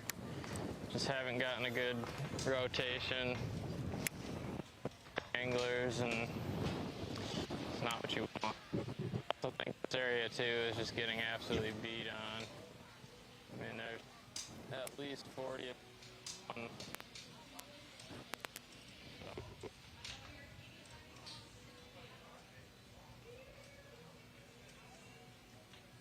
Well, Jay Shakira talking about the time he has. Obviously, he's about a 30-minute ride away, so he has 2 hours to fish here, as it stands right now, and he will have to catch some during that time. He's a good one when it comes to utilizing and maximizing the places where you do find the fish. So I'm doing a terrific job of it last week. That's the imperative this week. You know, a lot of guys are fishing very small areas, me, myself included. It's just because that's where the fish are living. So for that example, you really just have to slow down and fish those areas thoroughly, because that's where the bass are living, and you really don't have a lot of other options. Whoever wins this thing is going to figure something a little bit different out than the next guy.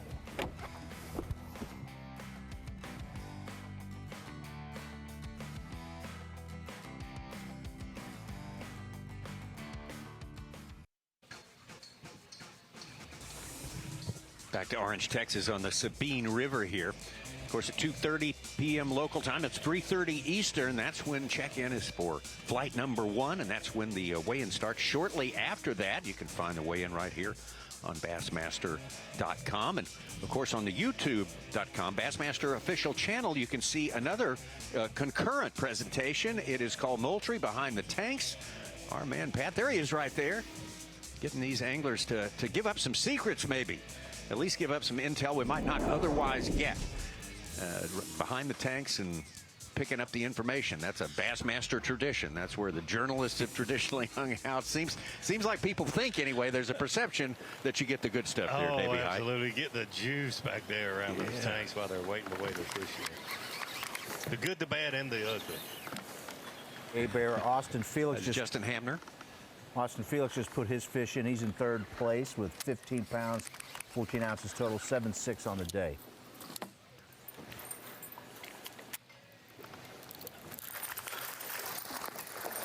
Come here, come here.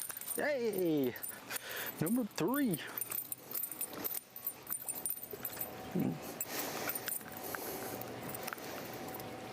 Boy, am I happy to see y'all.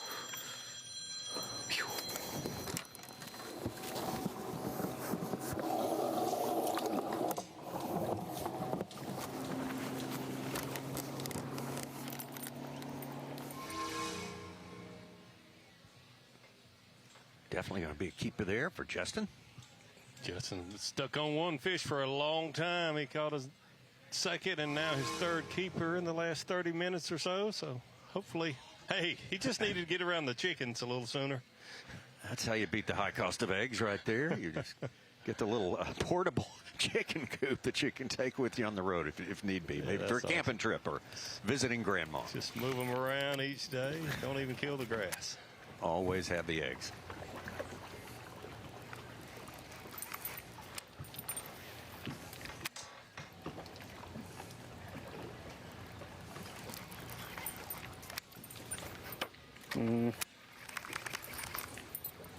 He's been around a couple different cows, dogs, chickens now. It's got to be a pig next, doesn't it? Something Sure. like that. Absolutely. Billy goat, something like that. I'll vote for a pig.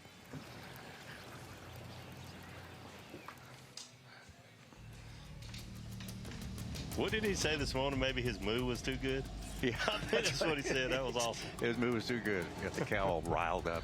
Yeah. Cow was perturbed by that. And Milliken's been an egg consumer today. Yes. He's not concerned about the high cost of eggs. He just switches to quail. Well, I mean, I can see it over here on the other shore. It looks like it's coming up over the shoreline. Is it going to get the timing? I mean, yeah. Unfortunately, like this high tide, whoa, has been the toughest time to catch fish all week. So, man, it was tough. And we had one right there, actually. I'm gonna catch that joker.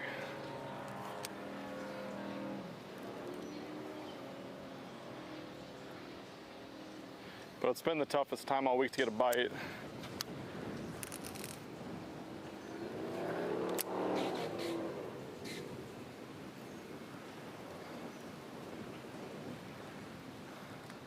Except for that fish.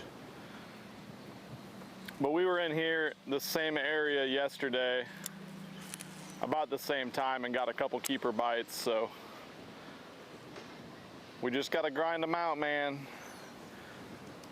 We're not thinking about catching 10 pounds or any pounds. We're just thinking about the next bite at this point.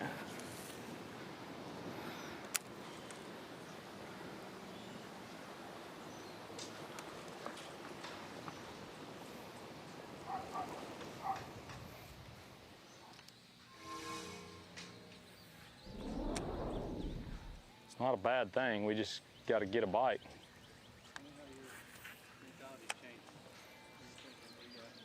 Well, I'm hitting a stretch I've already fished. I know other guys have already fished it, but I caught a couple keepers on it yesterday late, and I know guys had fished it yesterday too. So I'm gonna hit this stretch. It's a pretty good stretch here. I'm gonna give it a little bit of time. I'm gonna kind of fish it quick, just because our day is getting away. We need one more keeper for a limit. I feel like we're gonna have a shot at that for sure, but it's been really, really tough. I mean, all the guys that I've talked to really hadn't had much. I say talk to, just, you know, seeing what they've got when you go by. It's not very good today. I feel like maybe I've spent too much time in here, but we still have a really good opportunity with one good bite. So I'm gonna hit this stretch and try to make it happen right here.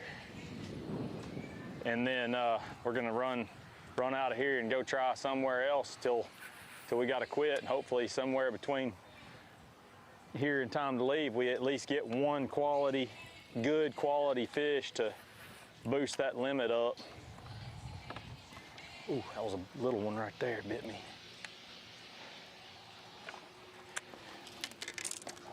I mean, we're still in the same position we were in earlier. We just need a couple of good ones and we're set.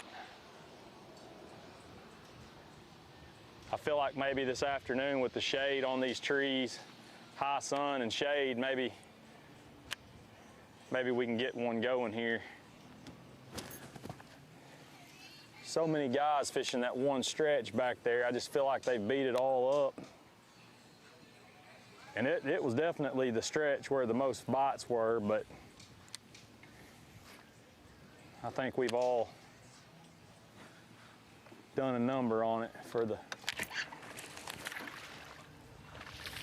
That's not a keeper. Probably the one I missed though. Now, that's a really good sign right there though, just getting a bite.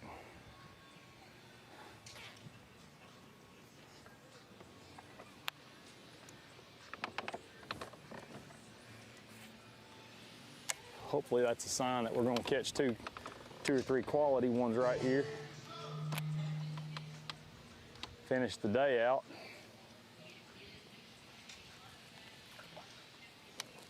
I mean, honestly, I think we're still borderline on enough weight to make the cut tomorrow, bad as I hate to say it. I mean, we needed 4 pounds to feel comfortable. I don't think we got 4 pounds, but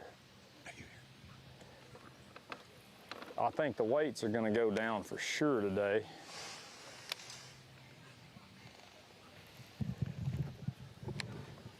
We got to get into tomorrow so we can have a fighting chance. That's the biggest thing, is we got to be here, be able to dance to have a shot.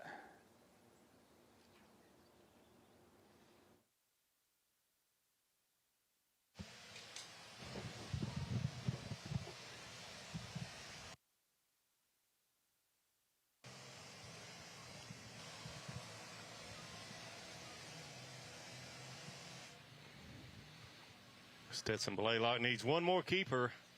I wouldn't bet against him. He just caught one, and he said it was a good sign. I noticed he was throwing a vibrating jig and then followed up with soft plastic and did get that fish to bite again. So here's one thing you do notice.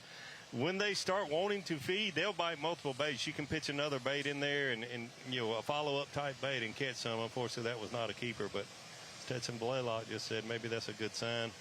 Some things will get going here for him this afternoon.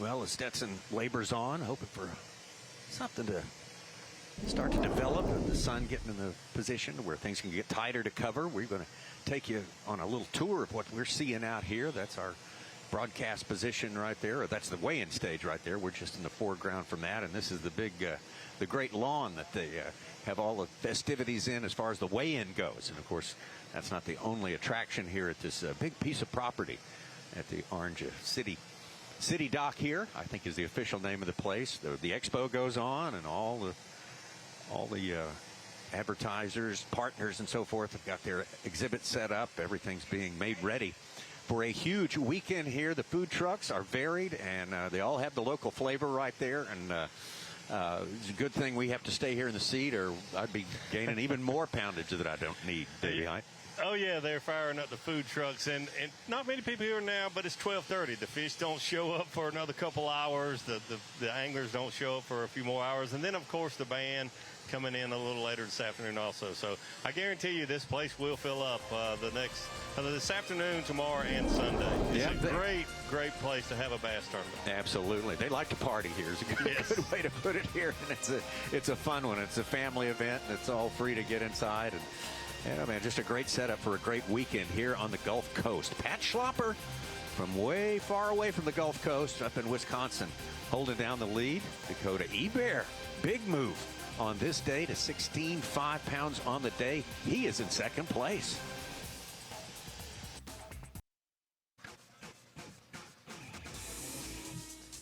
The MAXAM Tire Bassmaster Elite at the Sabine River here in Orange, Texas, extreme East Texas on the Texas Gulf Coast. Continues into day number 2. Got about 2 hours fishing maximum for the guys who are fishing right there close to our headquarters right here at the ramp.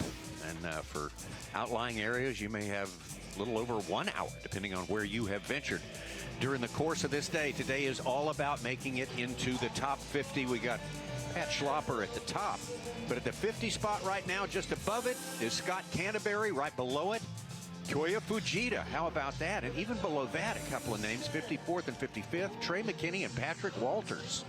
Two big players for the past few weeks on the Bassmaster You don't see Elite them Series. there around 50th. Oh, he lost a big one there. Lost a big one. Holy smokes. Didn't get a good look, but take a look at that again, hopefully. Wow, that would have certainly put him out front by quite a bit. Solid one there. Oh.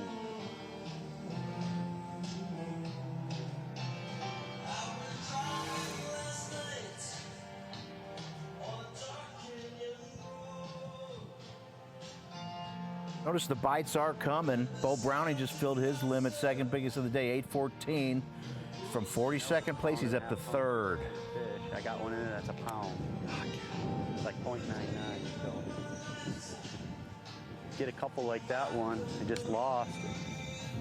Get up to that 9 pound mark pretty quick, but got to get them in the boat.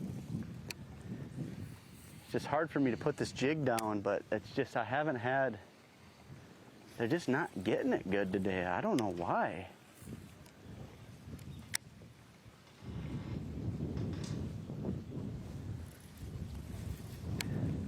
But I just keep covering water and put it in as many places as I think there's one at. There's plenty of them that size in this area.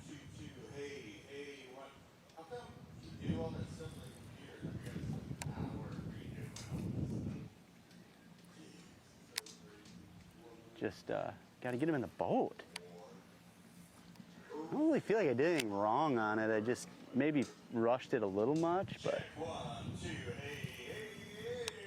how it goes sometimes. Check 1, 1, 2, 8.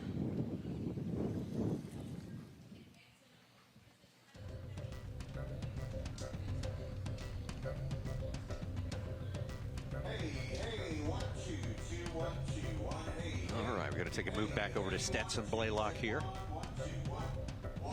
Stetson started the day in second place.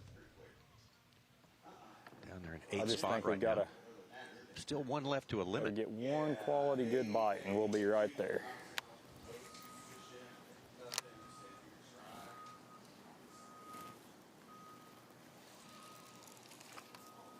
Only 5 ounces from falling out of a camera position for day 3.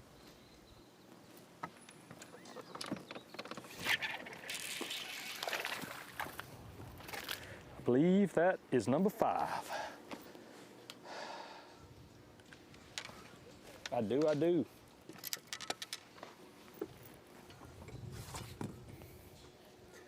Easy. Whew. Took long enough, but we got it. 3. This will make 4 on this side.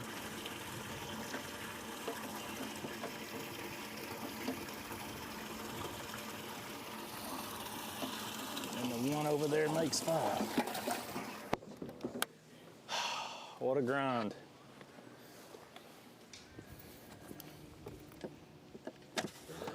Be very careful not to make a mistake here, boy. It would be tough. No. 6 in that live well.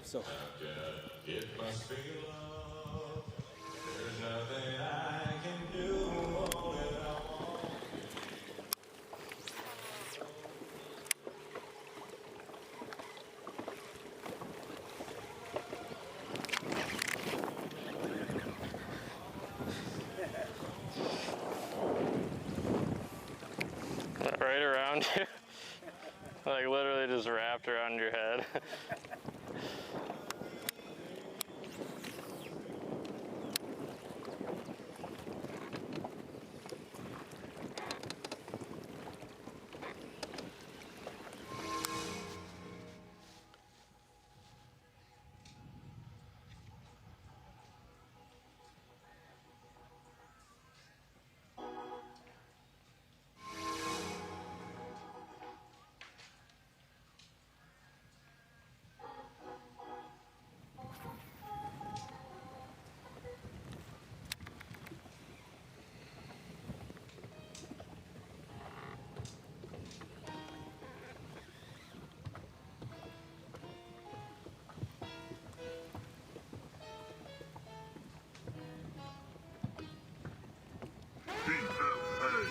Skeeter Boats, BFA. The afternoon bite is on. Cooper Gallant with a 4-0.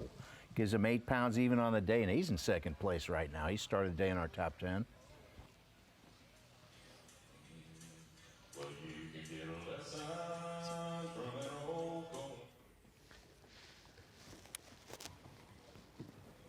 Sounds like Davey is warming up the vocals. He's actually going to join in with the concert. He's not just attending, Such. He is actually going to be a part of the concert. So we'll let Davey warm up his vocals just a little bit as we watch Jay Shakura. A couple important catches have came in lately. You mentioned Blaylock's up to third filling place his with limit. that. Yeah, it's crazy how a tough day you can feel out of it. But what they don't know is the Bass Track leaderboard that you're still well in it. Oh my gosh, and there's so many guys not on Bass Track at all who could really give us some great surprises. Ito is still on 4 fish. He's fallen to 9th place. And Shakura, Hamner, and Milliken, who have cameras, all having a little bit of a rougher day. To be expected with the flip-flop, for sure.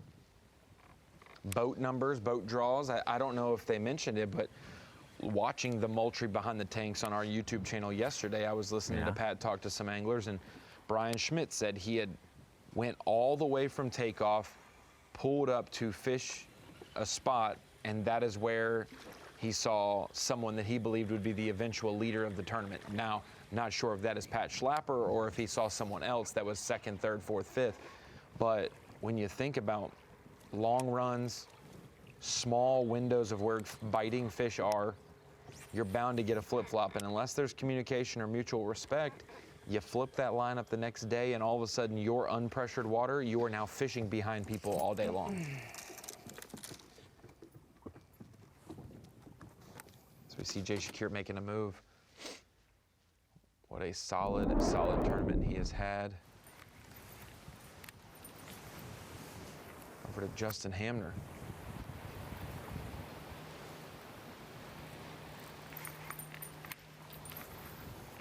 Yeah, and it really has flip-flopped around. Chris Johnson with our biggest bag, 9 pounds on Bass Track, from 53rd into our top 10, or 8th right now. De Palma, who still has 4 fish, and he's 8-6.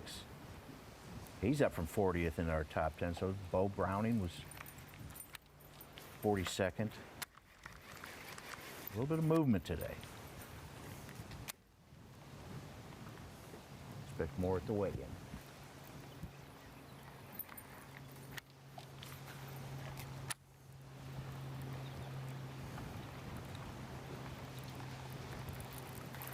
Oh, the value of a 3-pounder. You talked about John Cruz this morning with one right at 3 pounds. You have Pat Schlapper and Stetson Blaylock with over 4s yesterday. Jay Shakura had a 3. See how happy he is? That mullet was so happy. It's not just the first hour of the day that could yield that. We could see someone on their way back in make a key spot, maybe in the river by takeoff. As we go over to Taku Ito in a familiar spot, I believe we watched him fish this in his top 10 here, painfully slow years ago.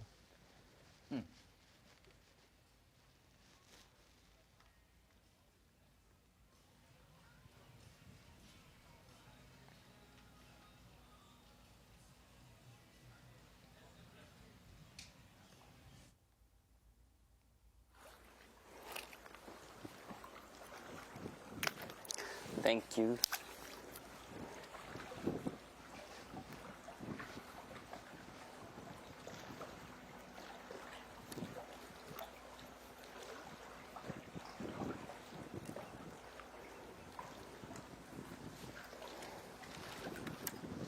Taku Ito has been to the Sabine River 2 times previously. A 3rd place finish in 2021, a 52nd place finish in 2023, and now in our top 10 once again. He said this morning reminds him of a tough river. He grew up fishing in Japan. Get dangerous when you start to be able to find similarities between home bodies of water you grew up fishing in places in the United States. He said Smith Lake is his favorite lake here, reminds him of a lake at home. These anglers don't like to hear that from Taku because he normally can connect the dots pretty good. Down 4 fish for 4.5 pounds. Nothing bigger than 1.5 pounds. He's in 10th place, following it for 10th. You will see the roller coaster, a 10-pound day one day, a 7-pound day the next day. It's how you can ebb and flow, if you can get back up to 10. We will see who does that. Maybe in the next segment. Pat Schlapper, with almost a 2-pound lead over Cooper Gallant. He was in the mix, 7th place after day one. Stetson Blaylock, Austin Felix, Dakota Eber, Bo Browning. That's your top 6 as we head to commercial. We'll be right back.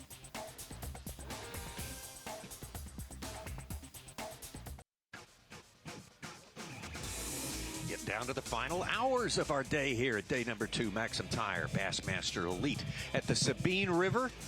It has been a big, eventful day during the course of this very important moving necessity that goes on today. You have to move into the top 50 if you want to fish tomorrow.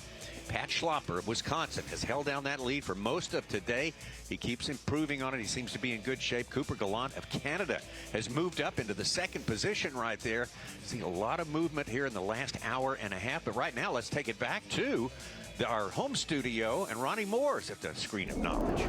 Tommy, we're trying to hold it down here in the Bassmaster studio, sponsored by Marathon. I'm at the Humminbird Screen of Knowledge, and I wanted to mention that we do, like you said, have 1 hour or so left for the first flight of fishing, generally so, a little bit longer for 2nd, 3rd, and 4th flights, and anglers are going to need it. There are a couple big names that really struggled that we expected to maybe be on the short list of favorites, and so looking at some day one notables, not for a good reason, but for a bad reason, here's just 5 names that you would expect to be much higher at this event. There was about 5 others that I could have chosen to put on here that were below 71st, but you have defending champion Brock Mosley from 2023, 71st with 5 pounds and change after day one. You have Greg Hackney, Jason Christie, 93rd and 95th, also 2 other champions here. And even if they hadn't won here, it's their style of fishing. But we know, like Dave Mercer said, Christie hasn't had a great track record here other than the year he won, so it's still a stumbling block. Jordan Lee, pictured here with his 1 bass. I don't know, it's kind of, he's holding it like a possum, like you know, you're not holding it like you're endearing because it was only a 1 fish day for him. And Brandon Polinick, our only 0 on the board on day one, 102nd place, 0 fish. Today, though, I have an update. Brandon Polinick has a limit for about 5 or 6 pounds. The big key there, you don't want to finish last ever, guys, but if you finish last, you get 3 or 4 points. If you finish last and don't catch a keeper, you get 0 points, and every point's going to be very key, especially minimizing your bad finishes. So we'll see who makes a jump out of these lower guys today and maybe makes up some points like Kenta Kimura did last week, who went from 102nd to 65th after a big day 2. Thank you, Ronnie. Good stuff. That possum presentation always indicates that not all is well. It's a not all is See, well. I had some days like that in my career. It was my favorite bass in the world if I only caught one. It was the 4 that I didn't have that I didn't like. That's right. No points. Polinick dropped from. That's right. Polinick dropped from 23rd in AOY to 52nd with no points yesterday. Wow. Some of those back today, though. May have never caught a bigger 5 or 6 pounds at this point in his career. Yeah, good point. Well, and you think about it, Hamner. Oh, sorry, Tommy, but you think about a guy like Greg Hackney, who had been in bucket E in the bottom 20 of AOI all year.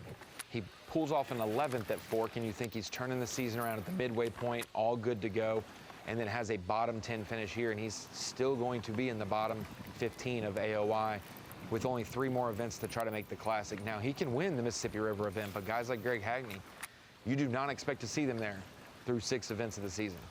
Couple of important calls. Bo Browning up to 9.5 pounds. And John Cruz got his 5th fish. He's at 8.14. From 72nd, he's 15th right now. Well, good on Bo Browning. He gritted down yesterday. I mean, he really did. He did not let himself off the hook for anything. He kept the pressure on himself. Did a great job. That was very informative, what Ronnie came up with there, the guys that we expect great things from. I'm going to say that one of those anglers that he was mentioning there will have a big day today. We don't have information on all of them, but I just can't imagine one of those. Of course, Brandon Polinick has certainly had a better day, having the 5 or 6 pound. But yeah, I think one of them will make a big move other than Brandon Polnick in that group. You could have even added Gerald Swindle in there, who was right between or right above Greg Hackney in 92nd place. He only has 1 for 1-2 today. He's had a top 5 here before, a second place finish, I believe. You had Corey Johnston in 70th. Really expect more from him. He's not on Bass Track today, so we'll watch for weigh-in for that as well.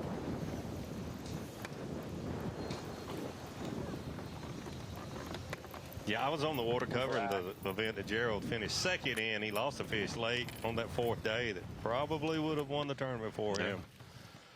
Right down to the wire. I think this one will be the same way. There'll be people that have stories about the one that got away, cost me the event. I was thinking, Davey, this more than probably any other tournament is where you're most likely to take a chance and put a line burner in the box. I mean, you know, those are important fish here more than most places. You know, when you're on the Sabine, you got to be where there's fish. And I mean, I don't regret coming in here at all. I just haven't gotten that key bite that I needed today. Kind of surprised that not getting any decent quality keepers. You know, the ones we've gotten are just barely keepers. It's a little different than it was yesterday, that's a fact.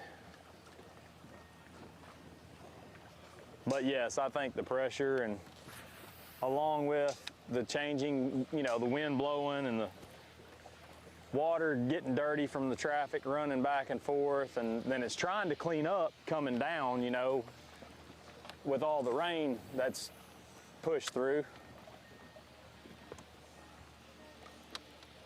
I don't claim to understand these tidal fisheries, but I've done well on them. And to me, it's about finding the right area, you know, and you know, whether you fish it at the right time or whatever, but I feel like I found the right area. It's just hard to maintain it when there's this many guys.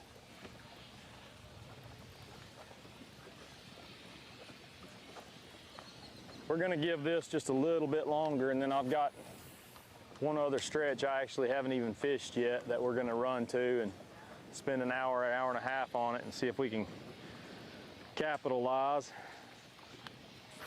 I'm sure it's been fished also, but you come to a point to where you're like, you got what you got, and you got to kind of make the best of it, which I feel like we could still do what we need to do here. It's just we got to get some bites.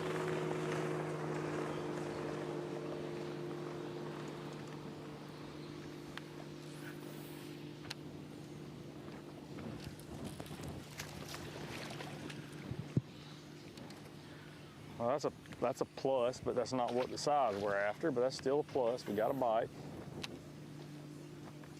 Got a bite.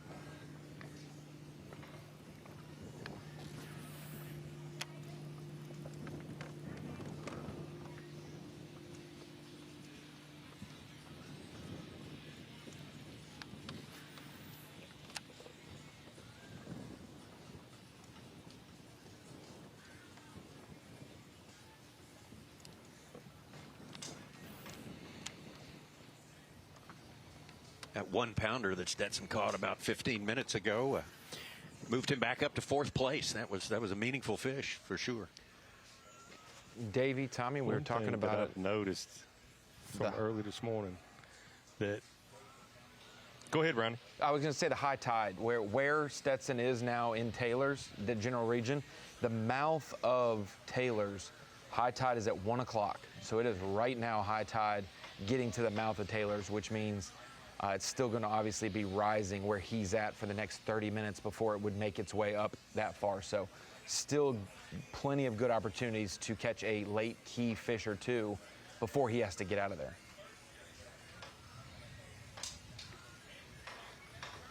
He is in our last flight. He was the second to last flight to take off this morning. Keep an eye on the tides for us. Well, it's time for our Yamaha on the line. Kyle Jesse is here. He's not too far from us right now, but he's on the line anyway. Kyle and of course Ronnie and Suits join us here. And Kyle, I mean, the world gets turned upside down. We looked at all the big names that are currently under the cut line, under the 50 cut line here, and we look at the ones who are tough that we haven't seen maybe quite so far up lately. You know, I guess that's good to have everything overturned for a little while in the course of a tournament during the course of a season.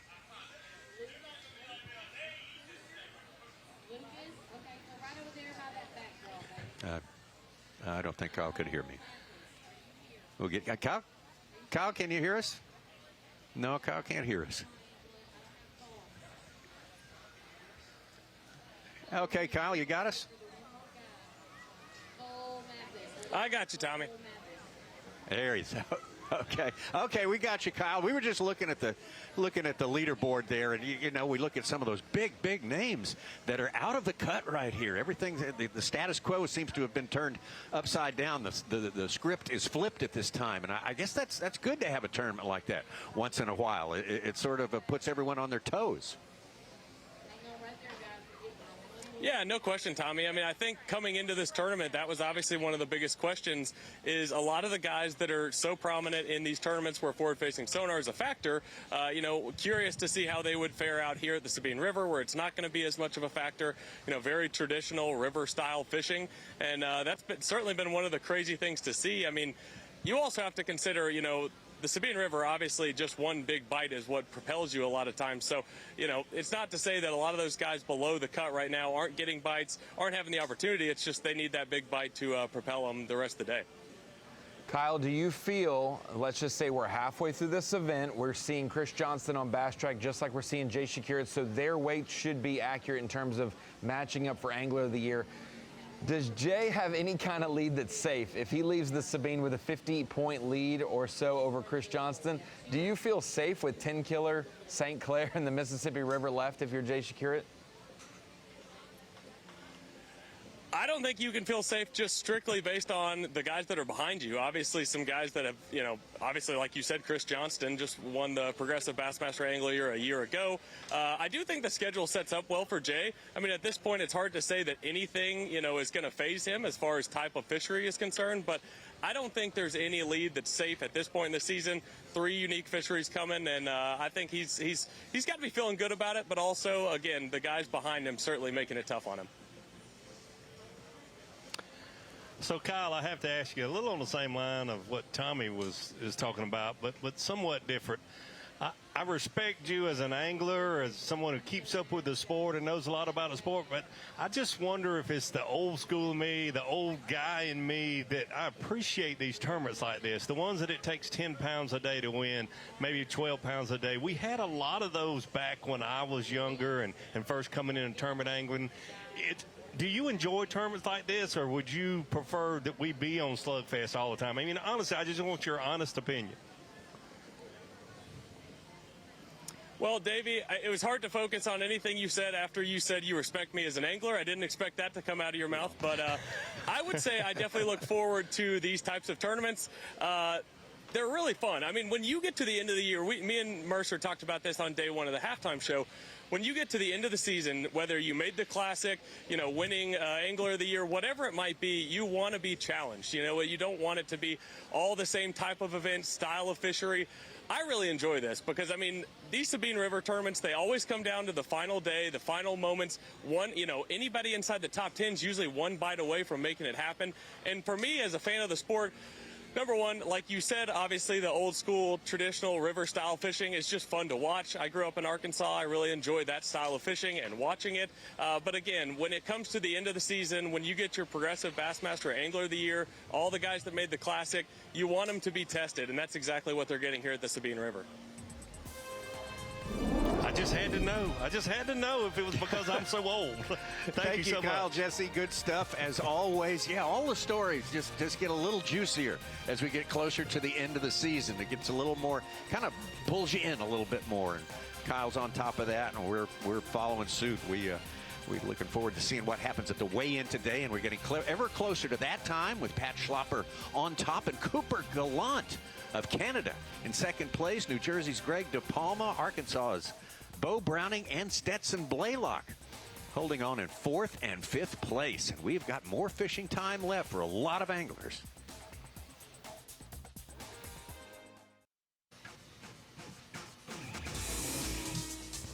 Well, less than an hour and a half is check-in time for the first flighters here at the MAXAM Tire Bassmaster Elite at the Sabine River. This is day number 2, such an important day. As we get closer and closer to the end of the season, we'll start the last third at our next stop. But right now, you just want to grab as many points as you possibly can. Let's get out to our leader right now, and he has been a leader all day. Pat Schlapper, for the better part of 2 days, has been the man in charge here. He has really, really done a terrific job. Yeah, baby. That's a good one.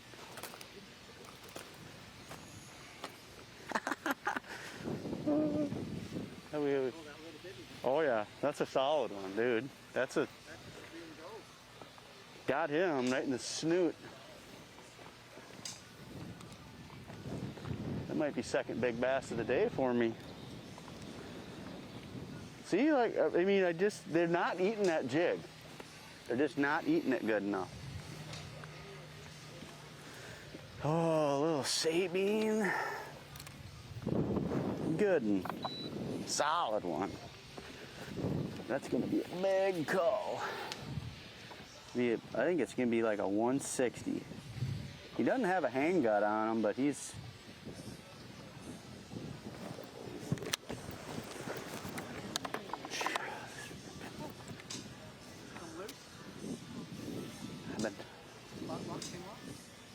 Yeah, something's going on with it. They think, I don't know.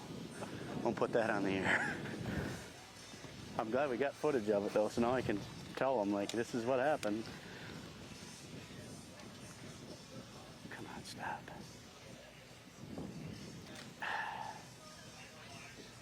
Whatever, it's like a pound and a half.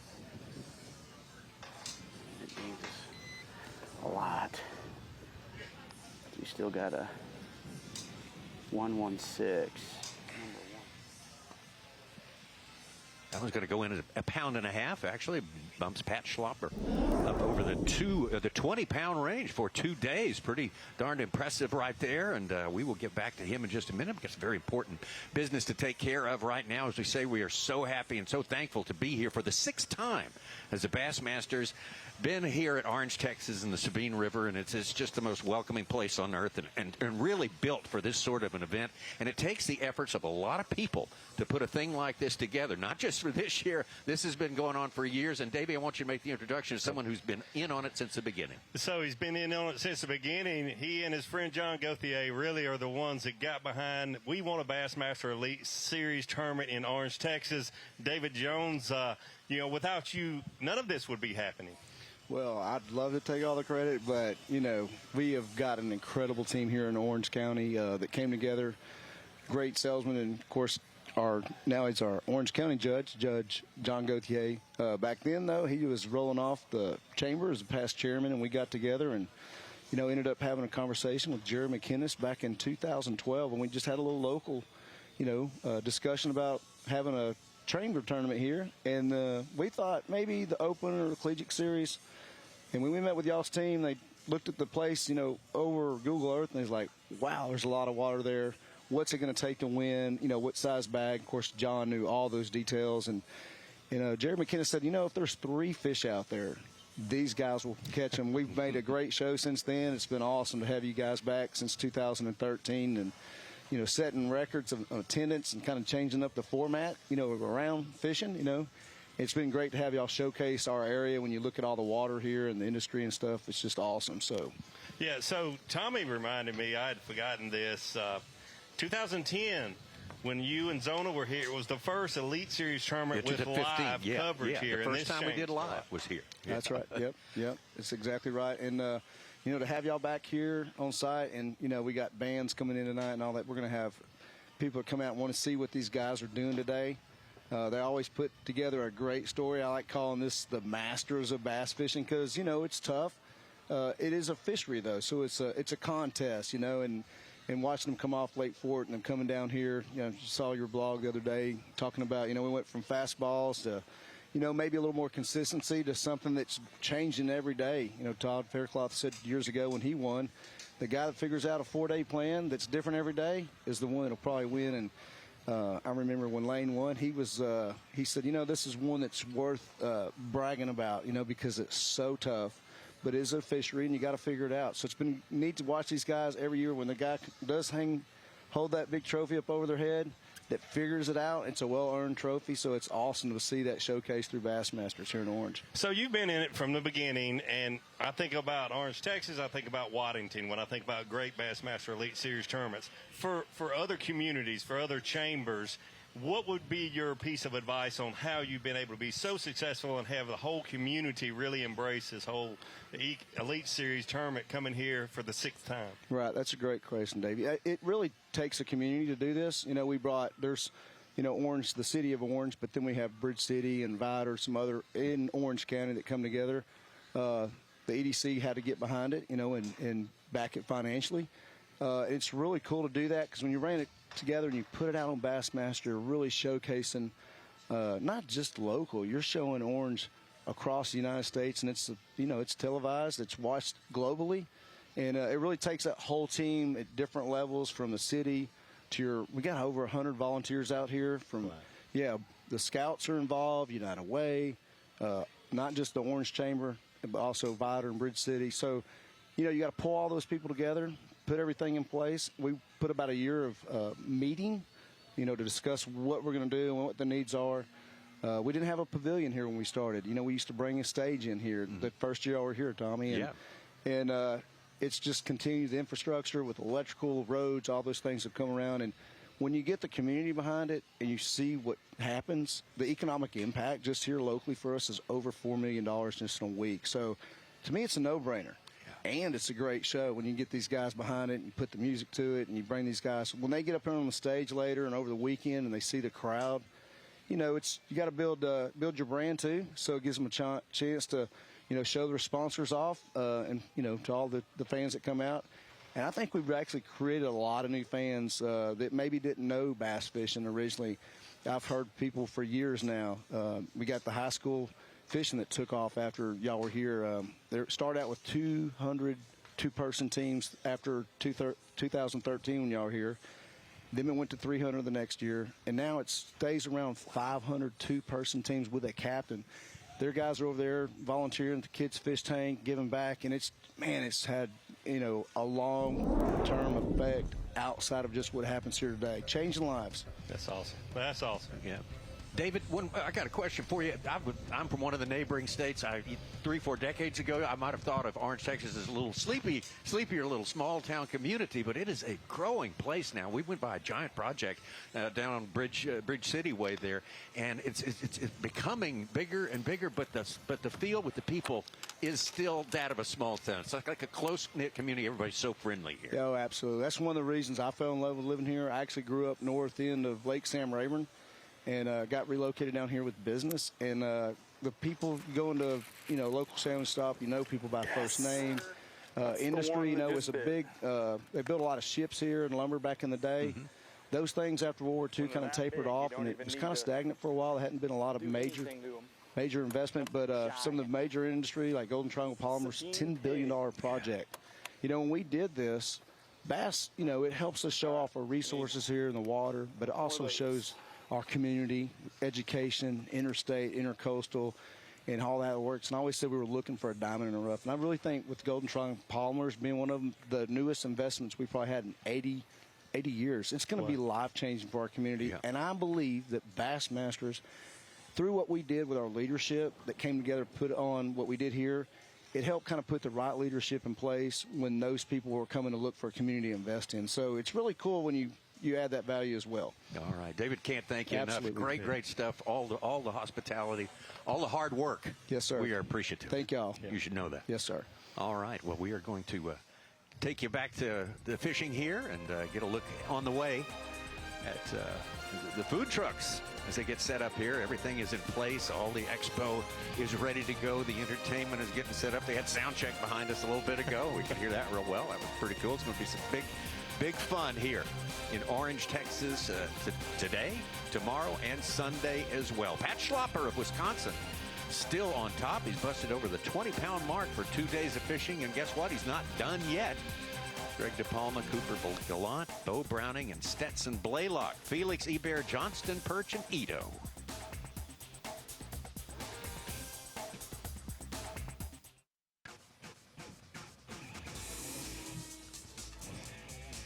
The 2025 MAXAM Tires Bassmaster Elite Series at the Sabine River.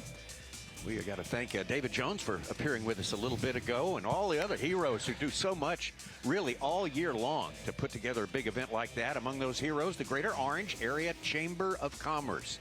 Great organizers, executors, volunteers. You know, they execute, they make it happen, they fulfill all the promises, and that's what it takes to have a good event here. Yeah, and terrific community. Honestly, in 30 years of me fishing and being on this side of the desk, I like to put it, keeping up with bass tournaments for 30 years, B.A.S.S. tournaments, these folks know how to do it right better than anyone else I know when it comes to a regular Elite Series tournament. It's incredible. The work, he said over 100 volunteers to help bring this together. That's incredible. Almost as many volunteers as fishermen. How about that? Yeah. Each fisherman gets his own volunteer, if you want to look at it that way. Justin Hamner.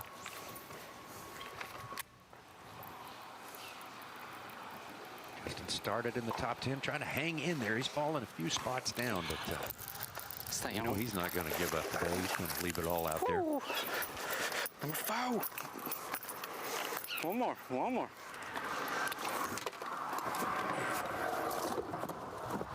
They ain't big, but I'm happy to have them. I thought Taylor's would last another day, but it's been brutal in here. Definitely go to my other stuff tomorrow.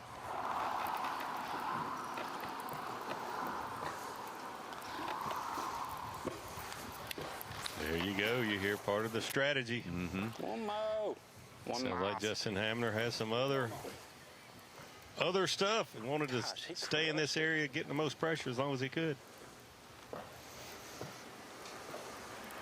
Probably him and a few others who have some other stuff to go to who are going to disrupt things tomorrow. And really shake up the leaderboard as we head into the final day on Championship Sunday. But a lot of time between then and now. Still time to get important things done today.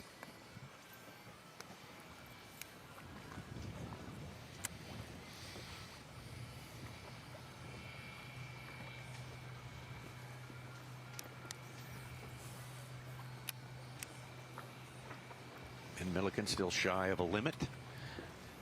Yep. We talked about this morning how there would be movers up and down the leaderboard. Of all the people that we have cameras, the 6 that we have cameras with, Ben Milliken caught more bass yesterday than anyone, and he has struggled today more than any of the other ones we've had cameras with. It's so surprising. He's had shad around, had fish blowing up, catching them on a lipless crankbait and other things, and it's been a very different day for Ben Milliken. Yeah.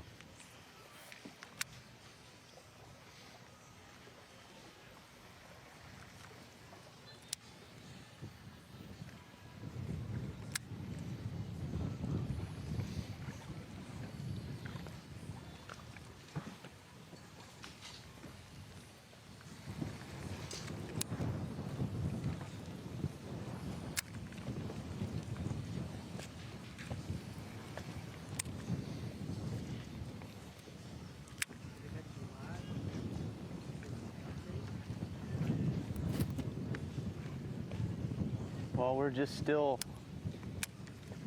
flipping kind of fast, covering water, but I've had 2 good bites, only got one of them, but it was a pound and a half, or it gained me half a pound. And say this is mainly what I did in practice, so I got a lot of confidence doing it, even though a bunch of people have probably fished the same banks. I think, still got, I've done it for probably an hour, and I've had 2 good bites. So we'll probably do it for another hour or so and then head back. So, I mean, overall, I'm happy with the day. It's not like yesterday, but we've got 5 keepers. None of them are like tiny, where I have to worry about them measuring, and we got one real good quality one. So, and the main spot, I feel like there's still a decent amount more there because I pull up this afternoon, I caught 2 keepers, in probably 5 minutes, and then I left. So I feel like I can maybe catch some more there tomorrow, but I don't think I'll be able to. I know I'm gonna have to do more of this, so that's fine. I'm not gonna be leading, but I feel like I kept myself in the game, and it's not easy to come on the Sabine and catch 8 pounds, and I got 8 pounds, so I'm pretty happy with the day. So hopefully we stay in the top 10 and can make a run at it. I mean, I've had such a bad season that I'm just really. I mean, you're always trying to win, but like I just have kind of thrown caution to the wind and just whatever. If I finish bad, I finish bad, but I'm gonna fish aggressive and just try to win. I mean, and this is a super tough tournament, but a super tough tournament, those are some of the easiest ones to win. Where if you get onto something or you get a couple fortunate bites like I did yesterday, and keep going, try to catch some more.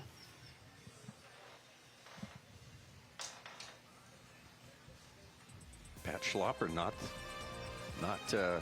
ashamed at all that he's a little bit off of what he was yesterday. He has actually done very well today. 8 pounds and 5 ounces, following up after 11. That's awesome. Yeah, he's had a successful day. I mean, you got to say, hey, good day. He's in it. Well, we're going to follow him. He said he's got another hour to fish, and then he's going to head on back, and we will be back and check in with him and the others.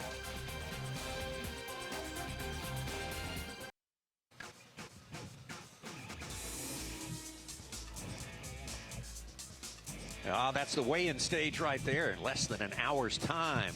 The weigh-in will crank up 3:30 Eastern Time, 2:30 local time here in Orange, Texas. You can see it right here on Bassmaster.com. And the man on the hot seat, just as it was yesterday, as near as we can tell, is going to be Pat Schlapper. Pat Schlapper, who has, well, not an insurmountable lead over second place Cooper Gallant, but 2 pounds. 2 pounds here is a goodly sum, as they used to say.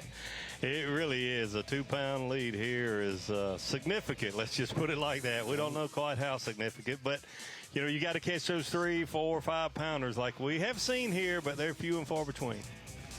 We talk about the ones that make a difference here. I mean, a 2-pounder, a 3-pounder, awesome. Solid gold, a 4-pounder like this right here from second place Cooper Gallant. Big old smile on Cooper Gallant's face there with a 4-pounder. What a beautiful fish, too. Look at that bass. Beautiful. It looks like it's been around some vegetation with all that good coloring on that fish. That fish hasn't been in dirty, stained water for very long, if at all. But good job, Cooper Gallant. Those will certainly move you up the leaderboard. Oh, yeah. That fish looked well fed to boot. Yeah, you need to jump one of those, and you get well fast here. Get well in AOI as well. Cooper Gallant, if he stays second, Tommy, he's going to be jumping up in the near 30 from 46th outside the classic cut, projected cut. Don't know what to expect in there. I mean, it might pan out if we can get, you know, anything's a help. If we catch 1 2-pounder, that's a big help. If we catch a 4-pounder, that's bigger. But I feel like this has absolutely been fished out for today. I mean, I just feel like the pressure running, the boat's running, everything that, you know, that we've seen with our eyes has proven to be tougher. And the guys I've talked to haven't caught near as many. I mean, 3, 4 fish, little fish. When they say they have 3 or 4, they're small. I mean, that's what, you know, it's what I've got. I mean, that's just conducive to what we've seen today, which is not good, but we're gonna go try this other area, and it'll be what it'll be. Then we'll head back. We're gonna spend every minute we have in there till it's over. And maybe, just maybe, we can get a key bite or two. I'm ready, let's do it. Let's go give it a shot.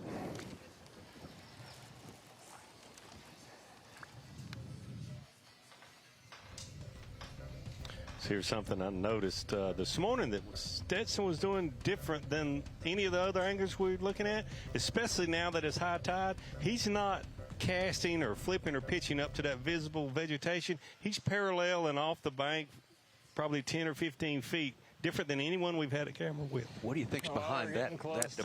So there's and man, we just haven't had many bites. The ones we've had, we've lost. Trying something a little different here. I'm gonna run one more place and then I gotta start heading my way back. And then I'm gonna hit one place when we get back and hopefully finish my limit. That'll be the goal anyways, because my goodness, are we on a dry spell right now? I boated a couple 6-inchers, but other than that, she's been a tough one. Let me just tell you. So, yeah, that's all I got.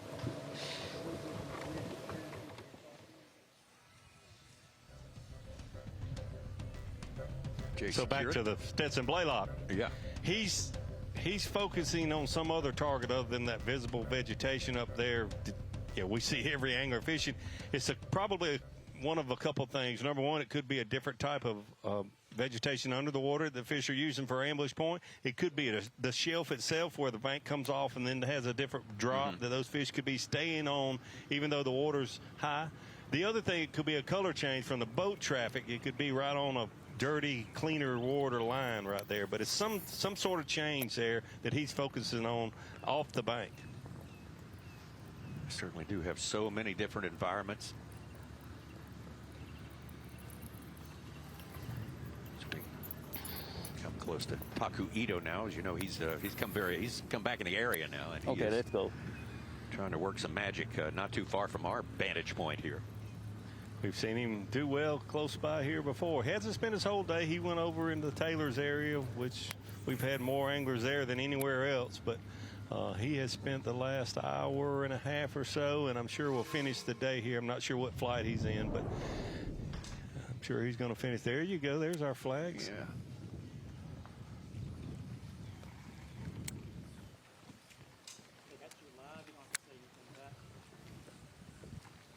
Schlapper fish in the moment here, but you know, in the back of his mind, he's thinking about that place that's been best to him. You know, he had to leave it. You know, his schedule demanded it, but he knew that someone else would have their eye on it. Yeah, the thing that he'll probably be concerned about, worries a little bit about tonight, is if someone else fishes that this afternoon, a tournament angle or just someone, you know, out fishing on a Friday afternoon. Could be. The one good thing that I've noticed, though, once he left there, he's had a couple other good bites. He has. It's not the only place where he's been able to catch any fish. He's had, you know, 2 good bites since he left there.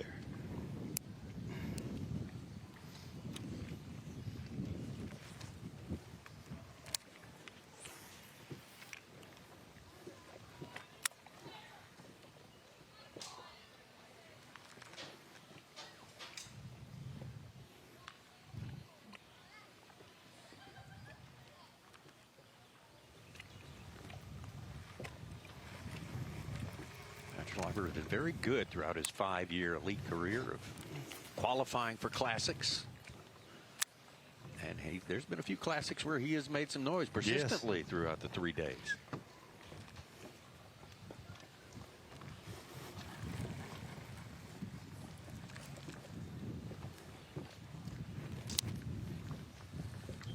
Well, if he would finish this off and win, that's a big if, a very big if. Oh, We're yeah. not even quite halfway yet, No. but to get some momentum before he goes to La Crosse, Wisconsin would be interesting. He might be more dangerous, I would think, if he goes there with the confidence and the momentum of his first Elite Series win.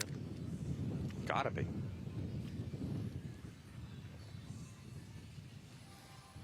Making some headway in the AOY points. He was 89th before Fork, a 32nd there. He climbed up, and with this first place points right now, he's sitting within range of getting inside the top 40. He's like in the mid 50s.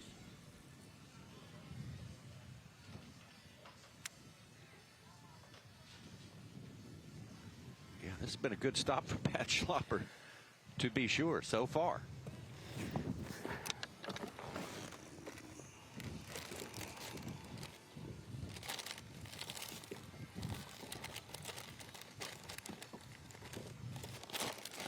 There's something about these tougher tournaments that, like Such was mentioning, you see where people make these big moves up and down the AOY board. Like, gosh, it was because that was a tough river. But those moves happen everywhere. It's the same amount of points. And But you see a guy, you think, yeah, he never does that. It's because of the Sabine River. But I can't stop thinking about how entertaining John Cox was yesterday morning. I was saying, this is a different fishery than the Fork. He said, I didn't catch him there. I was preparing for this type of a fishery at Fork because I couldn't catch 5 there.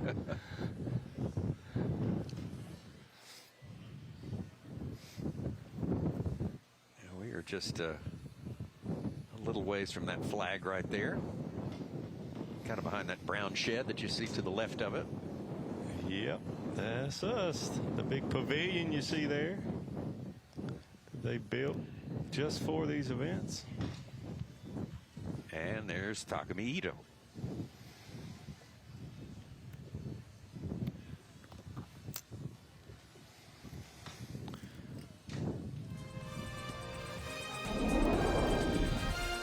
Weigh-in's about 45 minutes away from getting started. That's also check-in for flight number 1. We're going to get a few people drifting in, getting ready to go, kind of scoping out what they want to see and do during the weekend, because I'm sure a lot of them are going to spend more than one day here at this big party, Orange, Texas. Looking forward to it. They're going to have pretty much a rain-free outlook for the weekend. Get that breeze blowing, cool things off. It couldn't be shaping up any better here on the Texas Gulf Coast. Pat Schlapper, Cooper Gallant, Greg DePalma, Bo Browning, and Stetson Blaylock on top of our standings right now.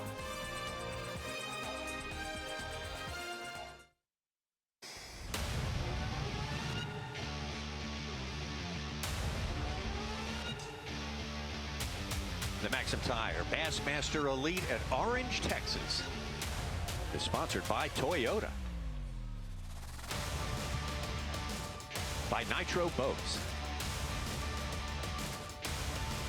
by Dakota Lithium, and by Humminbird. Getting down to the last few minutes of the presentation here on Bassmaster Live, and it has been an eventful day here on the mighty, expansive Sabine River on the Gulf Coast of Texas as it distributes out into the saltwater environments. Pat Schlapper of Wisconsin, not known for his saltwater achievements, although he has fished the Bassmaster Redfish Series before. He did for well. Sure. Did very well in it, absolutely. He's a good hand at any kind of fishing. Cooper Gallant of Canada. And let's talk about this right here. I think he's earned it. I think Pat Schlapper has earned this award.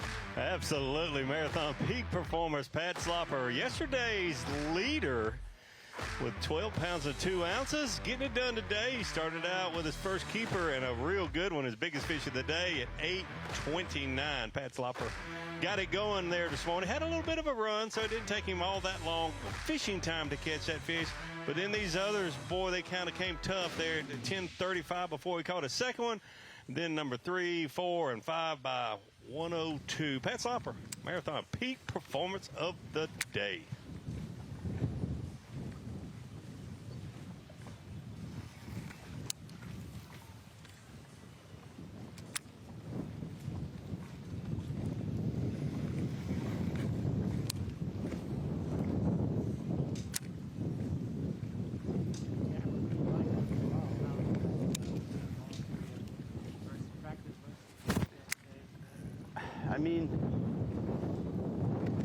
about what I thought. I mean, doing this, like what I saw in practice is you just gotta cover water and fish pretty quick.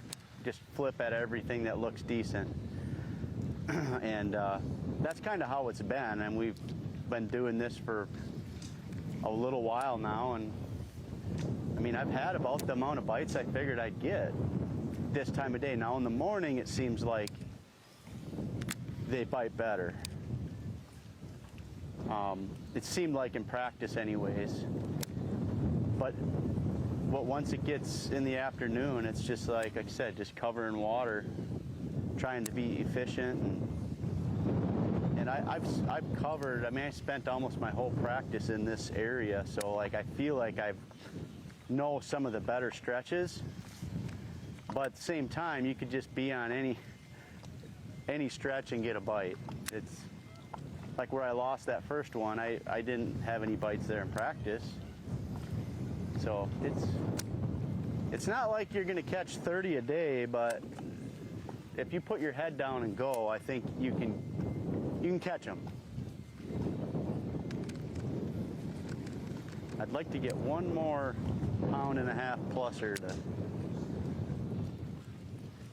Still got one that's like a 116 in there, but I'm not complaining because we did get rid of the tiny one when we came out here. So with a better than average fish, like a 1.5 is better than average, which sounds crazy, but it's the truth. I get excited about a 1.5 here.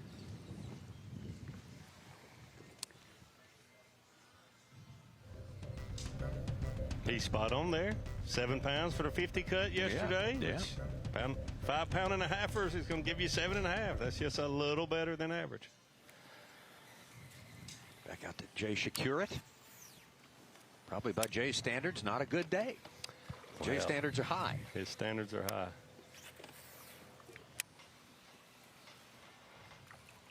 Currently just inside the top 20 of 19th place. Go on. All right. There's one, bro.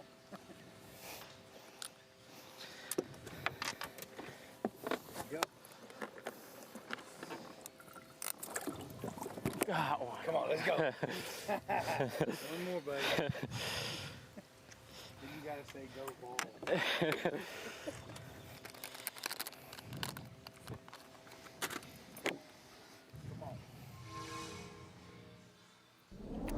Tough tournaments like this, you never know how much that one fish right there could mean to him, not only in this event, but towards AOY. Absolutely. Still got time to catch another, He maybe does. 2 more. He does. That should put him at 4 fish. Be kind of a mental victory to have 5 to bring up on the stage today, for sure. Heading into tomorrow. Drop He'll be 15 there tomorrow. 15 spots to 19.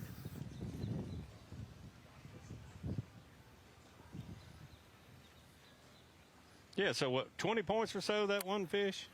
Yeah. That's a lot of AOY points. It's a lot of AOY points.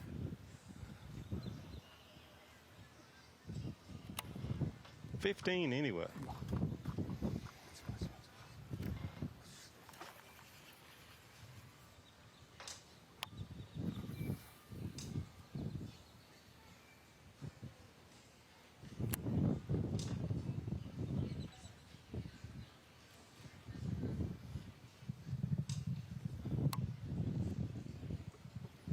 Been a while since Taku's last keeper.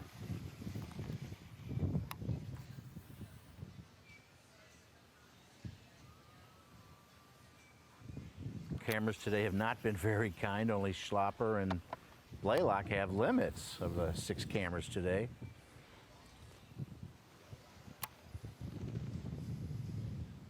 The cameras mean no harm, Such. I mean, that's... So you say. No, they're all good. Yeah.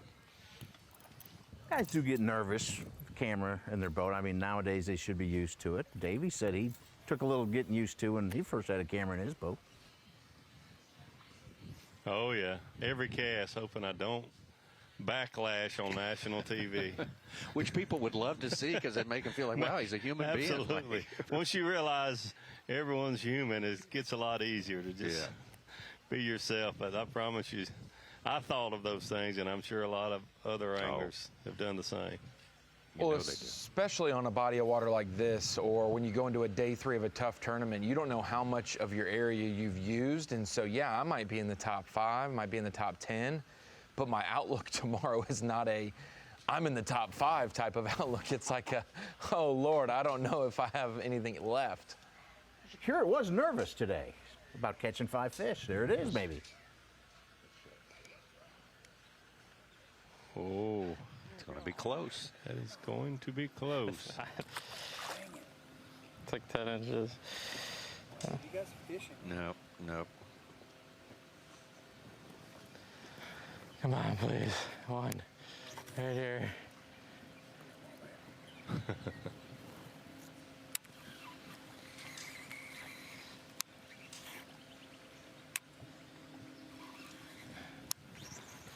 One more fish.